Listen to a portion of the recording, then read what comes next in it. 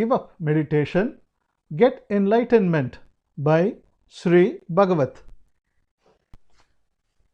About the author. It is not easy to write about enlightened masters like Sri Bagavath because the spiritual field itself is a mysterious one. But fortunately, I have got a special privilege to be one in the inner circle of his friends for the past 30 years. We were traveling on the same road to enlightenment, so I know something about him. Though he was born in the family of spiritual aptitude, he started spiritual seeking at his age of 18. While he settled in the profession of law, he was attracted by the teachings of Ramakrishna Paramahamsa, Ramana Maharishi, Gandhiji, J. Krishnamurti, Osho, and Nisargadatta Maharaj. He attended several meetings of J.K. and he used to stay at Ramanashram once a year along with spiritual friends, including myself. He had intimate connection with the living saint Raju Swami, known as Teni Swami. Though Sri Bagavath had attained several spiritual experiences through yoga and meditations, he felt it inadequate and he was in continuous search for enlightenment and liberation for the past 40 years. One fine evening, at his age of 58, he suddenly got his enlightenment and liberation. To his surprise, it happened within split of a second. He clearly understood the truth. All his endeavor of 40 years ended. He did not rejoice at the enlightenment with shouting and dancing, but rather he wondered how simple is the nature of enlightenment. He really feels and says that one can get enlightenment within a short period of time, without any difficult meditations and yogic practices, and that simple understanding of the function of our mind is enough. Presently, many sincere seekers are getting enlightenment through this master. He is very simple and he does not hesitate to guide them who approach him with real quest.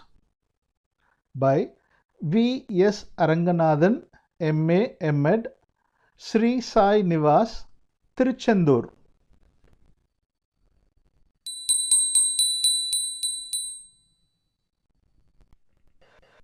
Chapter 1. Who says? Meditation is something that cannot be separated from our life. We have adopted meditation as part of our life. Most of the people are doing daily meditation. It is done not only by the spiritual aspirants but also by ordinary people. Tension, do meditation. Now, this is the normal advice given by most of the physicians. The number of persons doing meditations are increasing day by day. Under these circumstances, it will definitely raise confusion if one is asked to give up meditation. When you are doing your daily meditation with sincere involvement, and if I ask you to give up meditation, will you leave me easily? You are not single person doing meditation. There are so many people practicing meditation like you. Institutions which charge money for the training of meditation are also developing nowadays. At this instance, if I ask you to give up meditation, surely there will be opposition that I know for myself. Then, how dare am I to tell you like this? But I am not the first person to express the statement, give up meditation. Even before me, some other master also said it. Always abandon meditation. Practicing samadhi, trance, a frozen state of meditation are all our bondages. It is so said in his Gita by Ashtavakra Maharishi, a renowned saint. It is he who bestowed enlightenment upon the king Janaka. Meditation is not necessary. It creates problem. so give up meditation, he says categorically. When each and every one is praising meditation and enlisting its benefits, how can it be a dangerous one? How can it be a problematic one? There are so many rishis who have done meditation. There are so many sages who attained the state of samadhi through meditation. They all expressed the greatness of meditation. Then, how can we say that meditation is bad? How can we criticize meditation? Then, what is meditation actually? Really, are there defects in meditation? When anybody says that meditation is something to be given up, is there any valid reason behind it? When the entire world is having high opinion about meditation, why Ashtavakra Maharishi alone condemned meditation? But most of the institutions and people are in favor of meditation. Their approach towards meditation is very reasonable. Their reasons are based not only on their intelligence and knowledge, but also upon their actual experience. When they ask, why should we give up meditation? We have to meet their question. Why should we give up meditation? Now, who is going to answer their question? Who is going to explain the statement that meditation is not correct and one has to give up meditation? Will Ashtavakra come forward to explain? He said it in his own way in the Ashtavakra Gita that we have to give up meditation. He said it and gone forever. We cannot meet him and so we cannot ask him to explain his statement. Moreover, he never appeared before you and told you not to do meditation. So, we cannot ask him why he said like that. In the same way, he cannot come and tell you that it is so. Then, who is to give explanation? Who is responsible to explain it? It is he who takes the words of Ashtavakra alone is responsible to explain the statement. When I say give up meditation and meditation is bad, I cannot escape saying, no, they are not my words, not my statement, it is the statement of Ashtavakra. I cannot hide myself behind Ashtavakra.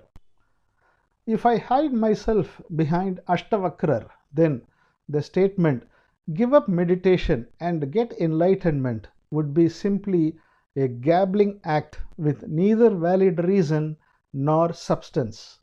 So I have to meet it. I have to explain it. I have to face it without the help of Ashtavakra. Okay, is there any reasoning in the statement give up meditation and get enlightenment? Is it true? Is it really meaningful? Is there any valid reason behind the statement? Actually, what is meditation? What is enlightenment? What is the relationship between the two? Is there any defect in the meditation which is regarded as supreme by many? Is meditation not necessary for enlightenment? Can we attain enlightenment without doing meditation? What is the actual truth which satisfies all these questions? Now, let us examine.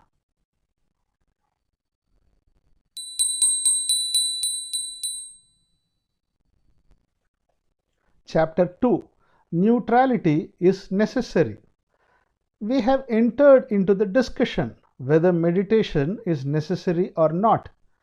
Meditation is not necessary for enlightenment and hence we have to give up meditation. We can get enlightenment without meditation. This is my stand.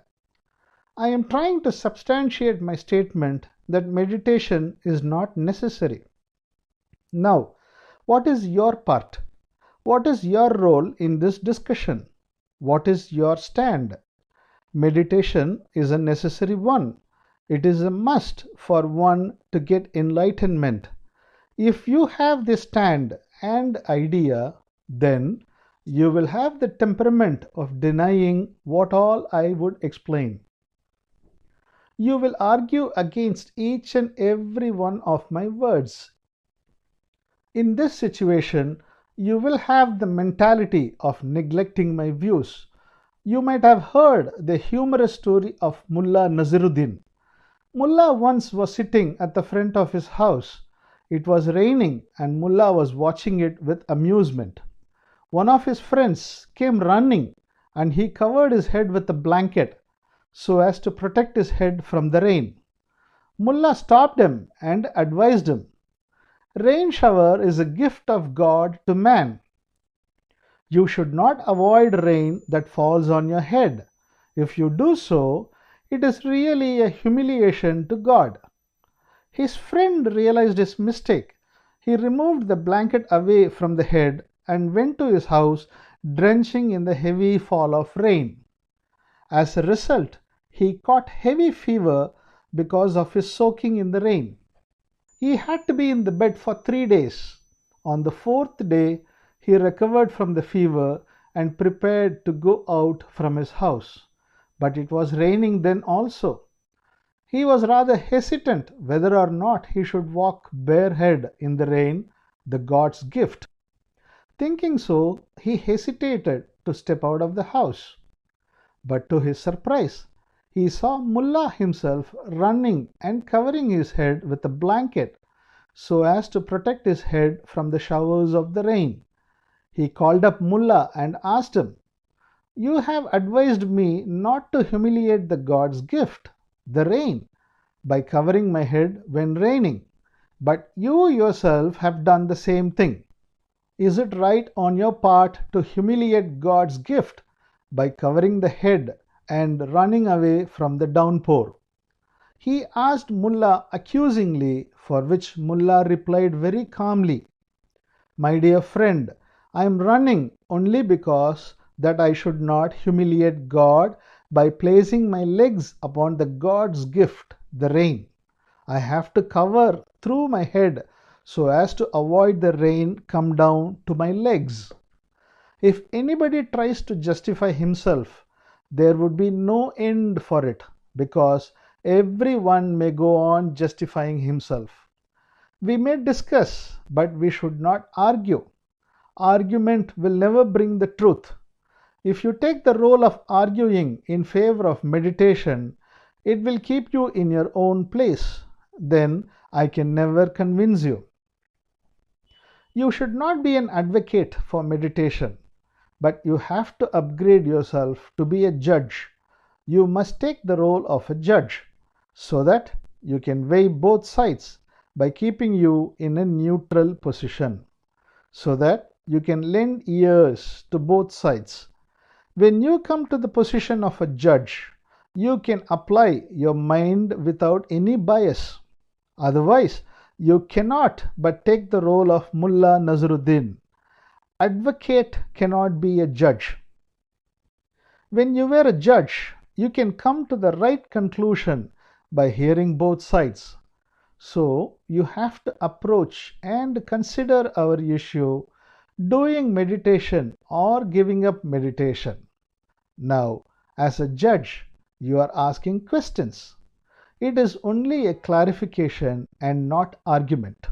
So, you are asking questions to get full details of the issue. Is the statement, "Give up meditation and get enlightenment," really meaningful? Does meditation give disturbance to the attainment of enlightenment? Does meditation have ill effects? Is meditation useless? What is the real stand of meditation? What is its real nature? How does it prevent enlightenment?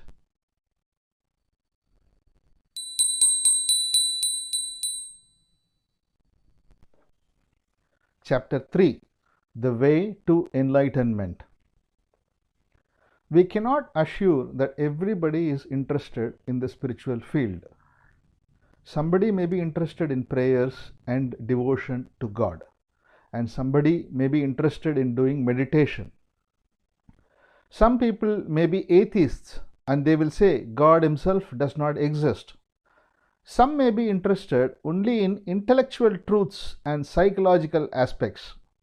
But most of the people are not interested in any of these ways. They are the average people of the society. Among the persons interested in the spiritual field, enlightenment is regarded as the highest state that one should attain. They work all their best to attain this highest state, the enlightenment. It is so if they are interested in spirituality, but it is not in the case of an ordinary person.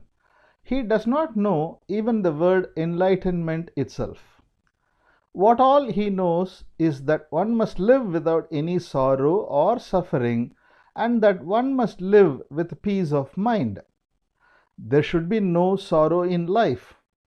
This is the highest state concerning with an ordinary human being. This is the good and desirable state for himself. Spiritual people demand enlightenment. Ordinary people demand sorrow-free state. What is the difference between the two? Are we heading towards some other direction instead of knowing what meditation is? No, we are not going away from the question as to what meditation is. Rather, we are going towards it step by step. Enlightenment and sorrow-free state. Is there any relationship between the two? The famous Tamil poet Thiruvalluvar says in his magnum opus Thirukkural, "Those who reach God's feet alone can conquer sorrow." Reaching God's feet means nothing but the highest state of spirituality. It means enlightenment itself. In other words, it is said that the enlightened person alone can be free from sorrow and suffering. Enlightened persons alone can easily conquer sorrow and the others cannot. Nobody can deny this statement. So what? Suppose somebody comes to you and asks you, "Sir, please tell me the way of conquering sorrow." What will be your advice to him? You simply tell him, "Get enlightenment so that you can very easily conquer sorrow." What will be the reaction of the questioner? Either he will run away from you or he will start abusing you. It is like going to a physician for your ordinary headache. The physician, instead of giving you a tablet, advises for the removal of your paining head and recommends to fix a painless head. Would you not jump running away from the hospital? You are under the impression that getting enlightenment is not an ordinary job. Such persons are very rare and maybe 1 in million. So, enlightenment cannot be considered as the only remedy for our sorrow. Everybody is thinking like that. But fortunately, this is not the fact. Getting enlightenment is very easy. It is not reserved for saints and great masters. Even an ordinary layman can get enlightenment very easily. You and I can get enlightenment very easily. Then, why is enlightenment considered as difficult? Why is it considered extraordinary? It is considered so only because of our meditation. Enlightenment is a rare one to those who approach it through meditation. Then, does meditation prevent the way for enlightenment? There are so many yogis doing meditation. Are they wrong? Are those meditation blocking the way to enlightenment? Yes, certainly they are wrong. They all prevent enlightenment. They delay the occurrence of enlightenment.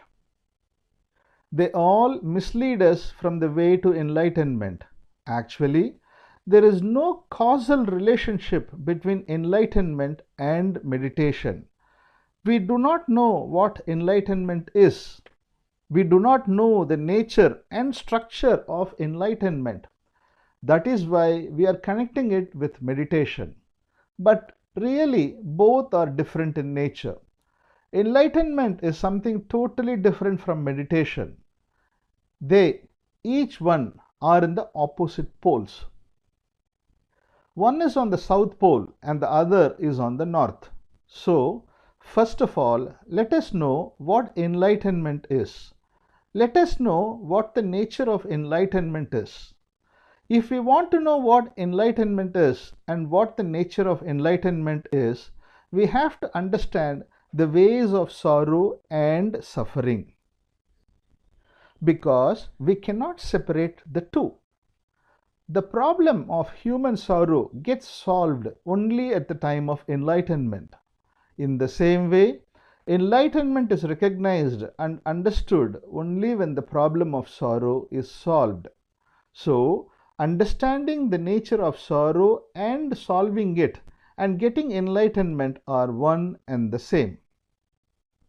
If we know the ways of salvation of sorrow, it is nothing but knowing what enlightenment is. In the same way, if we know what enlightenment is, it is nothing but knowing the ways for the salvation of sorrow. So, we can travel and explore in any one of the two ways. Either we can examine the nature of sorrow and its salvation, or examine the ways to enlightenment. But considering both, the way to enlightenment is rather difficult because there are differences in opinion regarding what enlightenment is. Each one explains enlightenment in one's own way. There are so many contradictions and confusions around enlightenment. So, instead of examining the ways to enlightenment, we can safely enter into the examination of sorrow because our sorrows are very open and outward. Everybody knows and experiences sorrow and suffering. They meet it on their day-to-day life. No one can say, I don't know what sorrow is in my life. Because sorrow is the experience of everybody. But enlightenment is not so. It is not our day-to-day experience. Sorrow is our actual experience and it is not imaginary, but rather we have to imagine as to what enlightenment is. Because most of those who describe enlightenment refer to it only as an imaginary thing. So, if we base our examination on enlightenment, it may lead us to an imaginary world. But instead, let us travel in the actual world by exploring the nature and salvation of sorrow in our day-to-day life, so that we may also actually know what enlightenment is.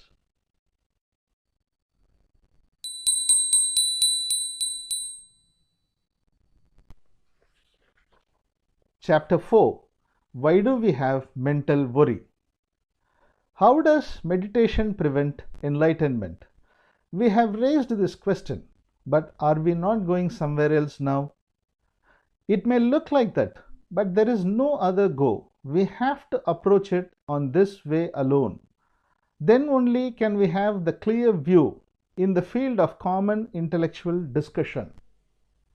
Now, let us know what sorrow is. We need not require any extraordinary intelligence for our examination. Our ordinary intellect is sufficient. Both you and I can participate in this ordinary way of examination and understanding. We all know what sorrow is. Sorrow, the mental worry, is a painful experience. It is an experience of pain. Every one of us have felt it. It is our day-to-day experience. One may have the feeling of sorrow due to various reasons, but the resulting experience, the sorrow, is same. One may have lost his property or his job. It may be the cause for his sorrow, the mental pain. Someone might be insulted by others. It may create him sorrow. The cause may be many, but the result is one. Whatever may be the cause, but what we experience is the same. It is sorrow. Now, what is the work out of sorrow? What is the process or movement that is involved in sorrow? How does it function within our mind? Let us take an example. We have a precious thing. We like it most and we are attached to it very much. One day, without our least expectation, the thing which we like most was damaged and destroyed completely. We cannot get it back. Since it is something very rare, we cannot get a similar one, the loss of which causes us great sorrow and great mental agony. We cannot get it back. Physically, it is over, but psychologically, the sorrow caused by its loss continues. Why should the loss of our possession cause the feeling of sorrow in our mind? In case if we touch the fire by our hand, it will burn our hand. We will get the burning sensation. It is very open and evident that one can easily understand. But why does the loss of property cause sorrow, the mental pain? Suppose so many motor cars have been parked along the roadside of a street. Only one of those motor cars catches fire and begins to burn. We can witness the burning with an amusement if it is the car of somebody else. But if we were the owner of the burning car, we would feel that we ourselves are burning. We will not see that the car alone catches fire. We will feel that our body itself catches fire. Why so? Whenever we have attachment to any object, we ourselves become the object itself. Outwardly and physically, the car is burning, but inwardly and psychologically, we ourselves are burning. You might have heard the following joke. Two friends, Mr. X and Mr. Y. Mr. X asked Mr. Y, "Did you see the goat dragging the man?" In front of them, a man was dragging his goat by tying a rope around its neck. Mr. Y replied Mr. X, "Are you blind? The man only is dragging the goat." Mr. X said, "Please wait and see." The man tied the goat on a post and ordered for tea in a tea shop. Mr. X untied the rope and the goat began to run. Taking notice of the goat running, the man started chasing behind the goat. Mr. X asked Mr. Y, "Now tell me, who is dragging whom?" Actually, we do not possess our possessions. Our possessions only possess us. When our car catches fire, we feel our body itself catches fire, because the thing to which we are attached becomes a part of ourselves. So, whatever happens to the thing we are attached to, we consider the same happens to ourselves. Right, let it be. But why does it create pain in ourselves? The damage caused against our thing, the car, is the damage caused against our willingness. Whenever our willingness, our desires are affected, we feel a mental crisis and an inward compression to set things right. It is really a force developed inwardly to set things right. This inward compression gives us pain. We name it as mental pain or sorrow. So far, what has happened? The thing which we love most was destroyed, which caused in our mind mental agony. What do we do next? We are not only unable to bear with the loss of the thing, but also we are unable to bear with the pain of sorrow, the pain of agony. The sorrow is painful. The agony is painful. We want to get rid of our painful sorrow too. Because our sorrow is very painful, we are unable to sleep in the night. We cannot take our regular food. Our blood pressure increases. We are afraid whether it would affect our heart or brain. The thing was destroyed. It is the original happening, but it was against our willingness. Our willingness contradicts with what has happened. The happening is against our will. Our contradiction with what has happened created sorrow and agony. Are we prepared to accept our agony? We again contradict with our agony itself. We are not ready to accept our agony. The agony is also happening against our willingness to accept it, against our desire. First, the car was destroyed against our will, against our desire. Now the sorrow is also happening against our will and desire. Our desire without our knowledge brings contradiction. Does every desire bring contraction? What is the nature of desire? What is the mechanism of desire? What is the work out of desire? If we know it, it is like understanding the tap root of each and every one of our problems. So, what is desire by itself? Let us know what desire is.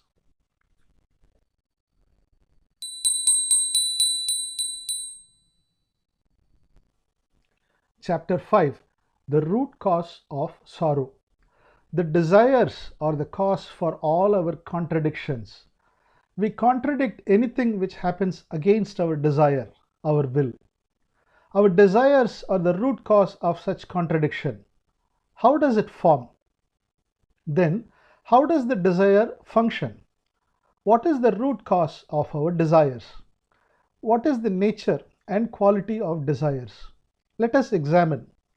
We do not desire each and everything.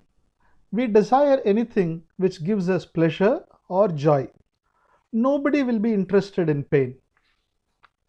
There is always a sensation of pleasure as the base of every desire. If there is no pleasurable sensation, we will not desire any such thing. Pleasurable sensation alone creates desire. Rather, it demands desire. If there is no demand for pleasure, there would be no such thing in the name of desire. Without the demand for pleasure, there would be no desire. When there is no desire, there would be no contradiction. And when there is no contradiction, there would be no sorrow or suffering. There would be no problem. So, the demand for pleasure is the cause of all our problems, all our sorrow. When there is no demand for pleasure, there would be no desire. When there is no desire, there would be no problem. The state which is free from the demand for pleasure is the state of salvation of the problem of sorrow and suffering. If we were in the state which is free from the demand for pleasure, there would be no problem of sorrow and suffering. To get ourselves free from sorrow and suffering, we have to get ourselves free from the demand for pleasure. So what is important now is to attain the state which is free from the demand for pleasure. What shall we do to attain that state? Now, what are we doing? Are we not interested in achieving the state where there is no demand for pleasure? What does it mean? It is good if we were in the state where there is no demand for pleasure. I am really interested in that state. There would be no problem in that state. I like that state. I like that sorrow-free state. I like this demand-free state. So, I would like to attain that real state where there would be no demand for pleasure. But is not our approach itself a modified continuity of the demand for pleasure? We want the demand-free state since we think it would give us a pleasurable sensation. So, whatever it is that we like to achieve is itself a demand for pleasure. Whatever may be the way, if we are desirous of attaining anything, certainly it is a demand for pleasure. We may try to attain a desireless state, but the very urge to attain the desireless state is itself a desire. So, unconsciously, we enter into the demand for pleasure. Now, where are we standing? What is happening to us? What is our actual stand? We have desired to attain enlightenment. We have desired to conquer our mental agony. But even though these things are regarded high, they are all nothing but the demand for pleasure. But wherever there is the demand for pleasure, certainly there would be conflict and problem. It is inevitable. We cannot blame anything because it is natural. Then, what is the use of effort? What is the use of striving for our betterment? Then, is there anything in our effort of attaining such a noble state? Our very effort itself, our striving for nobility itself, gives life to agony, our problems. We are creating misery in the name of searching for a pleasurable state, in the name of attaining enlightenment. Our very search for joy and pleasure creates confusion and misery. Then, where is the way for our salvation? How can our sorrow and suffering come to an end? But if we do anything towards such end, it turns against itself. It is like taking a medicine to cure our disease, and the medicine, instead of curing the disease, increases the disease itself. Then, what shall we do? Is there any other way? Actually, this is the crux of our problem. Each and every one of us is caught and held up in this junction. Where is our way? How do we meet the situation? How do we have to solve this problem? Most of the renowned enlightened persons also had met the same crisis. They all had met the same problem. It would be helpful to us if we know how they had approached the problem. We all know about the great enlightened master Gautam Buddha. When he was young, he saw a man with disease, a man of old age, and a human dead body. They appeared very crude to him. He had been brought up in a palace with all the luxuries of life, since he happened to be the prince of a country. He was unable to bear with the miseries of mankind. He determined to find out the total remedy for the sorrows and sufferings of mankind. He saw everybody living amidst sorrow and suffering. Is there any remedy so that the entire mankind would be free from sorrow and suffering?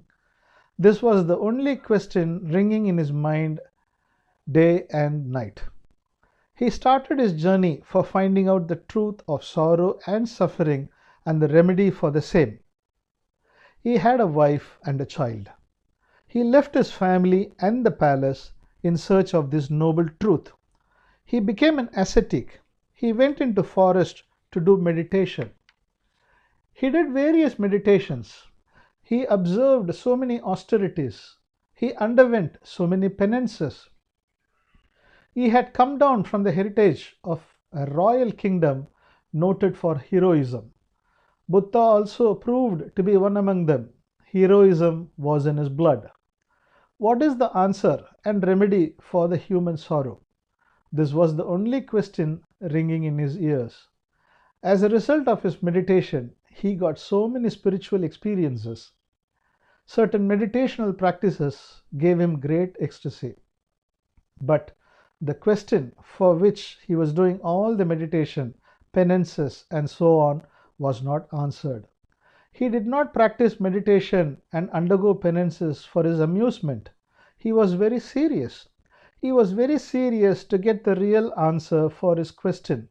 He did not get the answer.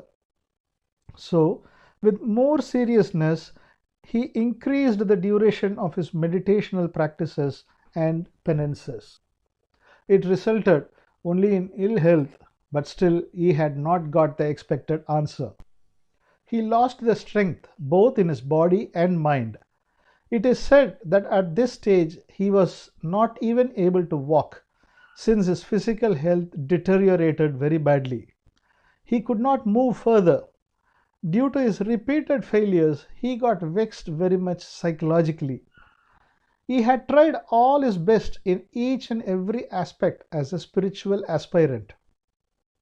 He felt himself failed miserably. He could not do anything more. In such a most desperate condition, he sat under a tree. There was no more effort left with him to do. He had to sit silently, giving up all his efforts. But all of a sudden, it happened to him. He himself got the thing for which he had dedicated his total life. He attained enlightenment. He got all his doubts cleared. He himself got the great remedy which could heal the total sorrow of mankind. But he could not believe in himself. He had done nothing, yet he got it. He was very much surprised how it happened to him, because he had not done anything for its happening. Rather, he sat idle, abandoning all his efforts in utter desperation. What had happened to him? What sort of remedy he got? What is the nature of his attainment? What is the enlightenment he got?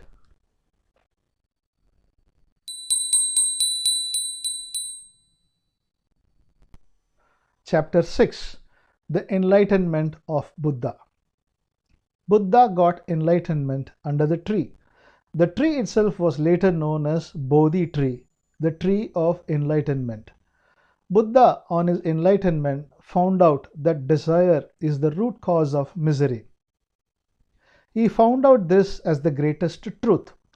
All these things are taught even in our elementary school books.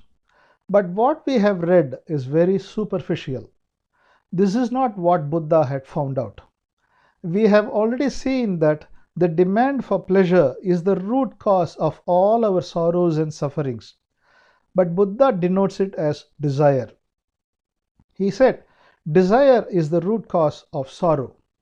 There is no difference between the two. Let us take the words of Buddha as absolute truth. He says, desire is the cause of our sorrow. If there is no desire, there would be no sorrow.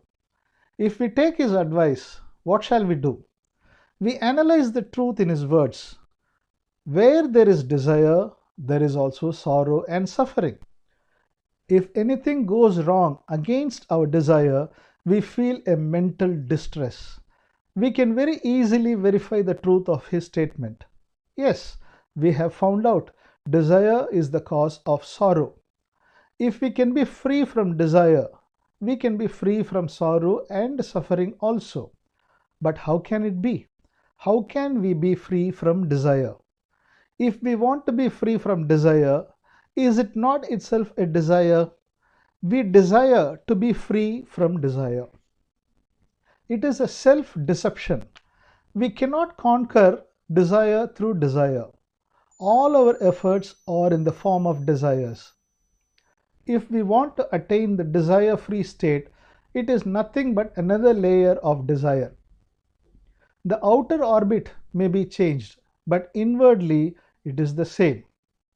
Is it not true that Buddha preached desire is the cause of sorrow?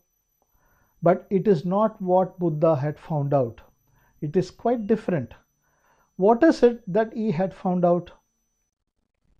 Buddha had gone to the forest in search of finding the way to conquer sorrow. He had done so many meditational practices and penances. Despite his serious practice of meditation, he could not find out what he had searched. He could not endure his failure. He felt that he had failed miserably. As he had failed in all his efforts, he could not take any more effort. He did not know what to do next. At this state of utter failure, and when he was unable to do anything, it had happened to him. The thing that he searched for had happened to him. He attained the thing which he could not have attained even though he had torn his body to pieces in the name of effort. He wondered how it had happened to him without doing anything. What had happened to him? He silently observed what had happened within himself. He examined the inner movements of his mind. To his surprise, he found a different kind of movement that was going on in the functioning of his mind. Different type of functioning? What is that? Let us have an example. When we are driving a vehicle in a breakneck speed, suppose we apply the brake suddenly. What happens? The vehicle, in heavy force, will just turn itself to the opposite direction without our effort of turning the steering. The change of direction will occur only when the vehicle is in motion. If the movement is in a greater speed, the change of direction also would be with greater force. That is what happened in the case of Buddha. Thus, Buddha was also going fast with all meditational practices. He was doing the practices to get a remedy towards a solution. His efforts did not provide the expected result, so he did not know what to do further. He could not proceed. He came running so far and he stopped running without knowing where to go. He searched something and he stopped desperately. Then only he found out something within himself. His mind, which was in continuous search, grounded to a halt. The mind, which was striving day and night with great vigor, was worn out in dejection and despondency. When we give up searching, will our mind also become nothing? Even though his mind stopped searching, Buddha found out some other movement was going on within his mind. The mind which had stopped searching began to function in a different dimension. Buddha had found it out within himself. What he had noticed more was that there was no desire in the mind.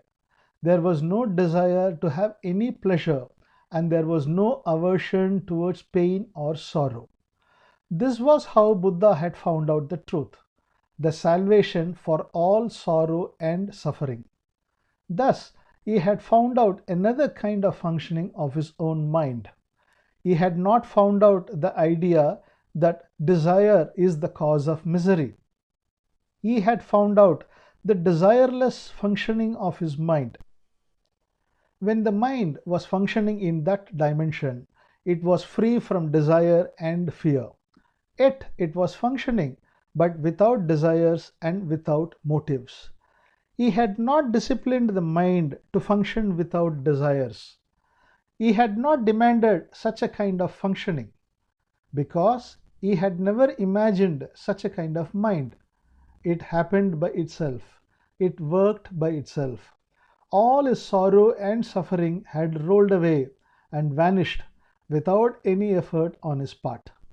No sorrow could find any place in the mind, like the alphabets written on the surface of water.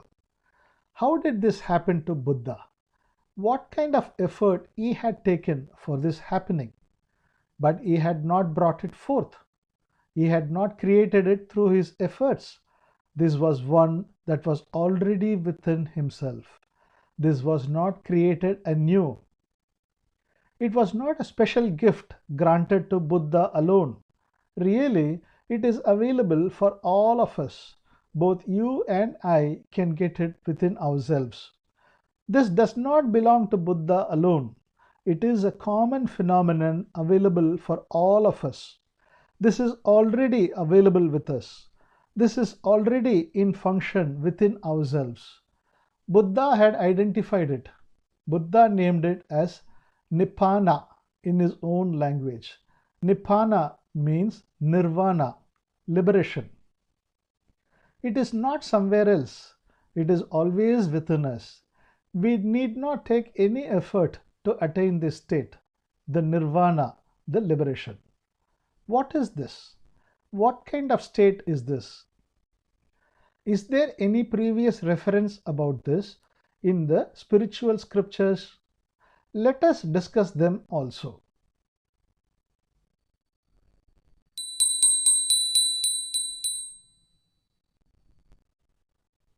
Chapter 7, Manolaya, Integration of Mind. The Sanskrit spiritual literatures deal with two aspects of our mind. One is Manolaya and the other is Manonasa. Mano means something related to mind. Laya means integration, joining, union, mental focus or concentration. Nasa means destruction, closure, mindlessness. The integration of mind is Manolaya and the destroyal of mind is Manonasa. These are the two aspects of our mind dealt with in the scriptures. If we know what they actually mean, we may clearly understand what Buddha had found out. Thereby, we may also understand ourselves in a better way.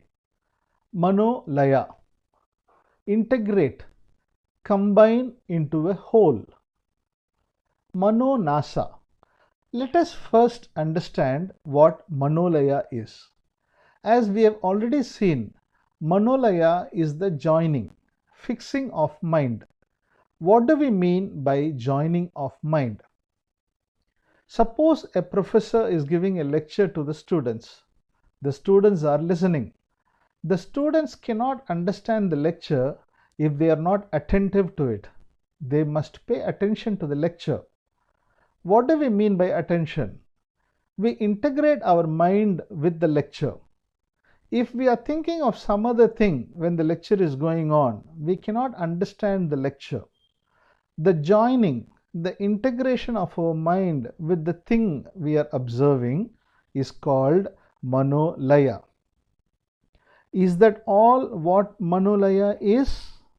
Yes, this is all there is to Manolaya. But the boundaries of Manolaya are so vast. It may look very simple and ordinary, but at the same time, it is very vast and deep. What do we mean by that? Suppose we hear the news of our success in our examination or some other thing. Our mind at once expresses a feeling of joy or pleasure. Our mind joins with the joy. In the same way, when there is sorrow or suffering, our mind joins with the same. If our mind does not join with the pleasure, there would be no pleasure at all. If our mind does not join with the suffering, there would be no suffering at all. We cannot experience anything without the integration of our mind. Our experiences are nothing but the consequence of the integration of our mind. The way and quality of our integration decide the quality of our experience.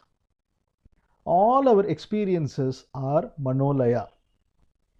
Right from waking up in the morning, we are having so many experiences until we retire to bed at night. There are different kinds of experiences. The nature and quality of our experiences vary with each other. Whatever it may be, all sorts of experiences are Manolaya. This is not all. Our sleep is also one such Manolaya. When our mind integrates itself with the sleep, it is known as sleep. Thus, we experience everything in the form of Manolaya. If we experience anything, it is only through our Manolaya. Our Manolaya is itself our experience. Is this all? No, there is a lot more. Suppose we are studying a mathematical sum. We have to work out a complicated problem. What do? We apply our mind to the problem. In other words, we take the problem within our mind. We meditate the problem. We think over the problem.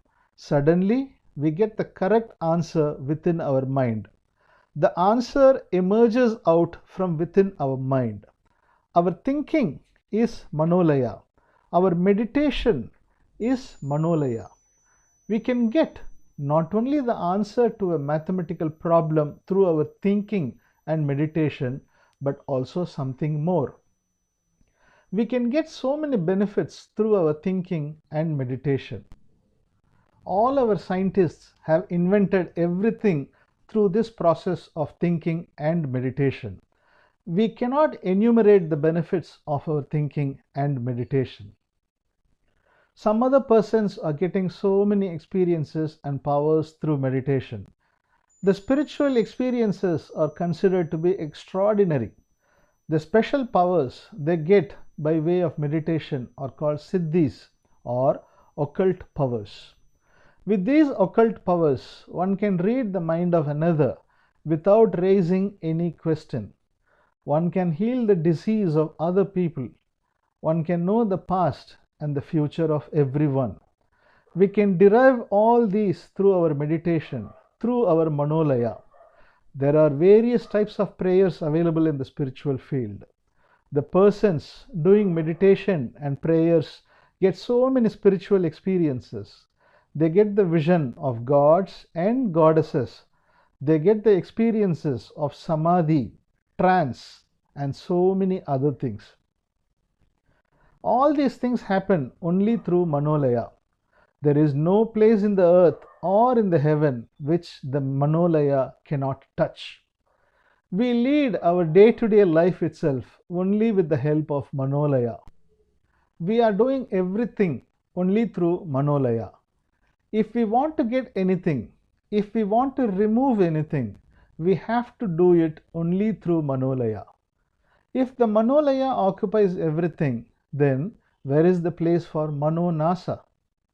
When each and everything is done by Manolaya, what can we do through Manonasa? Manolaya does not leave anything for Manonasa. It seems there is no place for Manonasa. Then, what else can we do with Manonasa? But the spiritual scriptures and most of the saints are saying that Manonasa is supreme. They consider Manonasa to be greater than Manolaya. Why should it be? Why do they consider it so high? Is there anything subtle in Manonasa above what is in Manolaya? We have already seen that Manolaya is the only thing acting everywhere. We have already seen that Manonasa means destroyal of mind, closure, mindlessness. In Manonasa, there is no function of the mind, the complete destroyal of mind. It means the shutdown of mind. No mind. This is the verbal meaning of the word Manonasa. In spirituality, such no mind state is known as samadhi, a state of trance. But unfortunately, the samadhi state itself comes under the category of Manolaya. The shutdown state of mind, the destroyal of mind, all are of Manolaya only. We can come to the state of no mind only through Manolaya. Manolaya alone brings forth all these states. Manonasa is not a state where there is no mind, not a state where the mind becomes functionless. It is not an actionless state. Then, does it have any action on its own? We have already seen we are doing everything through Manolaya. When everything is done by Manolaya, what is the scope for the action of Manonasa? Is there any peculiar action apart from the actions of the Manolaya? Is there anything so? Whenever we are doing anything apart from our action, there is also a feeling of doership. There arises a feeling of doership, a feeling of I consciousness. Let us take the old example. I am listening to a lecture. When I integrate my mind with the lecture, I am able to follow the lecture. The listening is created by the Manolaya. There is no listening without Manolaya. Here, apart from the action of listening, the I consciousness, the listener, is also present silently. Even though he has not appeared apparently, the doer is always available. We ourselves can feel that the doership arises in each and every action. There would be a feeling of I am listening to the lecture. We may have the experience of pleasure or we may have the experience of sorrow. There would be the feeling that I am experiencing the experience. This is the feeling of I consciousness. This is the feeling of doership. The experience is the apparent aspect. The experiencer is the ostensible aspect. The experiencer is hiding himself under the experience. Even though the experiencer is present, he is not apparently conspicuous as the experience. There is always an experiencer in each and every experience. There is always the I consciousness. We have seen that our Manolaya is the cause of all our experiences. Here, apart from experience, there is this I consciousness, the experiencer. What is the cause of this experiencer? What is the cause of this I consciousness? Is it Manonasa that creates the experiencer? Is it Manonasa that produces the I consciousness? Our actions are composed of two components. The action is one thing and the doer is the other. In the same way, our experiences also are composed of two parts. One is experience and the other is the experiencer. Manolaya is responsible for one part. It is responsible for the action and the experience. Then, what is responsible for the other part? Is it Manonasa that is responsible for the other part? What is responsible for the I consciousness? Is it Manonasa that produces the I consciousness? No, not at all. Manonasa is not the cause. Everything is produced by our Manolaya only. It is Manolaya that produces both the experience and the experiencer. It is Manolaya that creates the action and the doer of the action. It is Manolaya that gives birth to I consciousness. If everything is Manolaya, then what is Manonasa? Now, let us examine what Manonasa is.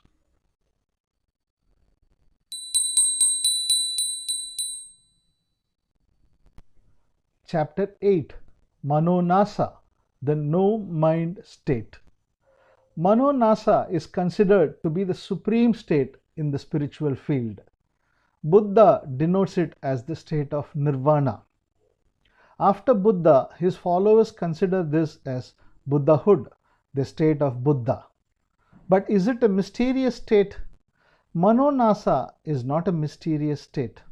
Even though it is described as mysterious, actually it is not so.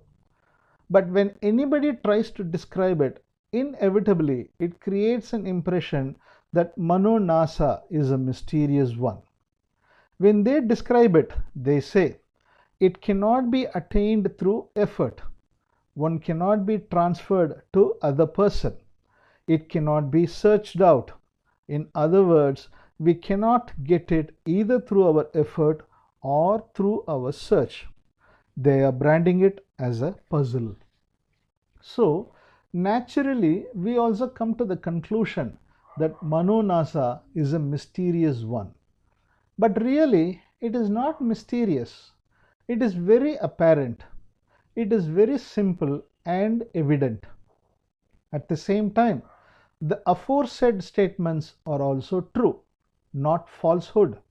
We have seen Manolaya and Manonasa are the two aspects of our mind.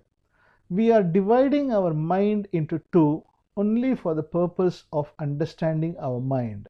But actually, there is only one mind. There are no two minds as Manolaya and Manonasa. We have divided it in the way of its functioning. It functions in the form of Manolaya and Manonasa. We have sufficiently dealt with what Manolaya is.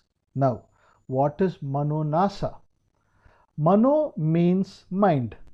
Nasa means destroyal, closure, no mind. When one says it is a destroyed mind, naturally one would take it as a no mind state. But it is not a no mind state. Actually, the word ought to be Manolaya Nasa. It means a mind where there is no Manolaya. So, if we take it as Manolaya Nasa, it would be convenient for us to understand what Manolaya is. Actually, Manonasa refers to a mind which is free from Manolaya. We all know what water is. What is the structure, the shape, and the appearance of water? If we pour water in a vessel, the water will take the shape of the vessel.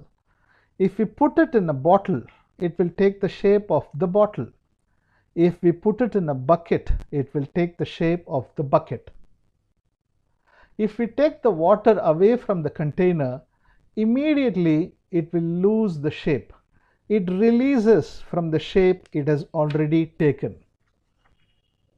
Suppose we freeze the water in a vessel. What will happen to it? What will happen to its shape? The water in the vessel will become ice and take the solid form of vessel. If we take it from the vessel, it will not lose the shape of the vessel. It will take time to regain its original state of water. It will lose the shape of the vessel only when it gets melted. In the same way, the natural state of our mind is like a liquid. Manolaya means the frozen state of mind. When our mind experiences anything, our mind takes the shape of the experience. Our mind experiences the experience as it takes the shape of the experience. If it does not take the shape of such experience, it cannot experience anything. When the experience is over, our mind becomes relieved from the experience. Then the shape of the mind disappears. The laya, the shape, disappears. This shapeless state of mind, this layaless state of mind, this liquid state of mind is the Manonasa state, the Manolaya Nasa state. This is the original state of our mind. This is the natural state of mind. This state is not attained through our effort. This is something natural. This is our own and personal state. If we attain anything, it would not be this one. It would be only Manolaya. But whatever we could attain, we have to lose it afterwards. But we cannot lose this natural state.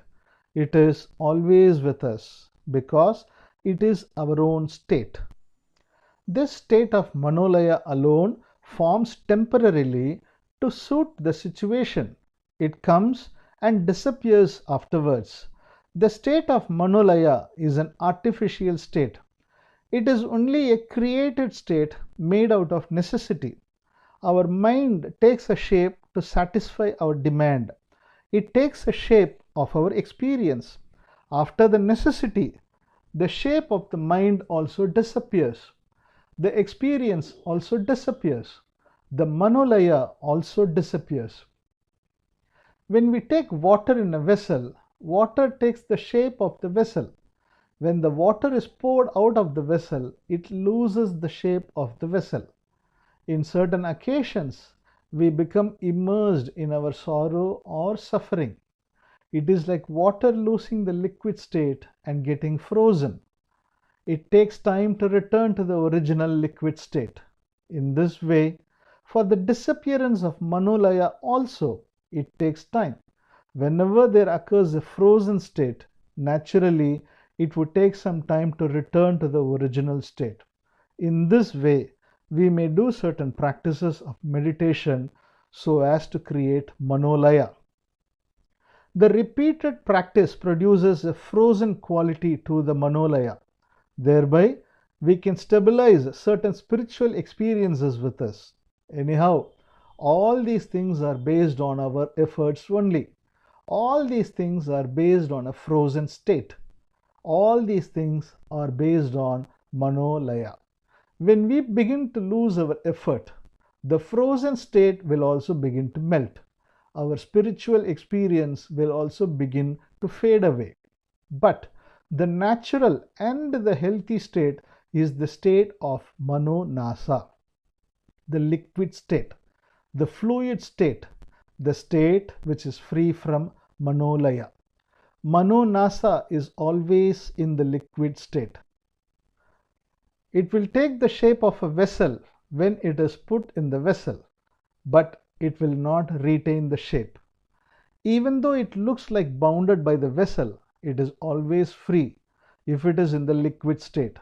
It is always in freedom to change its shape according to vessel to which it is transferred. But such change is not possible if it is in a frozen state. Manolaya is an experience. Manolaya may happen as the experience of joy, may happen as the experience of sorrow. The Manolaya may be expressed in the form of mental powers, occult powers, and so on. If it is in the form of experience, if it is in the form of such powers, it is Manolaya. When the grip of Manolaya is over, the liquid state would be Manonasa. The free flow state would be Manonasa. All the enlightened persons are living in this state of nirvana, Manonasa. They are dwelling in this state of Manonasa. It does not mean that they will not have Manolaya. It does not mean that their mind will not take any shape. It will take shape, but it will not be in a frozen state. It will take shape in the liquid form. It will not take shape in the solid form. Liquid state does not mean actionless state. Liquid state will act according to the circumstances and according to the necessity. In fact, the actionless state itself happens only because of Manolaya. When our mind becomes actionless, it becomes solid and motionless. It is only because of Manolaya. Even though there is action in Manonasa, it is always free from action. Then it is considered as an action-free state, as the liberated state.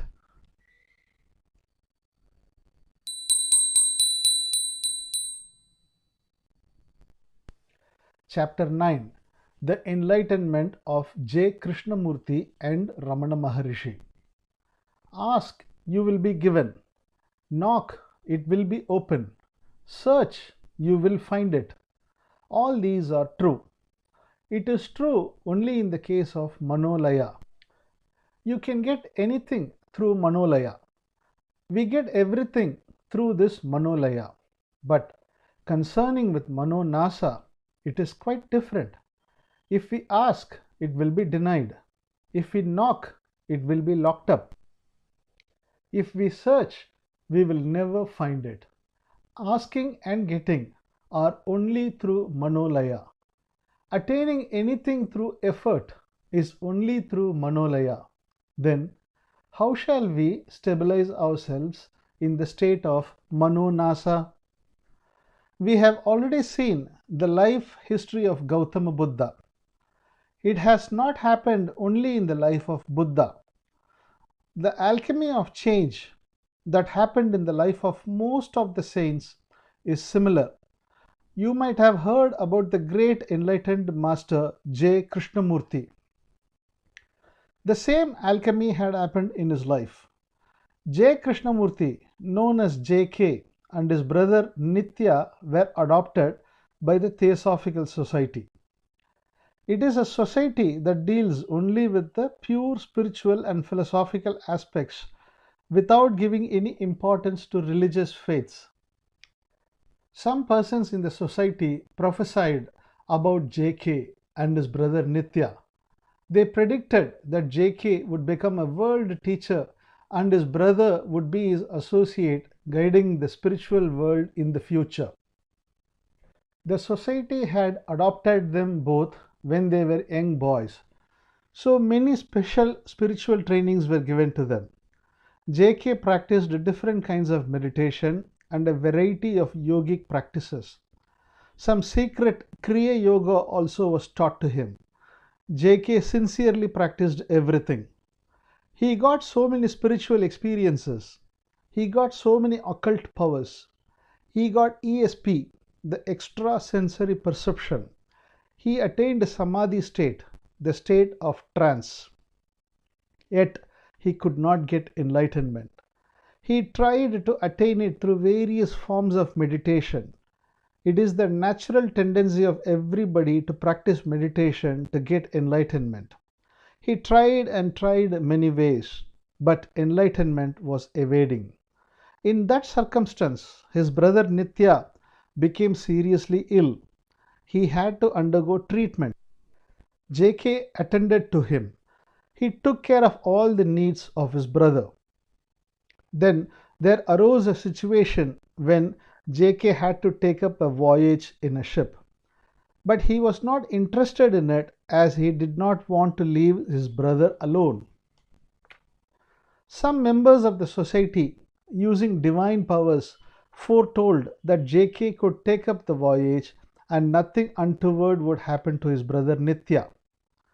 Believing the prediction, JK went on his voyage. But when the ship was in the middle of its way, he got a telegram saying, Nitya is in a serious condition. JK was unable to take decision whether to proceed or to return. Within a short while, the successive telegram that arrived carried the message of the demise of Nitya. Nitya passed away. JK could not accept the fact, but the death was real. He was totally shattered and broke down. He could not do anything. Mentally, he turned to be a live corpse.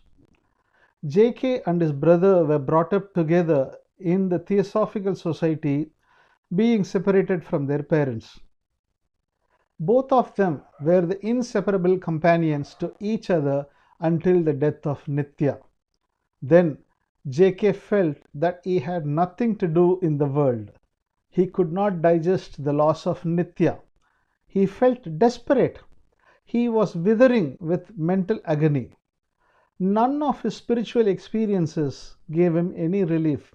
He felt that the whole world had given him up. He felt even the divine powers had given him up. He had no efforts to make both inwardly and outwardly. He even stopped his search. He put himself in a room in all melancholy. He made himself aloof. At this desperate condition, everything stopped within himself. And without his least expectation, a new door opened within himself. The enlightenment that happened to Buddha happened to JK also. He felt the function of his mind taking a new dimension. Then he began to view all the problems of mankind from a different angle. The same thing had happened to Ramana Maharishi also. When he was a boy around the age of 14, he was at Madurai. One day, without any reason, he was engulfed by the fear of death. He felt death was approaching him. Normally, if any boy of his age were so afraid like him, what would one do? Such boy would try to get consolation from the elders or from his friends. In case interested in prayers, he would go to the temple. It will be the normal course of action to get out of fear. But on the contrary, he behaved differently. He submitted himself to death. He was prepared to face the death itself. He laid down on the floor and dramatized what would happen if he dies. He was a small boy. He had no philosophy about anything. He accepted the fear of death with an empty hand. He did not try to escape from the fear. He did not avoid the fear. He simply allowed the fear within himself without any protest. Here, without his least expectation, a new door opened within himself. He got enlightenment in his boyhood, but as a small boy, he did not know what had happened to him. He did not have any knowledge about scriptures, so he could not understand about the greatness of his enlightenment. In his own language, he understood that something peculiar had happened to him. He felt he was liberated. Then he went to Tiruvannamalai. Sitting and doing nothing made him to enter into the Samadhi state, a state of trance. People were surprised to see him in the Samadhi state, that too in boyhood. His Samadhi state made him popular. But when Ramana Maharishi, while referring to his Samadhi experience, he said, "The experience of Samadhi is not so great when compared with the experience which I had at Madurai. The thing I got at Madurai is still with me." But most of his disciples and his devotees are interested only in meditation and the state of Samadhi. When Ramana Maharishi preached, he used to say, "Ask yourself, who am I? Look within yourself and find out the source wherefrom the I consciousness emanates." If we practice it on the instruction, it would be helpful only for meditation and for Samadhi state. This approach cannot create liberation. It cannot give enlightenment. Even if Ramana Maharishi himself had asked the question, "Who am I?"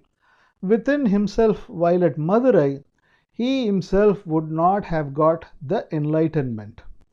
Including myself, many are benefited by the teachings of Ramana Maharishi. They will create marvelous experiences and clarity upon various doubts. But his approach did not give enlightenment to anybody else. It cannot give. We are not trying to criticize anybody. Enlightenment can never be attained through any such practice. There is no way towards it. It happens when we avoid all our ways, all our efforts of attaining something. The spiritual scriptures are dealing with this aspect here and there without any conclusive statement. It was not clearly classified and codified in the scriptures.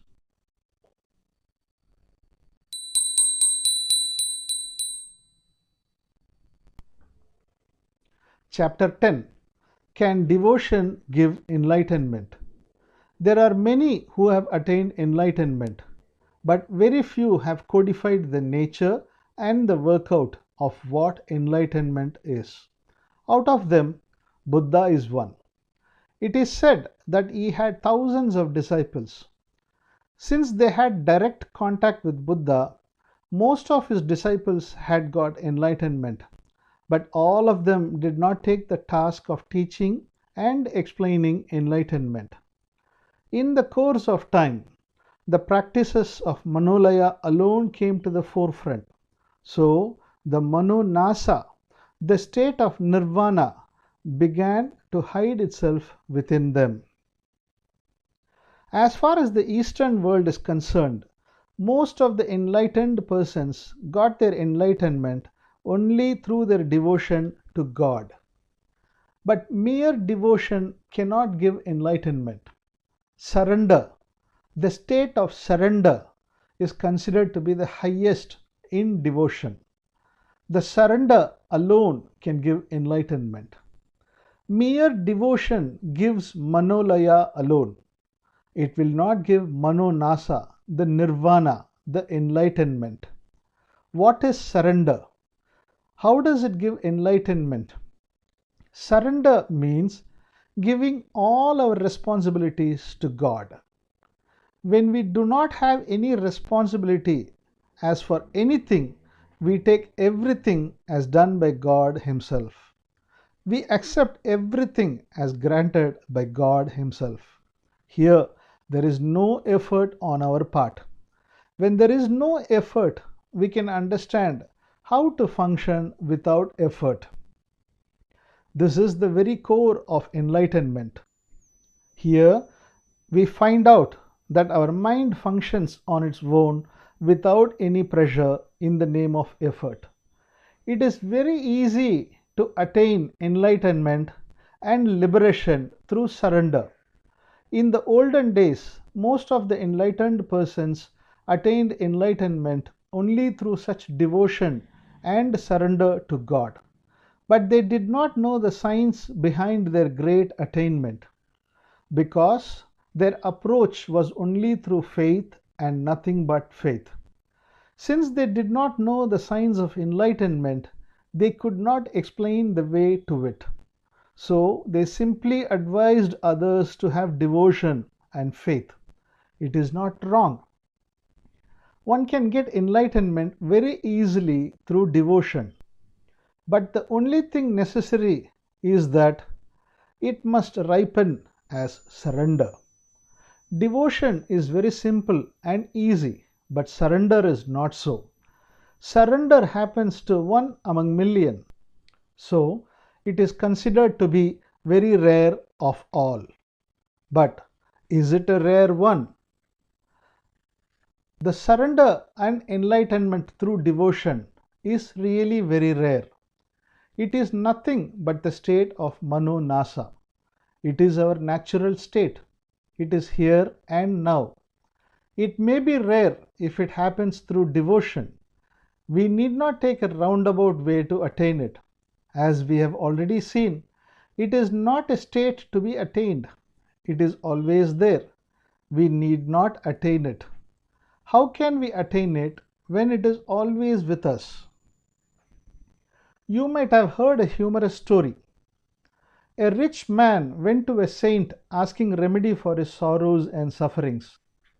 The saint, sitting under a tree in a street, asked him to bring 1,000 pounds as his fee, Guru Dakshina.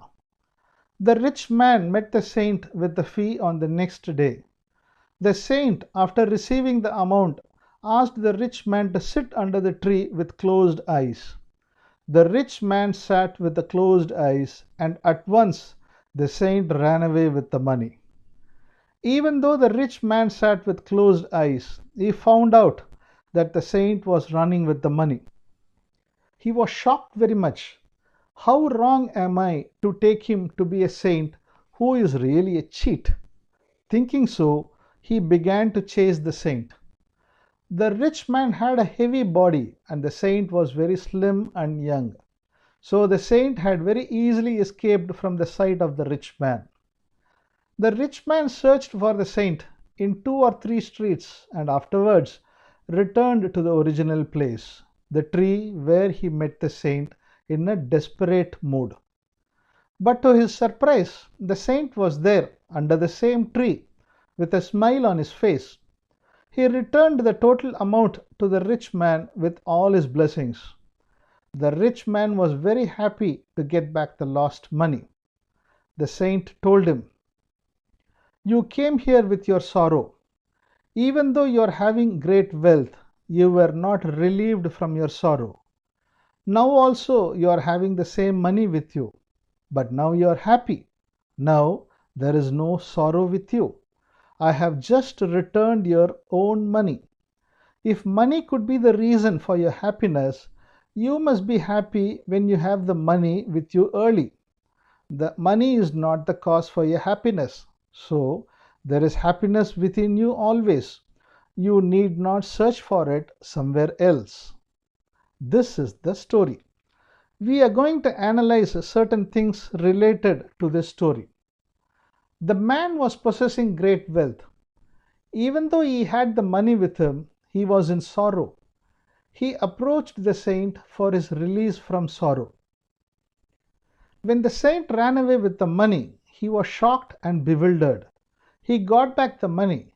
He got relieved from the shock and the bewilderment.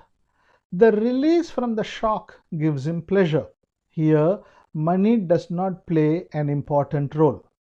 but the shock and his relieving out of it. These are the two important factors. Money or some other thing may be the cause for such a kind of shock. One may get such a shock due to any one of such reasons. Then he gets relieved from the intense feeling of shock. Thereby, he feels a relief. The feeling of relief expresses itself as a feeling of pleasure. When we succeed in our struggle, we feel a feeling of relief and pleasure. When we are relieved from the tension of struggle, our mind becomes weightless. Our anxiety subsides. We feel there is no necessity for tension and anxiety. Dejection disappears.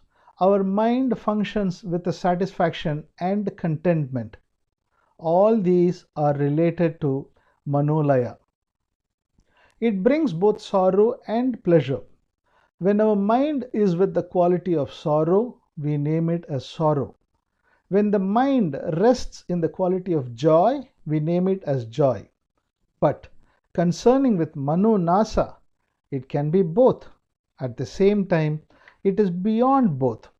It is water that becomes ice, which again becomes water. Water is the natural state. Just like that, Mano Nasa is the natural state of our mind. The water poured in a vessel takes the shape of the vessel at once. When we take the water away from the vessel, it releases itself from the shape at once. The liberated mind, the Mano Nasa, is always water-like. Concerning with Manolaya, even though it comes from water, Mano Nasa, it becomes ice. So it takes time for its return to the original state.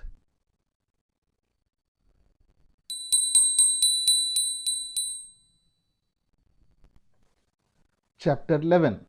How to keep oneself innocent. It is very easy for the enlightened persons to be in the Mano Nasa state. They always have the mind in the liquid state. They get Manolaya to deal with the situation. But it is like pouring water into a vessel. It never loses its liquidity. It is always prepared to change its shape. The change is not possible only when it comes to a frozen state. We have already seen that we cannot do anything without Manolaya. But if we give undue importance to Manolaya, it becomes hard and solid. Then it takes time to return to the original state.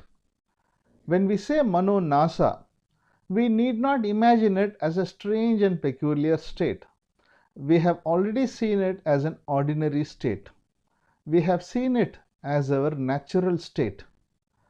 Natural state means it is nothing but the innocent state of a child. Each and every child is born only with this innocent state of mind.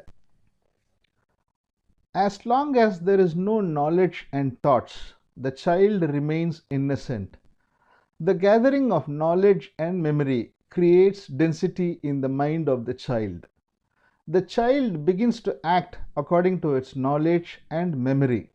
It begins to act towards an end. It begins to act with a demand. Now, the innocent mind of the child becomes contaminated.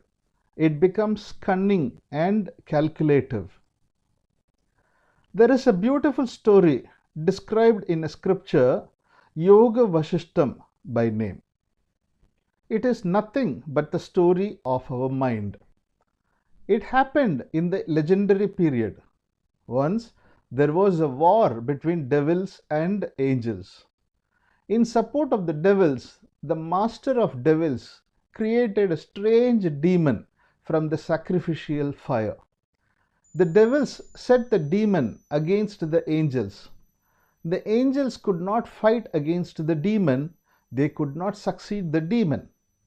The reason told for their failure is somewhat strange, yet it is scientific. Even though it may be an imaginary story, the scientific approach made in the ancient time is really wonderful. In the story, it was said that the demon had no mind. Since it was a mindless one, no one could conquer it. So, nobody could destroy it. Then, how to destroy it? The angels got the advice of a god by name Narayana, responsible for the protection of the universe. He gave advice to the angels. You go to the demon for war and pretend fighting with the demon. You need not fight really. You pretend and then escape from the warfield. Do the same thing repeatedly for 3 or 4 times. This was the advice given by the god to the angels.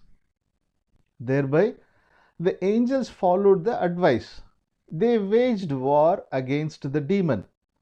But without continuing the war, they escaped from the field as per the advice. They had done the same thing 3 or 4 times. What all happened got registered and recorded in the demon, and the registration had created memory and mind to the demon. Thus, the mindless demon got mind.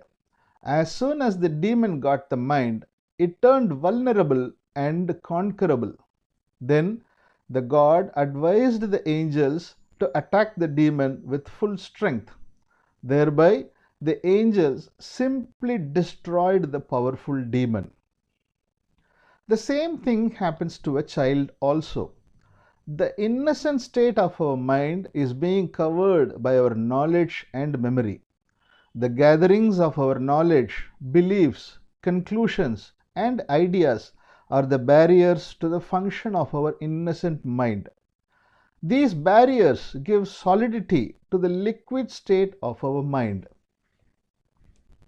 All our intellectual approaches are nothing but bondages to our mind. When our mind commands and confirms that something is correct, our innocent mind also accepts it. Gradually, our innocent mind becomes thick and solid. It cannot keep the liquid state permanently. Now, how can our mind relieve itself and get back from its solidity? How shall we remove the solidity? How shall we remove the recordings of the mind? If it is possible, then we can very easily return to the original state of innocence. How is it possible?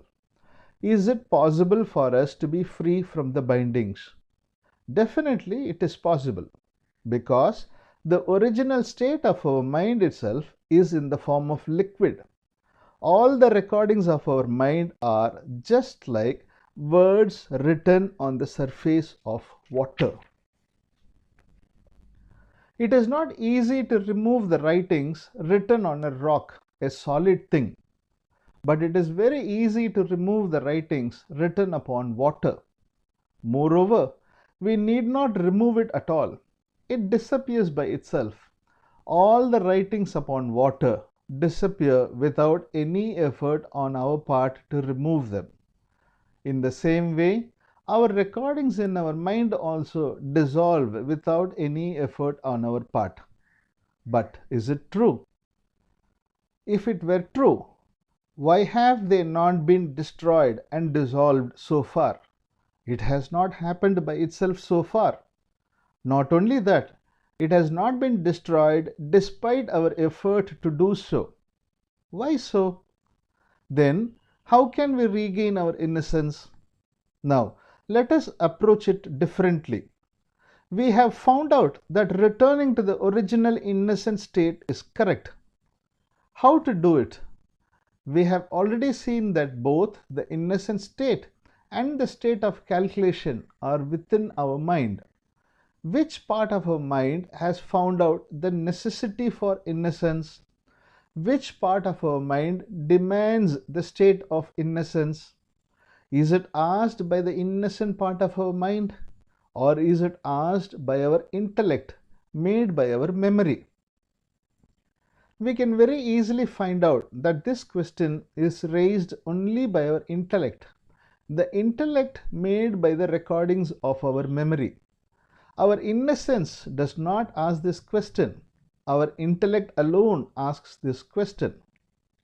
The intellect portion of our mind alone creates all such problems. Then the same intellect demands for the remedy. Whenever it functions with a demand, the importance of the intellect alone is confirmed. The importance of the memory portion alone is confirmed. It is confirmed again and again. When it is so confirmed repeatedly, there is no chance of regaining innocence. Then, do we have to leave away the problem itself? If not, what else can we do for the remedy? Then, what is the solution? Where is our salvation?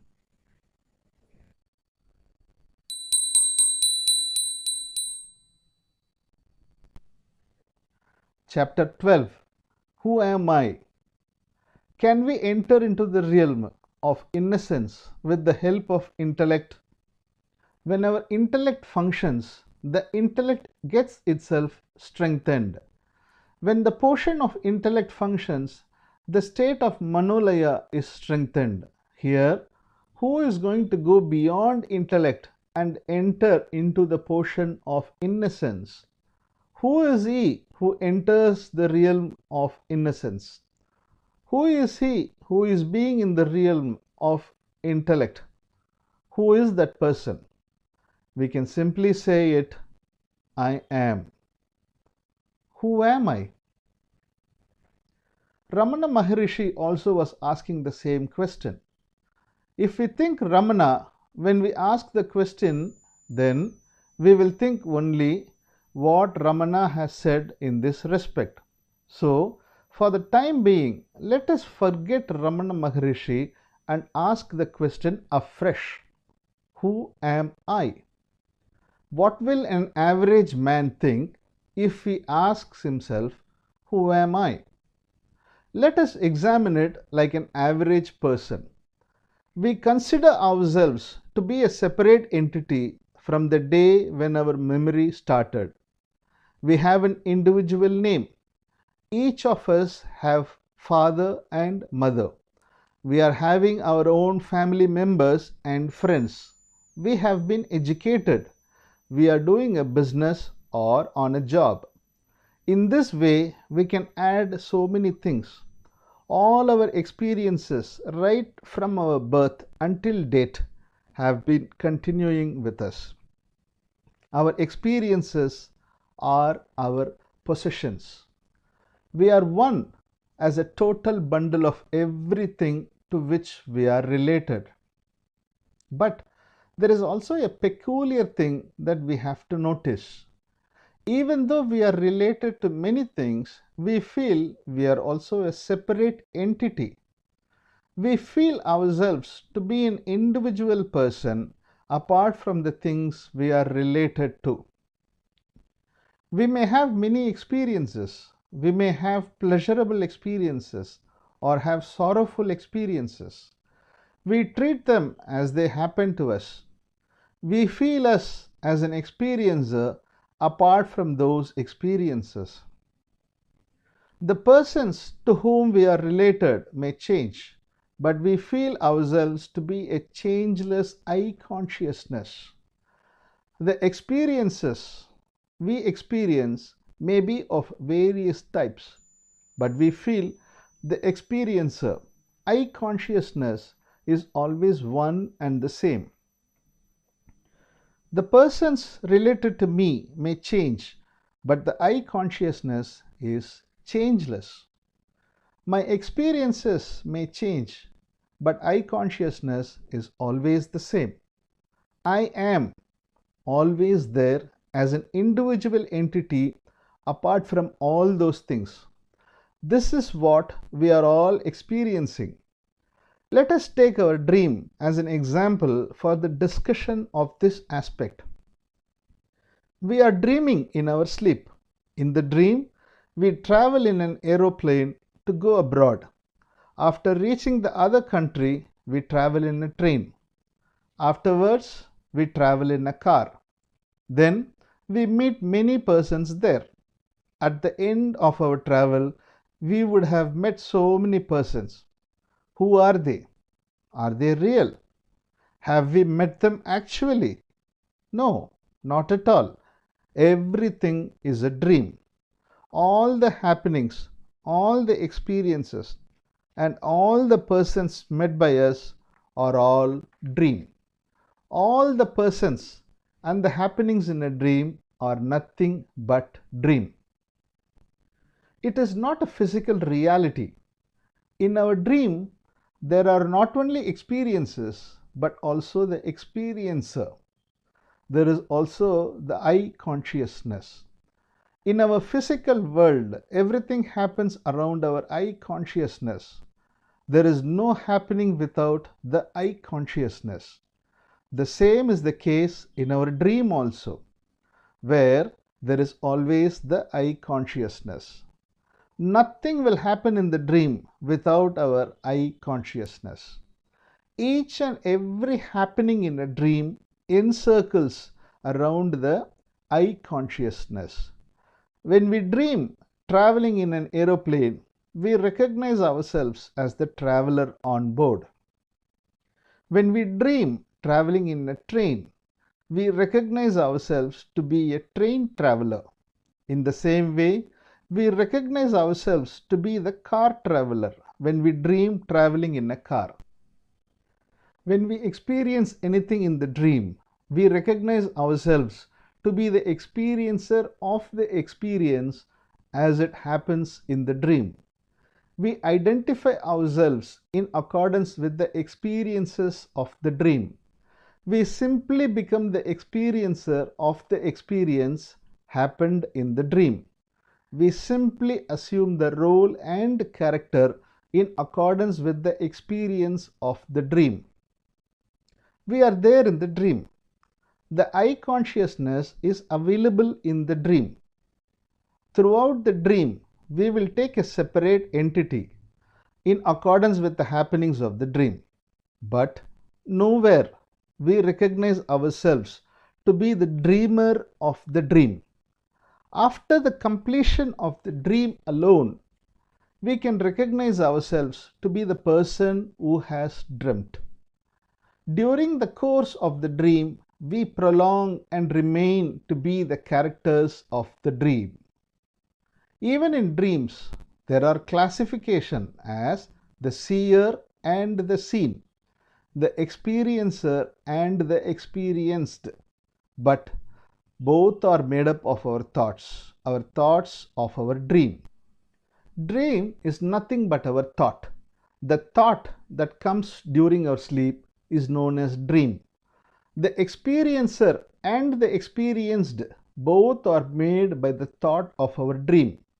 As the two sides of a coin, experiencer and the experienced are related to each other.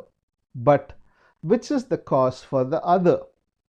Whether experiencer is the cause for the experience or the experience is the cause for the experiencer. The experiencer is changing his role according to the experience he experiences. He is in the role of a traveler in a train while dreaming about traveling in train. He changes his role to be the traveler of an aircraft when the dream changes to be traveling in the aircraft. Thus, the experience decides the role of the experiencer, and not the experiencer creates the experiences according to his role. Experience is the cause for the experiencer, and experiencer is not the cause for the experience. Is it the condition happening in our dream alone? No, the same thing happens in our real life too. Even in our waking state, we are creating both the experiencer and the experience only through our thoughts. When there is no thought, there is neither experience nor the experiencer. As the thought in our dream is the cause of every happening of the dream, the thought is the cause of every happening in the physical world in the waking state.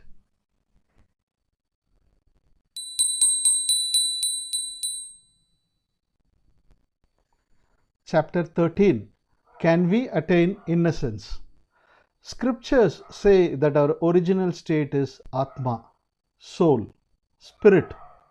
It is said we are the pure being, but nobody knows oneself as Atma, the pure being.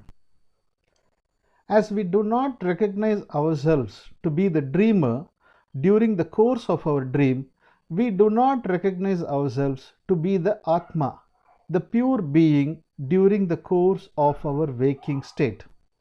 We take ourselves to be the experiencer of the experiences. We know experiences. We know the experiencer. We do not know more than that. Nothing else would come within the field of our knowing state. It is how the dreamer cannot come into the field of dream. In the same way, the Atma, the pure being, cannot come into the field of waking state. The dreamer is the cause for the experiences in a dream. The dreamer himself takes the role of the experiencer. The same thing happens in the waking state. Here, Atma may be the cause for the experiencer in the waking state, but Atma will never enter into the waking state as Atmic consciousness. In the same way, the dreamer will also never enter into a dream as the dreamer. The Atma may be the cause for everything. The dreamer may be the cause for everything, but they are not of any use to our further progress. So, for the time being, let us put aside both Atma and the dreamer and understand what is actually available with us. Because we cannot accuse both Atma or the dreamer directly for any one of our problems. So, it is safe to simplify our language. We can discuss everything in the field of mind. Our mind itself is responsible for both the problem and the relief. Our mind itself is the cause of our problem. Our mind itself is the cause of our release from our problem. Light is necessary where there is darkness. So we have to bring light only to the mind which has created the problem. Now, let us return to our original question. Manolaya is the cause for our joy and sorrow. How can we go beyond Manolaya and enter into Manonasa? What shall we do for that? We are traveling with these questions. Then we have asked, who is the person who will go beyond intellect and enter into the state of innocence? In other words, who will go beyond Manolaya and enter into Manonasa? We have raised the question. Now, let us continue. Our I consciousness is nothing but the entity created by our experiences. It is created temporarily by our thoughts. All our thoughts are temporary. They come and go regularly. Our thoughts form and come as the smoke comes from an incense stick. The smoke comes anew every time from the stick and disappears. It comes repeatedly in clusters. Just like that, our thought also emerges one by one.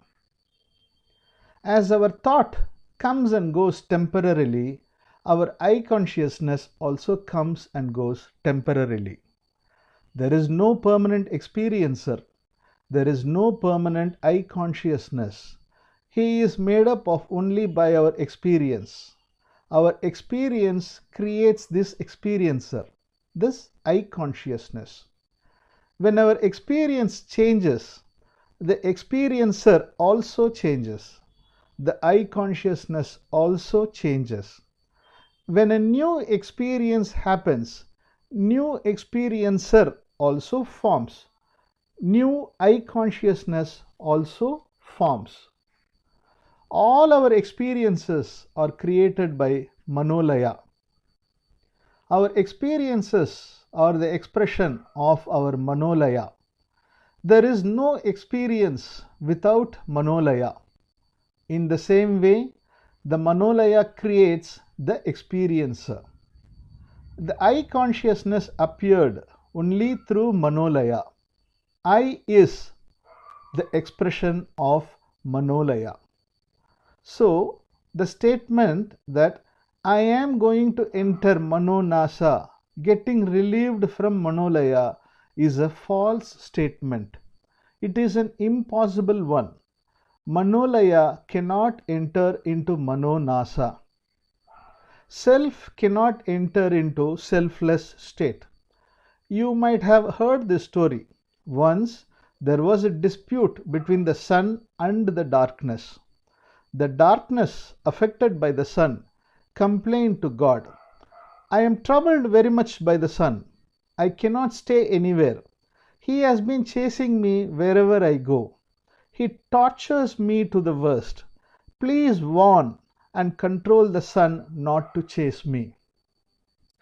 This is the complaint made by the darkness to God. God summoned the sun. Sun appeared. God asked the sun, why do you give trouble to the darkness by chasing it continuously? The sun was surprised very much. Who is it, the darkness? I have never seen such a thing throughout my life. Without knowing and seeing it, how can I give trouble to it by chasing? Please ask the darkness to come before me so that I can see it.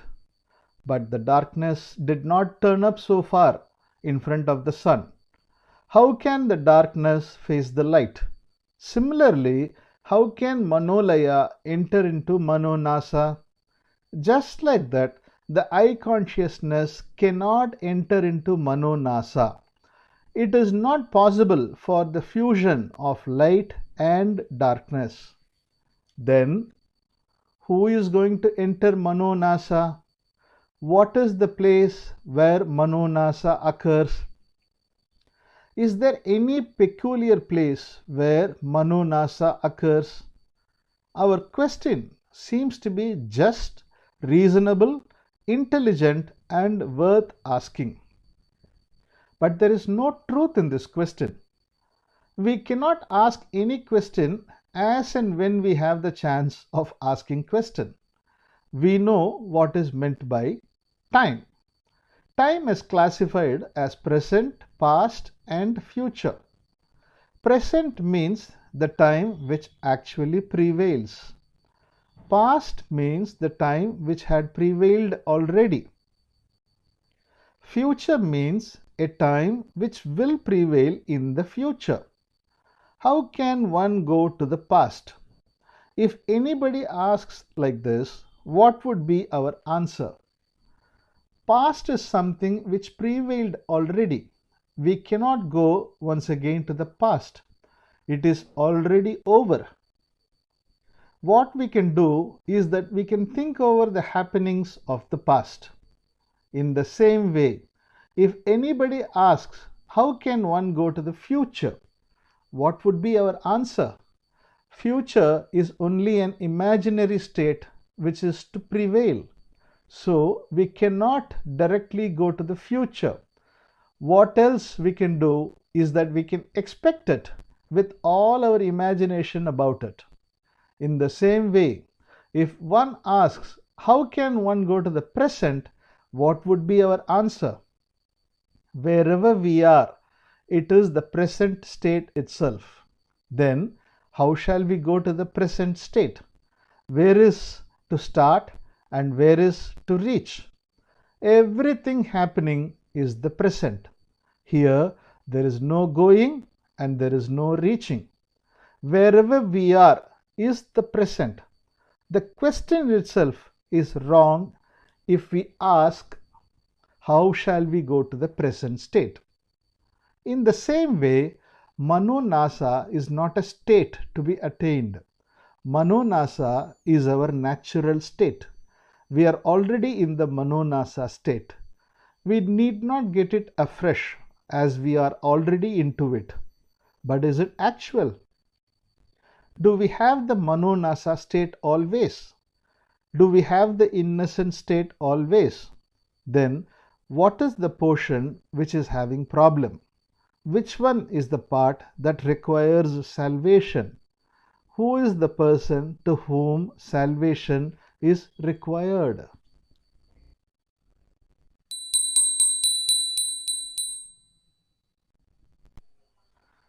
Chapter 14.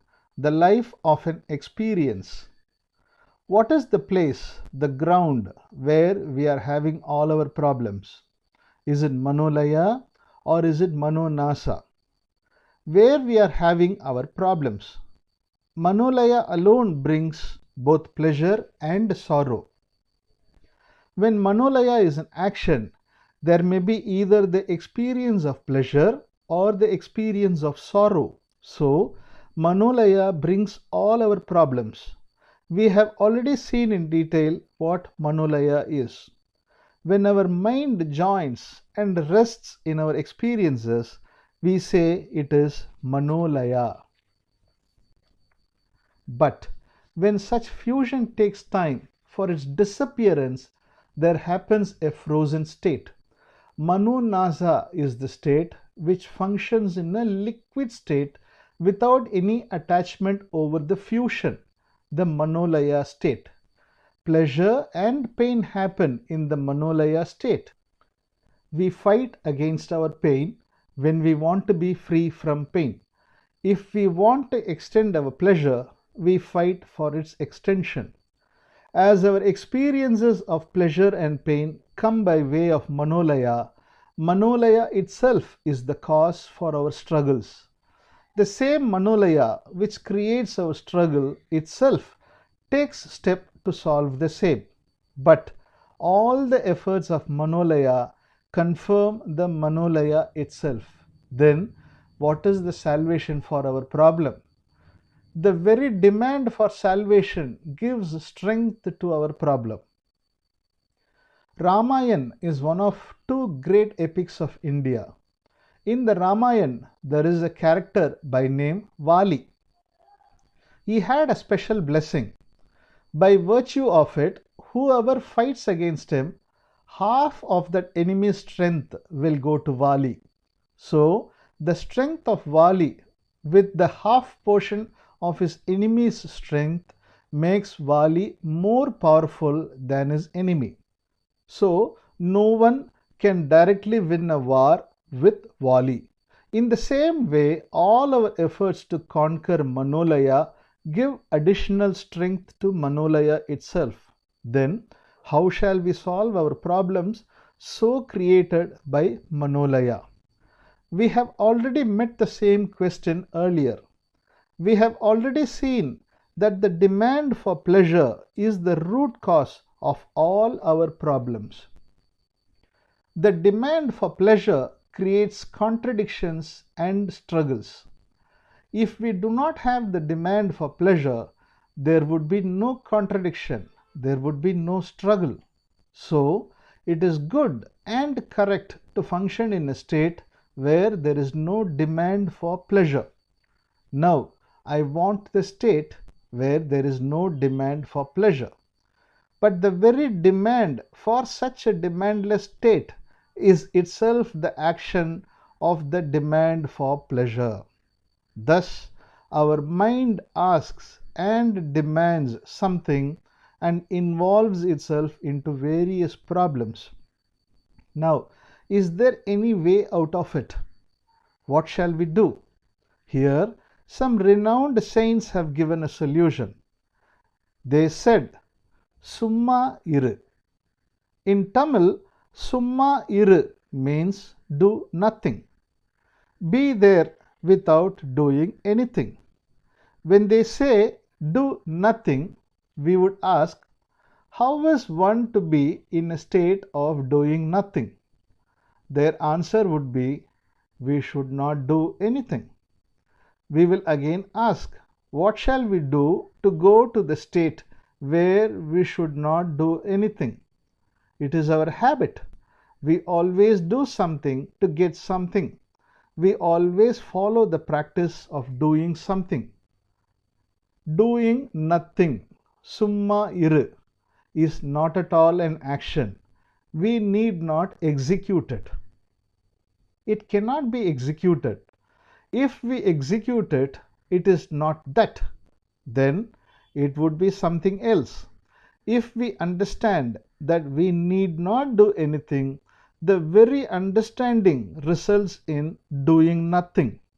We need not do anything is only an intellectual clarity. It is only an intellectual understanding. We understand our inability and thereby we find nothing to do. But without doing anything, is it possible for us to solve our problems? We know the musical instrument, the piano. It has many reeds that produce sound. If we press a reed, a sound comes as music. But how long will the sound last? The duration of the sound produced will only be for a fraction of a second. After that, there will be no sound. If we want to hear the sound once again, we have to press the reed once again. Suppose the sound comes out is not nice or we do not want the music. What shall we do? Can we drive away the sound from our room? The sound which comes out will automatically fade away within fraction of a second without us doing anything on our part. It will not give us the chance of driving it away. In the same way, we press some other reed and another sound is produced. We feel it is very nice. We like its continuance. Will we close the doors, making the sound not to leave the room? Can we extend the life of the music by closing the doors? It will also fade away within fraction of a second. If we want the music again, we have to press the reed once again. All our experiences are just like the music coming out of the musical instrument. The experiences happening to us may be either pleasurable or painful, but the span of life would be only a fraction of a second and nothing more than that. The experiences come automatically and will fade away also automatically. But without having the insight of its disappearance, we try to do something against our experiences. We begin to deal with it unconsciously. It is only because of our fighting against them, our unwanted experiences are renewed again. In case we do not like the sound, we press the reed once again, thinking that such pressing will stop the music. But unfortunately, the music is renewed. Our unwanted feelings and experiences are renewed only because we have agitated against them. By doing something, we give life to them unconsciously. If we do understand that we need not do anything for its disappearance, we have to remain silent without doing anything. When we do nothing, all our experiences happened automatically will also fade away automatically. Here, what is our role? It is nothing but the understanding that there is nothing to do on our part. We understand our inability clearly. Here, our understanding alone takes the major role. Our clarity alone takes the vital role. What sort of understanding is this? What sort of clarity is this? Is it possible only for an intelligent person? Is it possible only for a select group of wise people?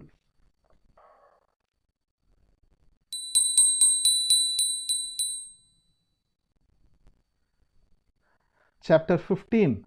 The simplicity of enlightenment. Is it very rare to have this intellectual clarity? Is it very rare to have this enlightenment? For a very long time it was said like that. Always it was described as a rare one. But is it rare? Can we attain it only after long and arduous practices of yoga and other things? Is it very high, which an ordinary person cannot reach? Is enlightenment a rare one? No, enlightenment is not something rare. Even a common man can get this enlightenment. No doubt, the quality of this enlightenment is the greatest of the greatest. Yet, you and I can have it very easily. Mostly, the term and the aspect of enlightenment are not properly understood. There is no proper understanding of what it really means. If we have enlightenment in our ordinary language, what shall be our description about it? We will describe it as a higher grade of intelligence by which we can know everything, even the secrets of the past and the future. No doubt, there is also such a state of intelligence by which one can do all those things. But that is not enlightenment. It is only a developed capacity of intelligence created through our practices of Kriya Yoga and other things. It is only a special attainment. It is not the enlightenment which we are discussing. The enlightenment is nothing but the clarity by which we understand our inability. If we cannot do anything, we sincerely accept that we cannot do it. It is wrong if we consider the enlightenment to be a higher quality of intelligence. It is nothing but the sincere acceptance of our ignorance.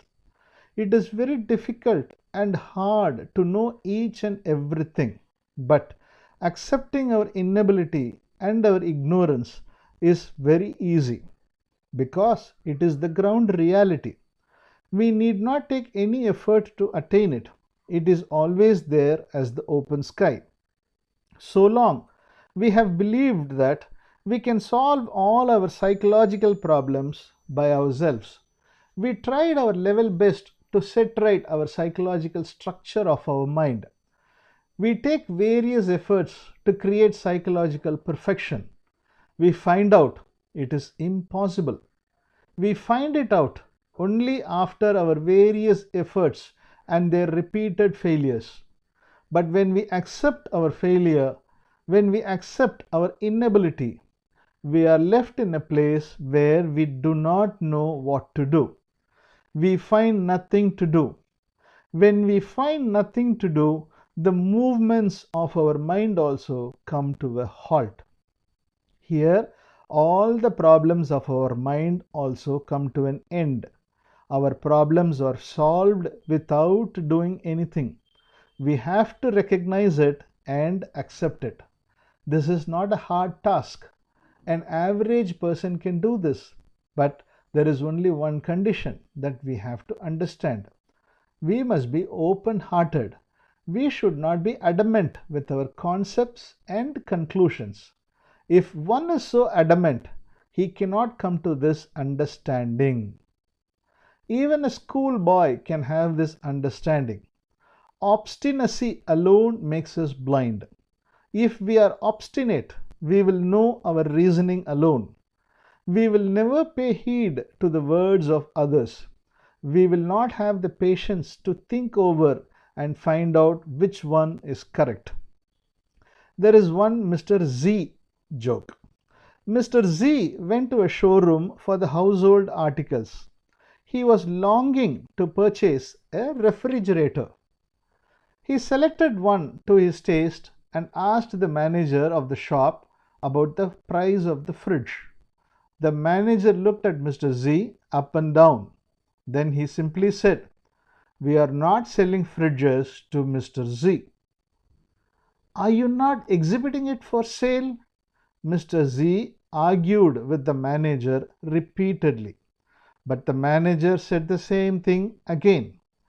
Mr. Z had to return without buying it, but he was very much determined to purchase the fridge somehow or the other. Then he changed his appearance and in disguise went to the same showroom 2 days later. He asked for the same fridge. He was perfectly in disguise. Nobody could identify him. But the manager calmly told him, I have already told you, we will not sell this fridge to you.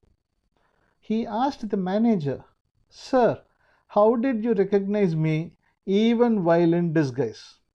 The manager told him with a smile on his face, It would be none other than you who alone would identify a washing machine as a fridge.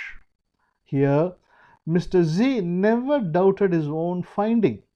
He had even appreciated the manager. The obstinacy in our ideas and conclusions alone is the barrier to finding the truth and getting the understanding. Otherwise, this understanding is very easy and simple. Normally, if we understood anything, we use the understanding to do something. So, our understanding comes useful for our work of doing or achieving something. We use the understanding as a technique and a tool for our work. But here, our understanding is nothing but the recognition of our inability of our efforts.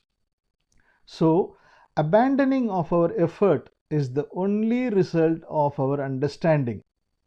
If we consider the understanding as the one which induces our action and effort, it is not our understanding. Really, it is hard to get such understanding which could be used as a technique for our action.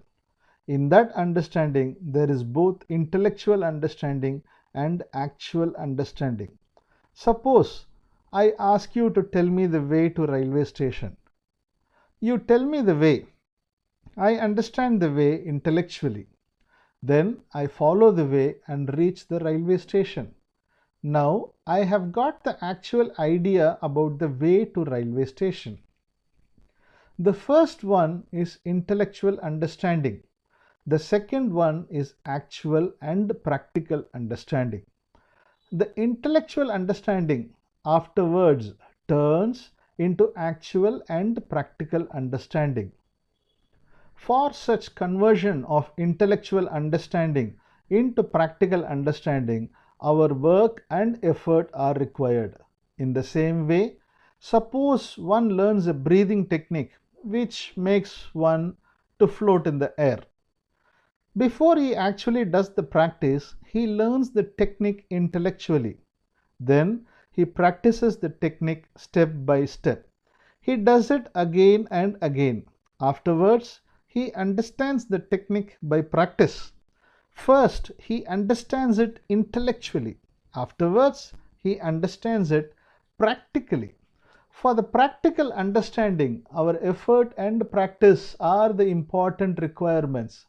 Such effort and practice are not necessary for intellectual understanding, but practical understanding happens only after such effort and practice. So, it is very easy to have intellectual understanding, but practical understanding alone requires hard effort. So, practical understanding is the difficult one. Then there is no contradiction.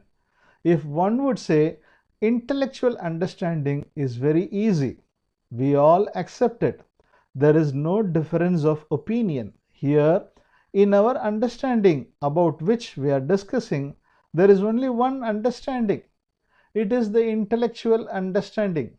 There is no practical understanding apart from intellectual understanding. There is no practical technique to follow. We need not know anything as to how to do, how to execute the intellectual understanding. We understand that we need not do anything. This is the real understanding. This is the real clarity. This clarity itself is enlightenment.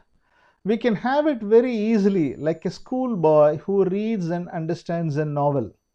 If we are not obstinate with our ideas, concepts, and conclusions, this understanding, this enlightenment is very easy and simple.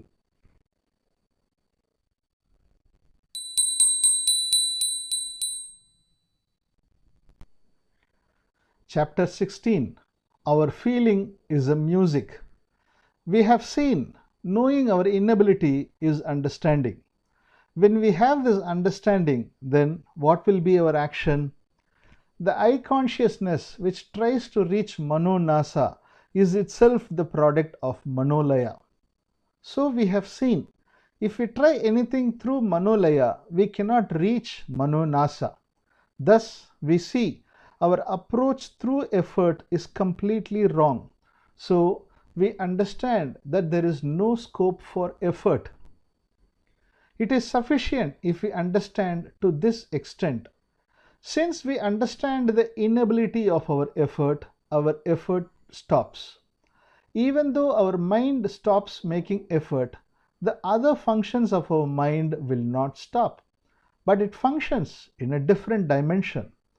The mind, which had the habit of functioning with effort, now begins to know how to act without effort. The mind, which was always in search, now begins to act without any search. This is not a rare state. This is an ordinary state. We can very easily recognize it. This is our natural state of our mind, the normal state of our mind. We had the news in the newspaper that the great leader Saddam Hussein took his death sentence without any agitation of mind. He accepted his death with a calm mind. If anybody put in the same position, his mind will function in the same way. The mind cannot but accept what is actually happening because it understands that nothing would happen by its protest. But if the person who is facing death sentence has a chance to escape, then mental agitation will become inevitable. Then he will lose his mental equilibrium. But when our mind is free from effort, it functions with the ability and simplicity to accept anything which it happens to face. We always have some experiences with us. It continues till we are asleep. By the term experience, we mean only our psychological experience, our mental experience. Our psychological experiences are independent in nature for each and everybody. Each one of us have a separate and individual quality of mind. It is our quality. It is our nature. Our mind accumulates itself with experiences from the day of our birth. We have inherited so many things from our parents through genetic factor. The way we were brought up, our habits, our efforts, our desires, our fears, our motives, our ideas, our conclusions, and all our experiences totally create the nature and quality of our mind. This is our individual nature. Our individual nature is responsible for all our psychological experiences. We are having our experiences only according to our individual nature. Our individual nature is our psychic structure. Suppose we see a peacock dancing when we are sitting in a park. If I were an artist, I would long to convert it into a picture. If I were a poet, I would have an idea of composing a poetry about it. Some may have the idea of playing with it, and some other may want to take a photograph with it. The happening is one, the event is one. It is the appearance of a peacock and its dance, but our response to it is different according to our temperament.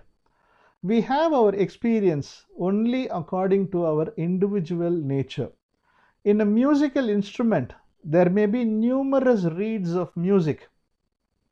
Each reed produces separate note of music. In the same way, we have got so many aspects in our mind.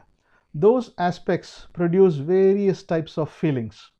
Such feelings will come out to deal with the situations in which we are placed. We may have some aspect in our mind and it produces the feeling of love and affection. In the same way, we may have some other aspects also in our mind. They create the feelings like hatred, anger, desire, happiness, calmness, fear, sorrow, and so on. They will come out according to the nature of the situation. We think that the feelings of love, calmness, and joy are good. In the same way, we consider the feelings of hatred, anger, fear, and sorrow as something to be avoided. In a musical instrument, there would be so many reeds for various notes of music. If we remove certain reeds, the music of which we do not like, then it would not be a musical instrument at all. In the same way, there is no such classification as good or bad in our feelings. We cannot condemn one and praise the other.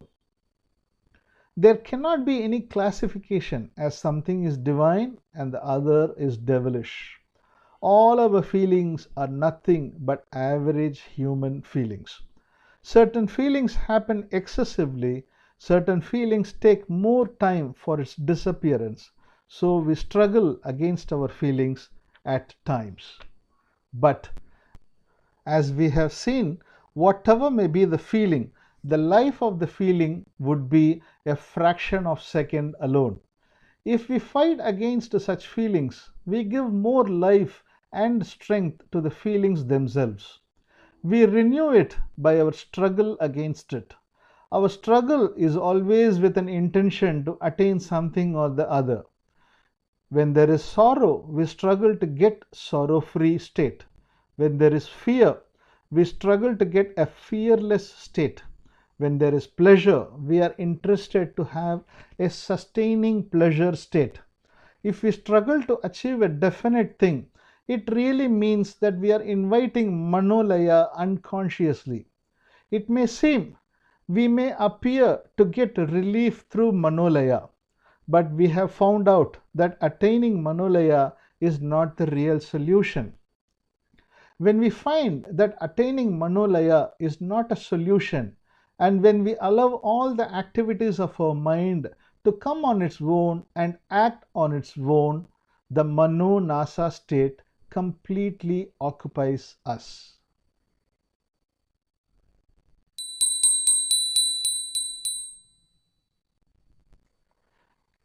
Chapter 17.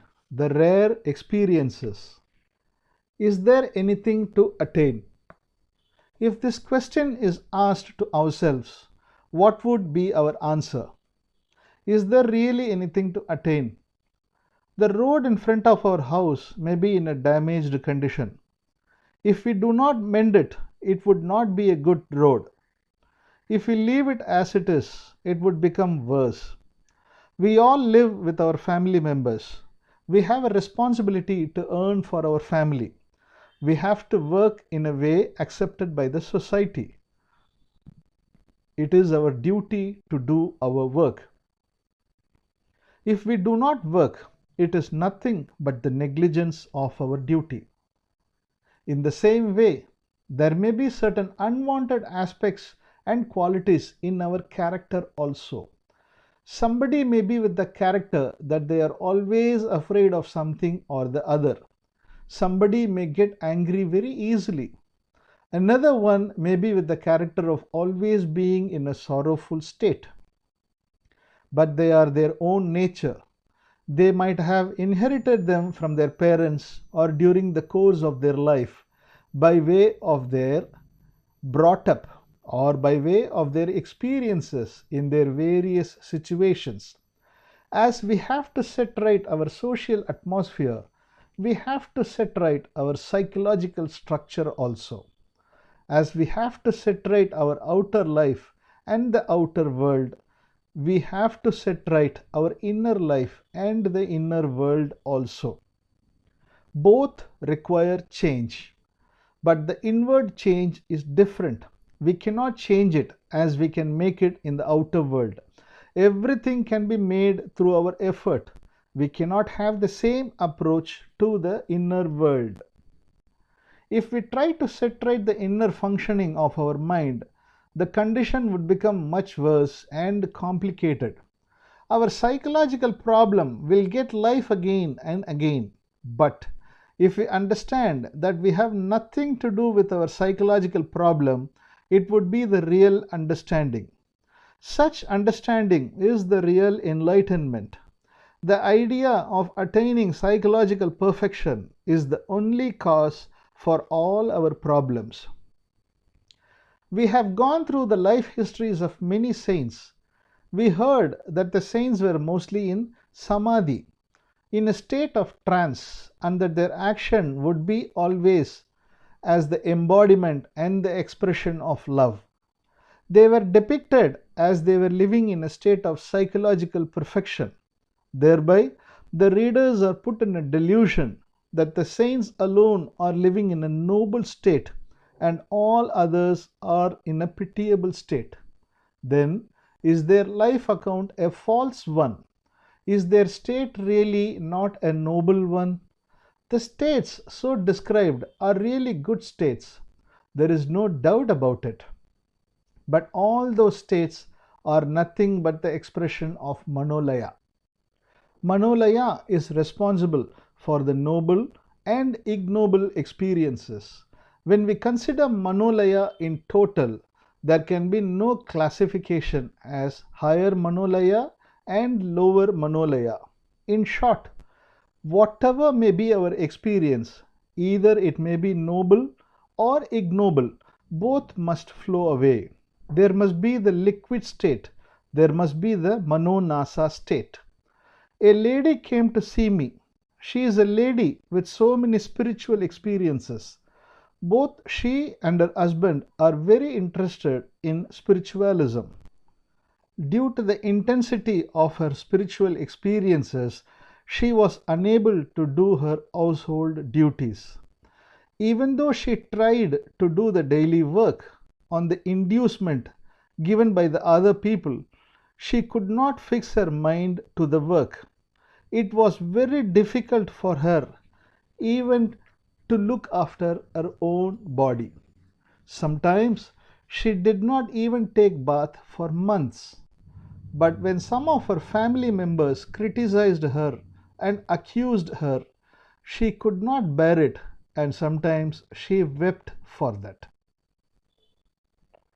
On seeing her weeping, her family members would tell her, "How can one be a jnani, the enlightened one, if she is weeping?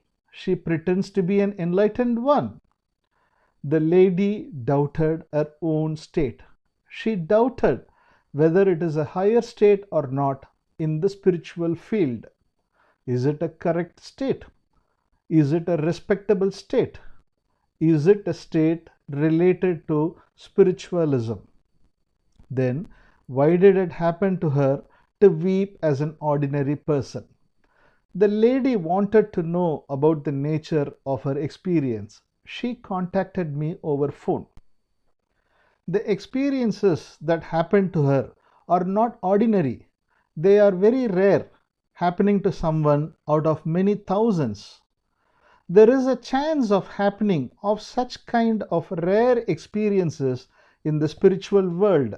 It is said that the famous Saint Ramakrishna Paramahamsar also was having such kind of experiences.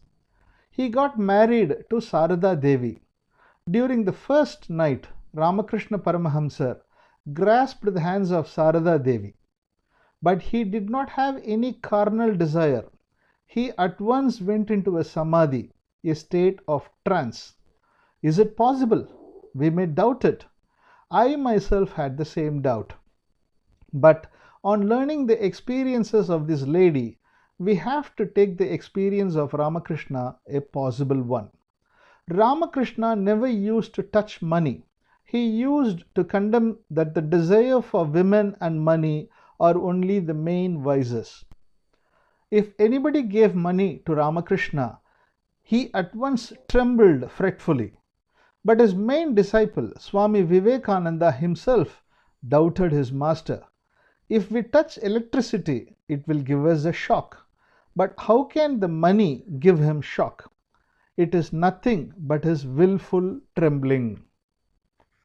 Vivekananda thought like that, and he decided to test his master. He put a coin of money under the bed of Ramakrishna without his knowledge. Ramakrishna laid down upon the bed as usual, but as soon as he laid down, he jumped away as if he was stung by a scorpion. Our Manolaya can have the capacity to produce various kinds of experiences. Thereby, we may put in a condition not to do our day-to-day activities. If the lady can weep when others criticize her, there is also a certain aspect in her psyche to get such reaction. What all available in our mind, in our psyche, that alone will come out in the form of experience. But there is no grading in the experiences as higher or lower. If we consider something is noble and other one is ignoble, we will inevitably create attachment to the noble and hatred towards the ignoble. Thereby, we invite struggle for stabilizing the noble and for removing the ignoble experiences. All our experiences are nothing but the quality of our Manolaya. If we allow all of them to come on its own way and go on its own way, then it is possible for the free flow of our Manolaya and the stabilization of the undisturbed Mano Nasa. Higher and lower gradations are only at the level of Manolaya. Concerning with Mano Nasa, everything comes to the liquid state.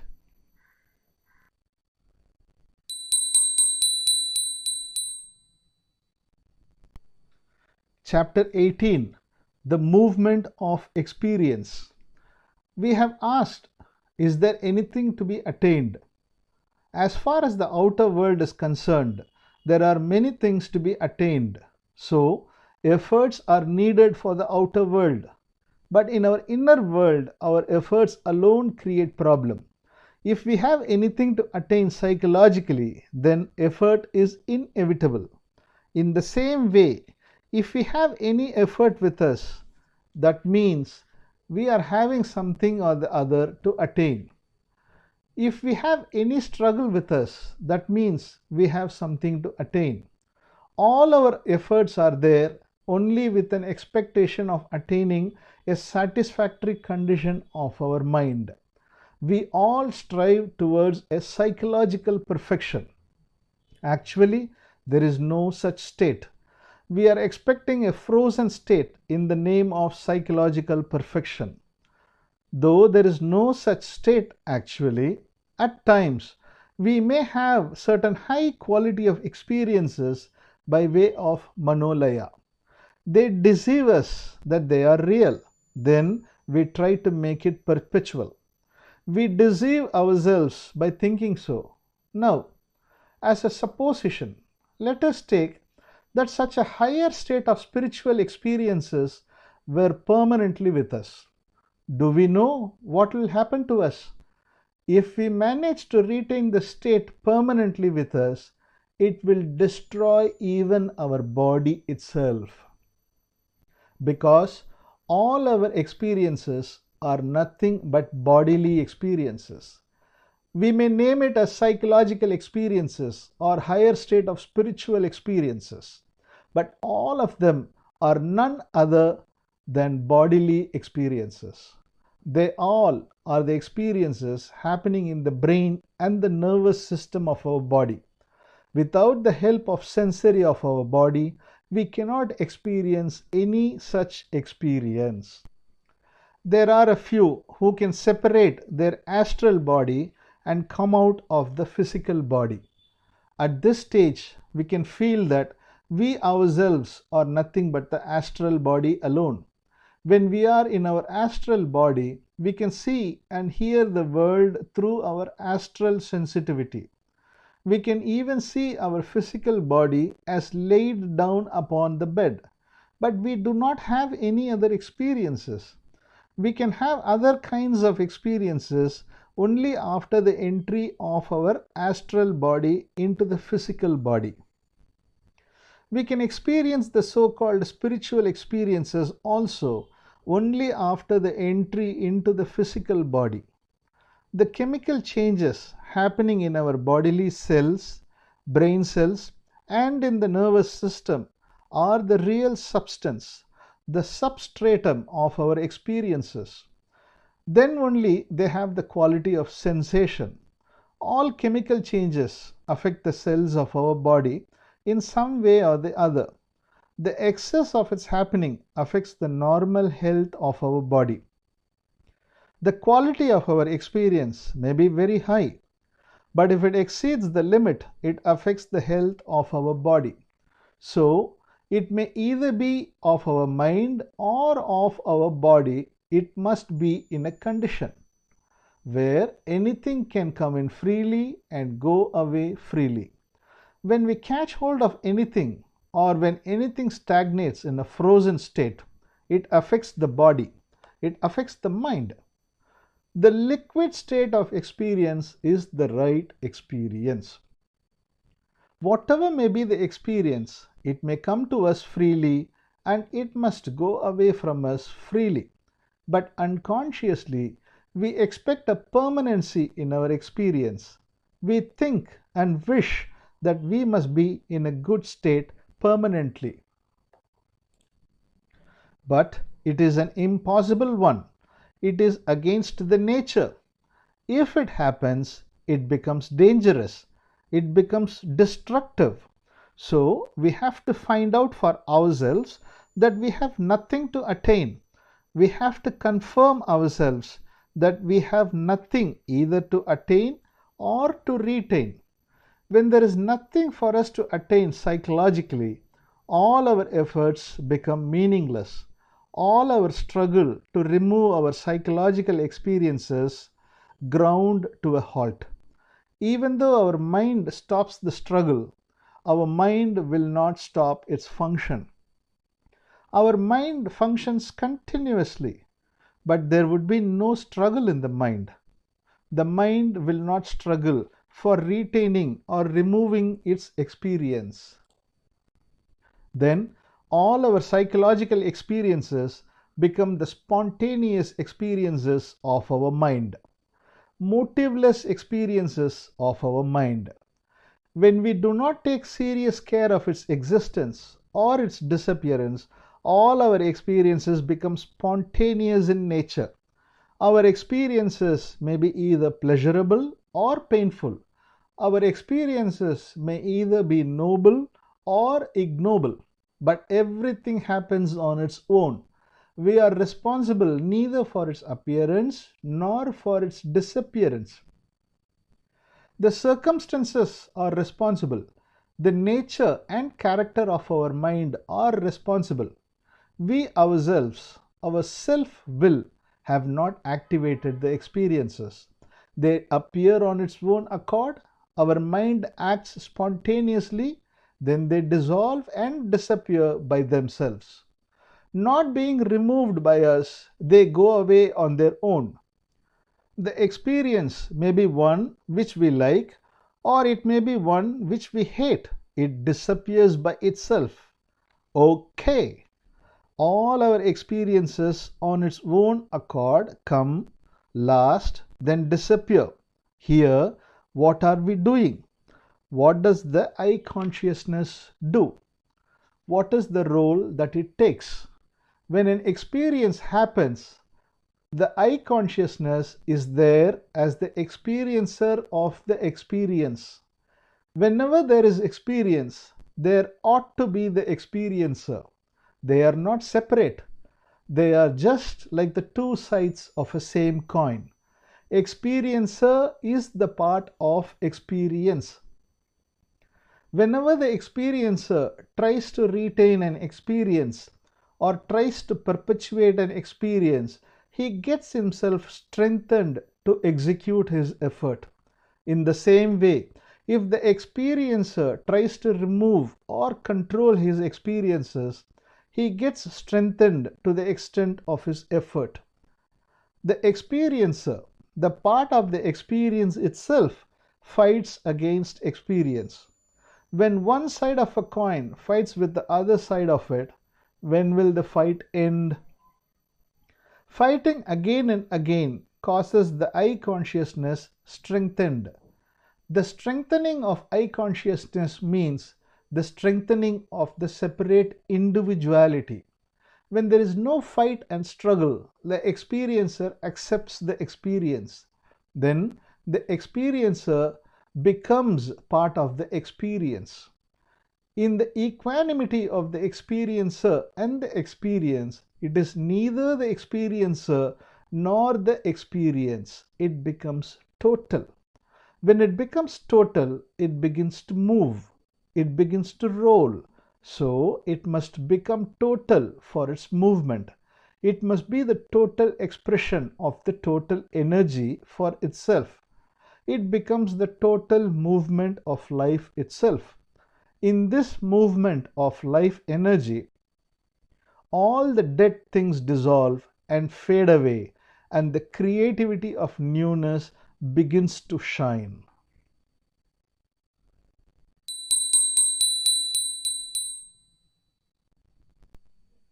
Chapter 19, Chit Jada Kranti. In the Vedantic scriptures, a word Chit Jada Kranti is used. Chit plus Jadam equals Chit Jadam. Chit means sensitivity, feeling, and wisdom. Jadam means matter, inanimate things and other materials without any consciousness or life energy. Kranti means a knot. When Chit and Jadam join together and get a knot with the other, it is Chit Jada Kranti. It is jointly pronounced as Chit Jada Kranti. It means a knot made by tying up the intelligence of knowing and the knowledge acquired. It means a knot made by the life and matter, or made by the energy and matter. It is nothing but the formation of the experiencer. The mere I consciousness, the substratum of consciousness, is considered as the Atma or soul or the life energy. All our experiences are matter only, made up of only by our memory and knowledge. The life energy of I consciousness merges with the experience, and there appears the combination, the experiencer. In the combined state, the Atma, the I consciousness, is a part, and the matter, the experience, is another part. We have already seen the example of a person who dreams. During the course of our dream, we assume various characters in the dream. We become the traveler of a train when we dream that we are traveling in a train. We become the traveler in an aeroplane when we find ourselves traveling in the aeroplane in our dream. Thus, we assume the character of the experiencer when we experience something in our dream. But nowhere during the course of our dream we will see us to be the dreamer. Actually, the dreamer himself assumes all the characters of the dream. The dreamer considers himself to be the traveler in the train. The dreamer himself considers him to be the traveler in the aeroplane. He considers himself to be the experiencer of the experiences in his dream. He assumes many characters in the dream. Here, the dreamer is the Atma, the reality, the pure intelligence. All the characters we assumed in our dream are the combination or the knot formed by the Atma and experience, the knot of Chit and Jadam. What happens in the dream does not happen only in the dream. The same thing is happening in our daily life, in our waking state also. Our Atma, soul, is our real and pure I consciousness. All our experiences are in Jada state, the state of matter, the lifeless thing. They both join together and there appears the experiencer, the knot. The experiencer is the Chit Jada Kranti. We have a physical body, that we know. We can understand that we are having a mind also. No one needs to prove anybody that we are having a physical body. We all know openly and evidently that we have a physical body. The availability of our mind can be understood by way of our mental experiences. It is the mind that understands that it is the mind. But what is the Atma? What is the soul? What is the nature or the form of Atma? How is our Atma expressing itself? How shall we know our Atma? Concerning with the dreamer is the only thing which assumes all the characters of the dream. In our waking state, who is the base, the substratum of all the experiences? What is the base? What is the base? The Atma. What is this life energy of all the experiences? Where is it residing? How is our Atma functioning? The Vedantic scriptures describe Atma. Atma cannot be destroyed by water, not burnt by fire, not sensed by senses, not known by the mind. It has neither birth nor death. The scriptures describe like this. But is there anything within us with such characteristics? Is that functioning as the base? Where is that? How does it function? We need not invite imagination and fantasy in the name of Atma. We have to limit ourselves with what we know openly and evidently. That itself is enough for our understanding, our enlightenment. Our original and natural state is in the form of innocence. It has no individual characteristic of its own. It has no individual form of its own. It is always in the liquid state. The original liquid state of our mind is having the full energy of life. It is in the state of Mano Nasa. The natural state of mind itself is life. It is in the state of subtle form of functioning. It is in the state of simplicity. It is in the state of creation. It accepts anything by accommodating everything. It is in the innocent state of joining with anything. It is the state of Atma itself. The mind, which is in the state of Manonasa, takes the state of Manolaya and gets experiences. When a liquid is put in a vessel, the liquid takes the shape of the vessel. Even though it assumes a shape, it continues to be the liquid. It can take any shape while continuing in the original state. We can be in Manolaya while continuing in the Manonasa. We can be in Manonasa while functioning in Manolaya. If we do not hold the Manolaya and convert it into a frozen state, the Manolaya itself takes the liquid state.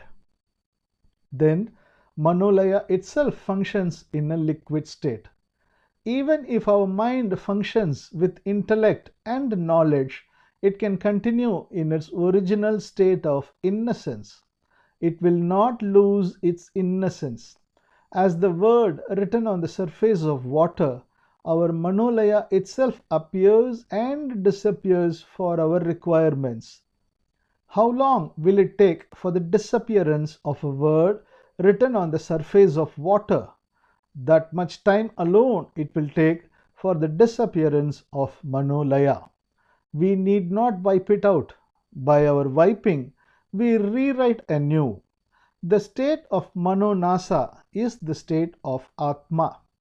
The Manolaya made by our knowledge and thoughts is alone in the state Jada, the lifeless matter, the material thing. The combination of Manonasa and Manolaya becomes both Chit and Jada, the life and the matter. The not tying up both is the experiencer, the I consciousness.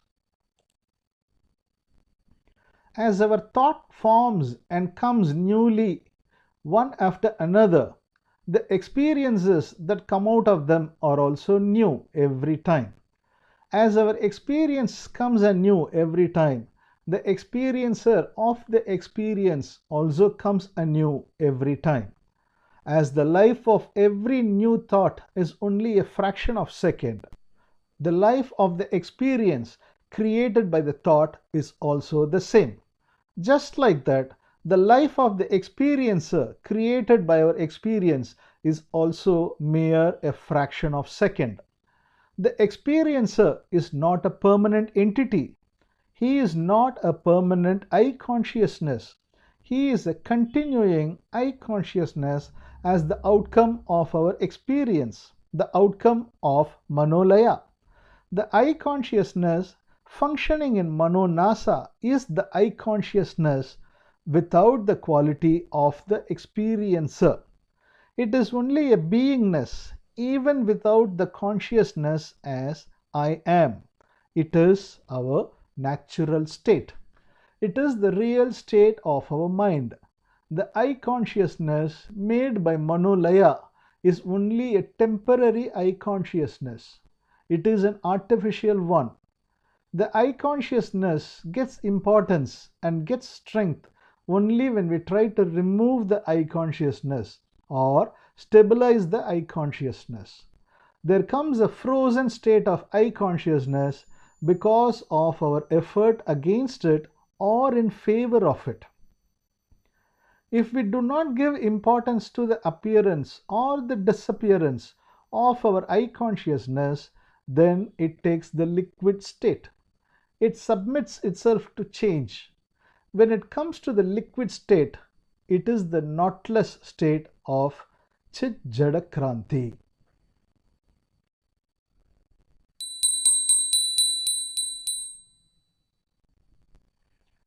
Chapter 20. Adoption is our problem. The life of our experiences is merely a fraction of a second. We have already seen it. But we know some of our experiences exist for more duration. Our experience of sorrow lasts very long. Our experience of joy lasts very long. Why are they so? The experience that happened in our mind lasts only for a fraction of a second. But when we try to retain it or remove it, we think of it continuously. Thereby, our experiences get renewed. The experiences of our mind do not end themselves in the mind alone. They activate the nervous system of our body, and consequently, there happens a chemical change in our system. So, there is a change in the body also. The nature of our mind is in the liquid state, but our body is not so. It is not purely in the liquid state. It is in a semi-solid state, partially liquid and partially solid. The words written upon a solid thing will not disappear as fast as the words written on the liquid. The sensations that happened in our body will fade away definitely, but they will not disappear as fast as they disappear in our mind. The sensations of our body will take some time for their disappearance. But when our mental thoughts do not renew the sensations of the body will also fade away very soon. The liquid taken away from a vessel will lose the shape of the vessel immediately. If the thing taken away were one made up of clay and water instead of the liquid, it will also lose the shape of the vessel, but it will not be so quick as in the case of liquid. The psychological aspect is like liquid, but the bodily aspect is like the combination of both solid and liquid. If we do not put it again and again in the vessel, soon it will lose the shape of the vessel. When it takes a fraction of a second for the change in the mind level, it will take more time for the physical change. This is the difference between the two. We have seen all our thoughts come on their own, also disappear on their own. All our experiences come on their own and disappear on their own. We have also seen that controlling of them is also unnecessary. All right, but suppose I have a thought or inducement to do something wrong. Suppose I have a desire to steal some other's possession. The desire unconsciously arises in our mind. Will not our desire activate us to do the wrong?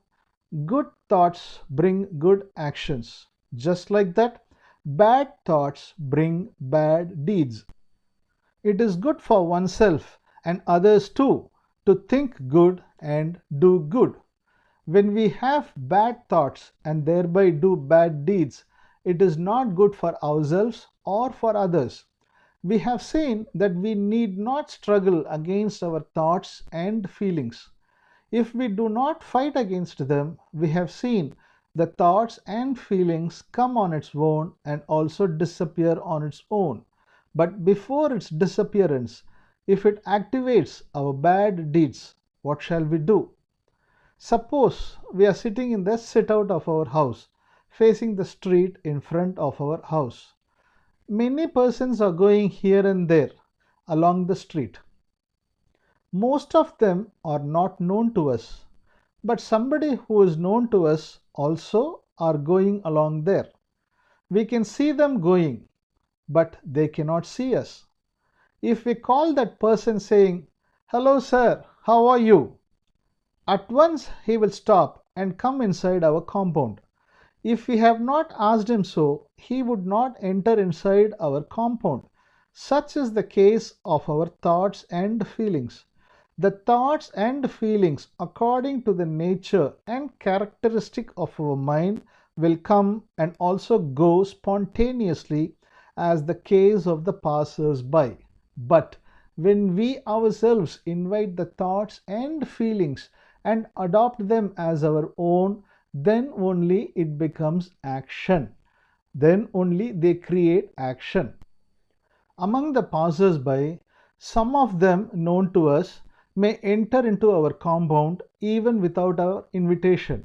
But in the case of thoughts and feelings, they would never create action unless we ourselves invite them and adopt them as our own.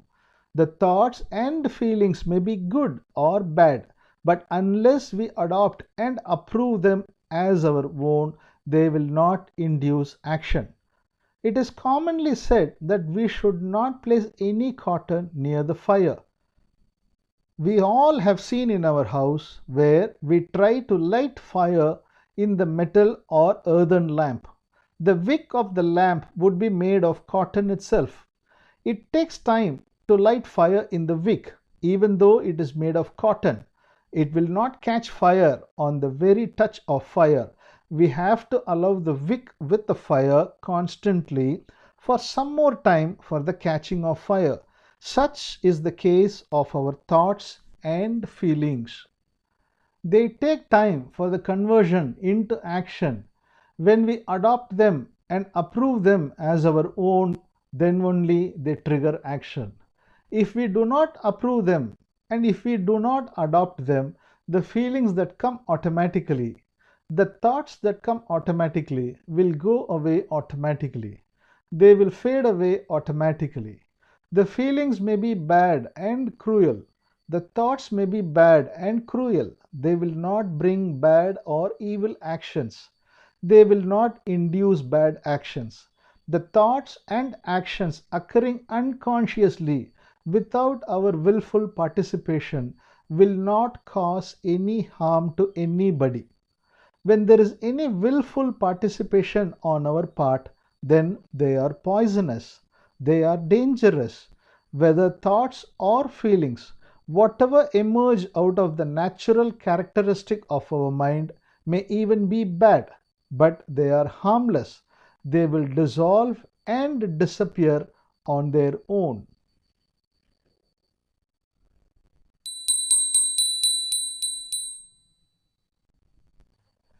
Chapter 21: Action and Counteraction. He is an ardent seeker in the spiritual field. Once he raised a doubt. We have studied so many spiritual literatures. We are doing so many spiritual practices in our daily life. Yet, if anybody misbehaved with me, it at once raises anger within me. My mind and heart are affected very much. I immediately lose the peace of mind. What shall I do to keep my mind always in peace? Is it a peculiar problem for him alone? Most of the persons are having the same complaint, even though they are good aspirants in the spiritual field. When such a spiritual aspirant himself is affected by the situation very easily, then what else can we say about ordinary human beings? We are very easily affected by the situations which we do not like. How do we have to face this problem? Suppose somebody gets mental tension in a situation which is adverse in nature. Is it abnormal? No, it is quite normal. He can be considered living if only he is affected by the situation. Otherwise, he can be considered dead. If we are dead, then only we will not have any such adverse feeling. Having such affected feeling alone is the proof that we are existing, living. If we do not have any such feeling at all, definitely it means that we have been psychologically affected in some way or the other. If we do not have any such feeling, really it is abnormal. It is not normal. So, if anybody misbehaved with us, the mental disturbance caused thereby is quite natural. There is no flaw in it. When somebody misbehaved with us, the mental disturbance caused thereby within our mind is our reaction. The reaction happens according to the nature and character of our mind. It is natural, it is inevitable, there is no defect in it. We need not feel guilty for such reaction. This reaction happens unconsciously. Actually, we do not like such reaction. What we really like is peace of mind, but it happens even against our will. It happens against our desire and expectation. So, it cannot but happen unconsciously. So, it cannot be a willful one. Such unconscious response is our reaction. Suppose somebody scolds us. He accuses us that we have committed a wrong to him. But really, we have not done any wrong to him. He scolds us as if we have done a wrong. Immediately we get angry with him. This is our reaction. Actually, we are maintaining a concept that we should not be angry with anybody.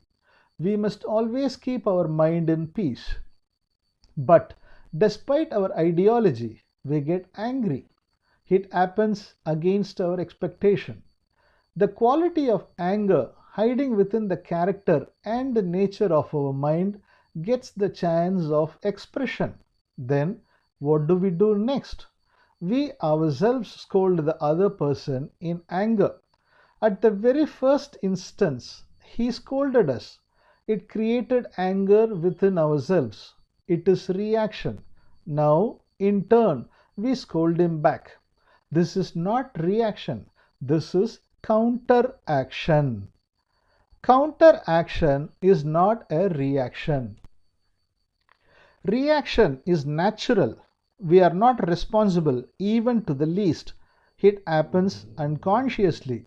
It happens against our will and expectation. What we are really and consciously interested is that we should not have anger and we should not have any mental disturbance. But mental disturbance or anger happens unconsciously. But counteraction is not like that. We cannot say it happens unconsciously. We ourselves take part in the counteraction. When a person scolds us, the anger that appeared within us is unconscious. Thereafter, we take the anger in our hands. We adopt the anger as ours. Then we scold back the other person. we cannot escape saying that the counteraction also happened unconsciously. Here, our desire and involvement take the main role. We may have many justifiable reasons behind counteraction, but it happened only by our will. So, there is no basic difference between a premeditated action and this counteraction. The counteraction can very well be considered as a planned action. The unconscious reaction may be the cause and reason for this counteraction. Anyhow, there is our willful participation in our counteraction, whereas it is absent in our reaction. We have a self-interest in our counteraction. There is sufficient good reason and justification on our part for the counteraction. So, we ourselves do the counteraction by our self-will. Even though the reaction happens within ourselves, we are not responsible for our reaction. If it is counteraction, we alone are responsible. Now, what is the nature and structure of this counteraction? How does it function? To what extent are we contributing to its functioning? Even though we have not done any wrong, somebody by mistake think that we have done a wrong, accuses us as if we ourselves have committed wrong. We become angry at once. We think that our anger is just and reasonable because we have not committed any wrong on our part. So we think the other person has no right to accuse us. Then it is correct for us to scold him back. It is just and necessary. So thinking, we scold him back in return. If he is an ordinary person, we scold him outwardly. But if he were our higher officer, we cannot scold him outwardly. So we scold him within our mind. This is counteraction. Since it is within our control, we have the option to scold or not to scold somebody outwardly. But reaction is never under our control. It happens unconsciously. We recognize it only after it has happened. But as the counteraction is under our control, we have to follow the social or spiritual virtues in our actions and our counteraction. Suppose we follow an ideal that we should not be angry at anybody. We adopt the ideal in our daily life to the possible extent. But without our control, we become angry at times. This is reaction. It would happen like that because no reaction is under our control. So reaction happens. It happens unconsciously. Then we repent for our anger. This repentance is not a reaction. It is a counteraction. Since we have a wrong idea that all my reactions must be under my control, we repent as if we ourselves have done wrong. If it happens unconsciously, it may also be considered as a reaction. Reaction is natural. It will happen according to the nature and character of our mind. It will happen unconsciously and without our knowledge. But the life of such unconscious reaction is mere half of a second. When we give importance to the reaction by trying to remove it or approving it for our use, then only the reaction gets life renewed. The reaction gets confirmation only by way of counteraction. It is only when we give the reaction gets life. Otherwise, all our reactions will disappear as the words written on the surface of water.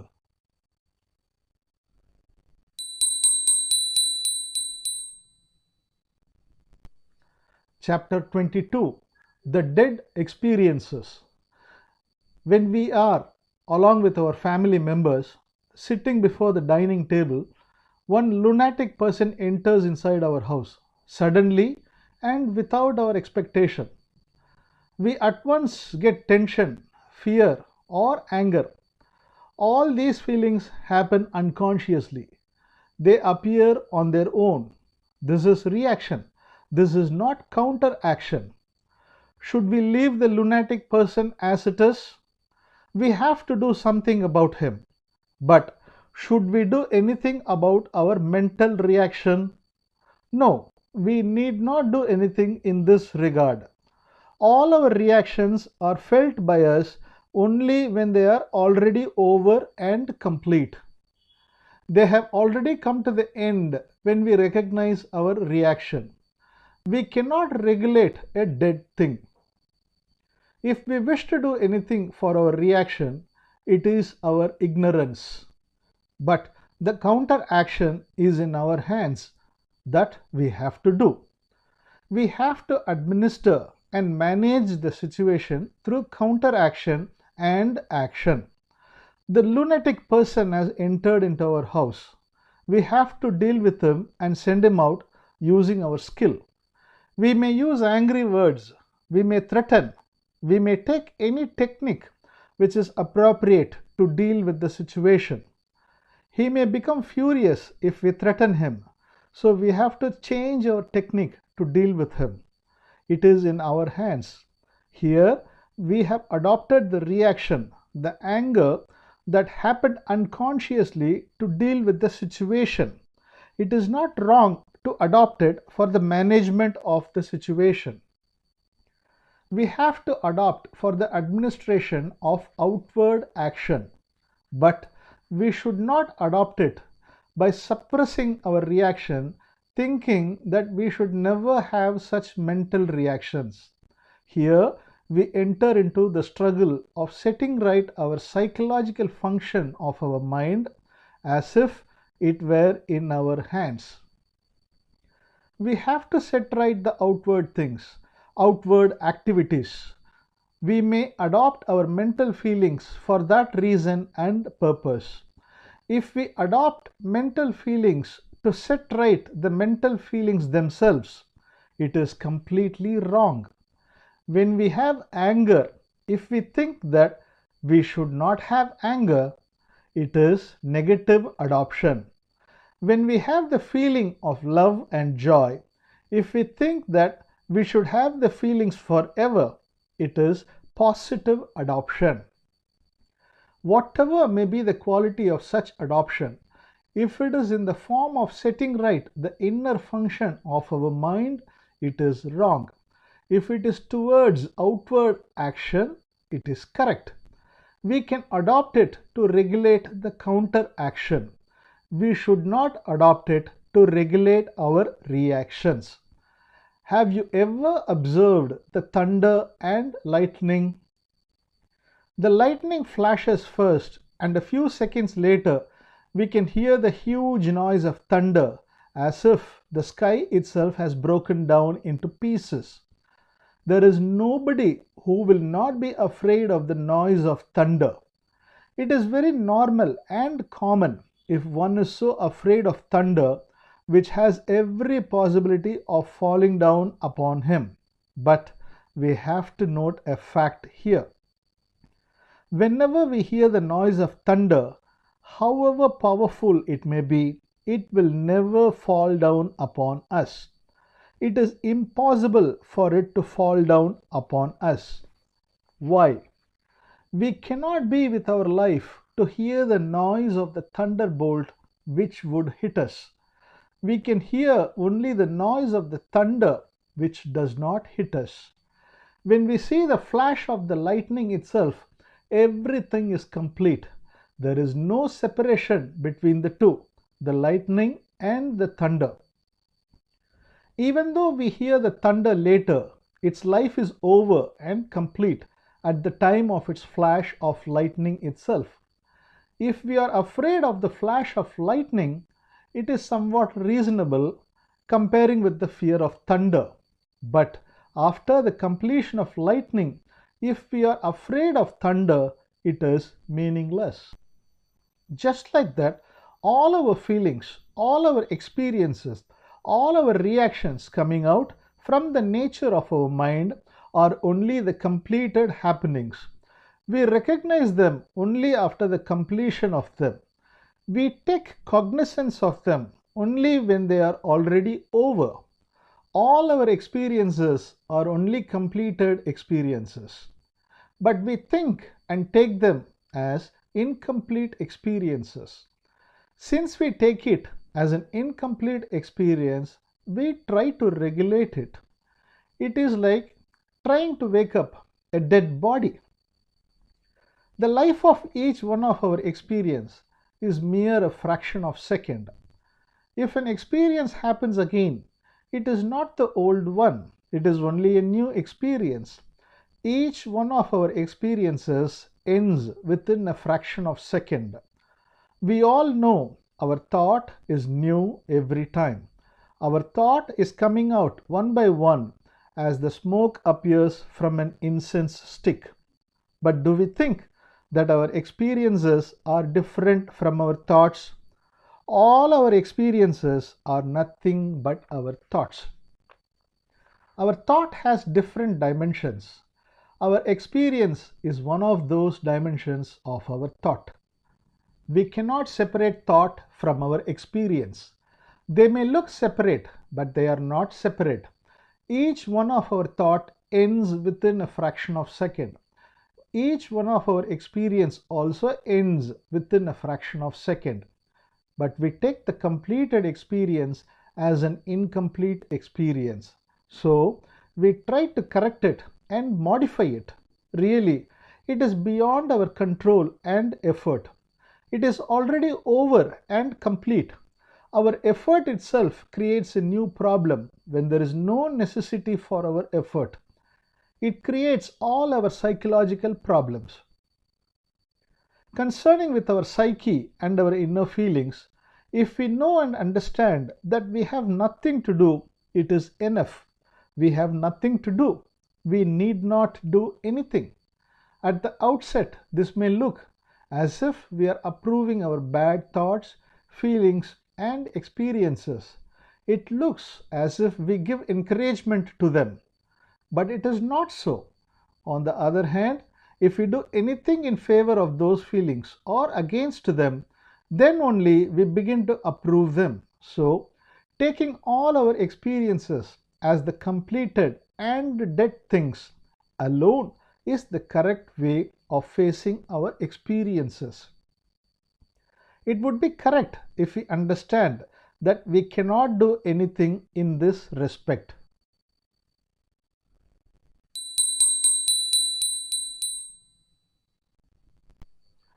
Chapter 23. Meditation is necessary.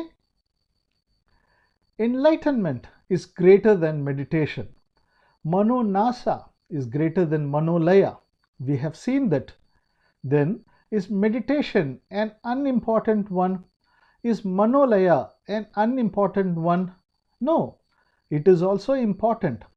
If it is important, to what extent? Or does it not have any importance at all? In Tamil literature, there is a great book known as Tirukkural written by Thiruvalluvar. In his book, he raises a question. In the common vicinity of our world, we see most of the people are in poverty and very few people alone are prosperous. He asks, why? Then he himself answers his question.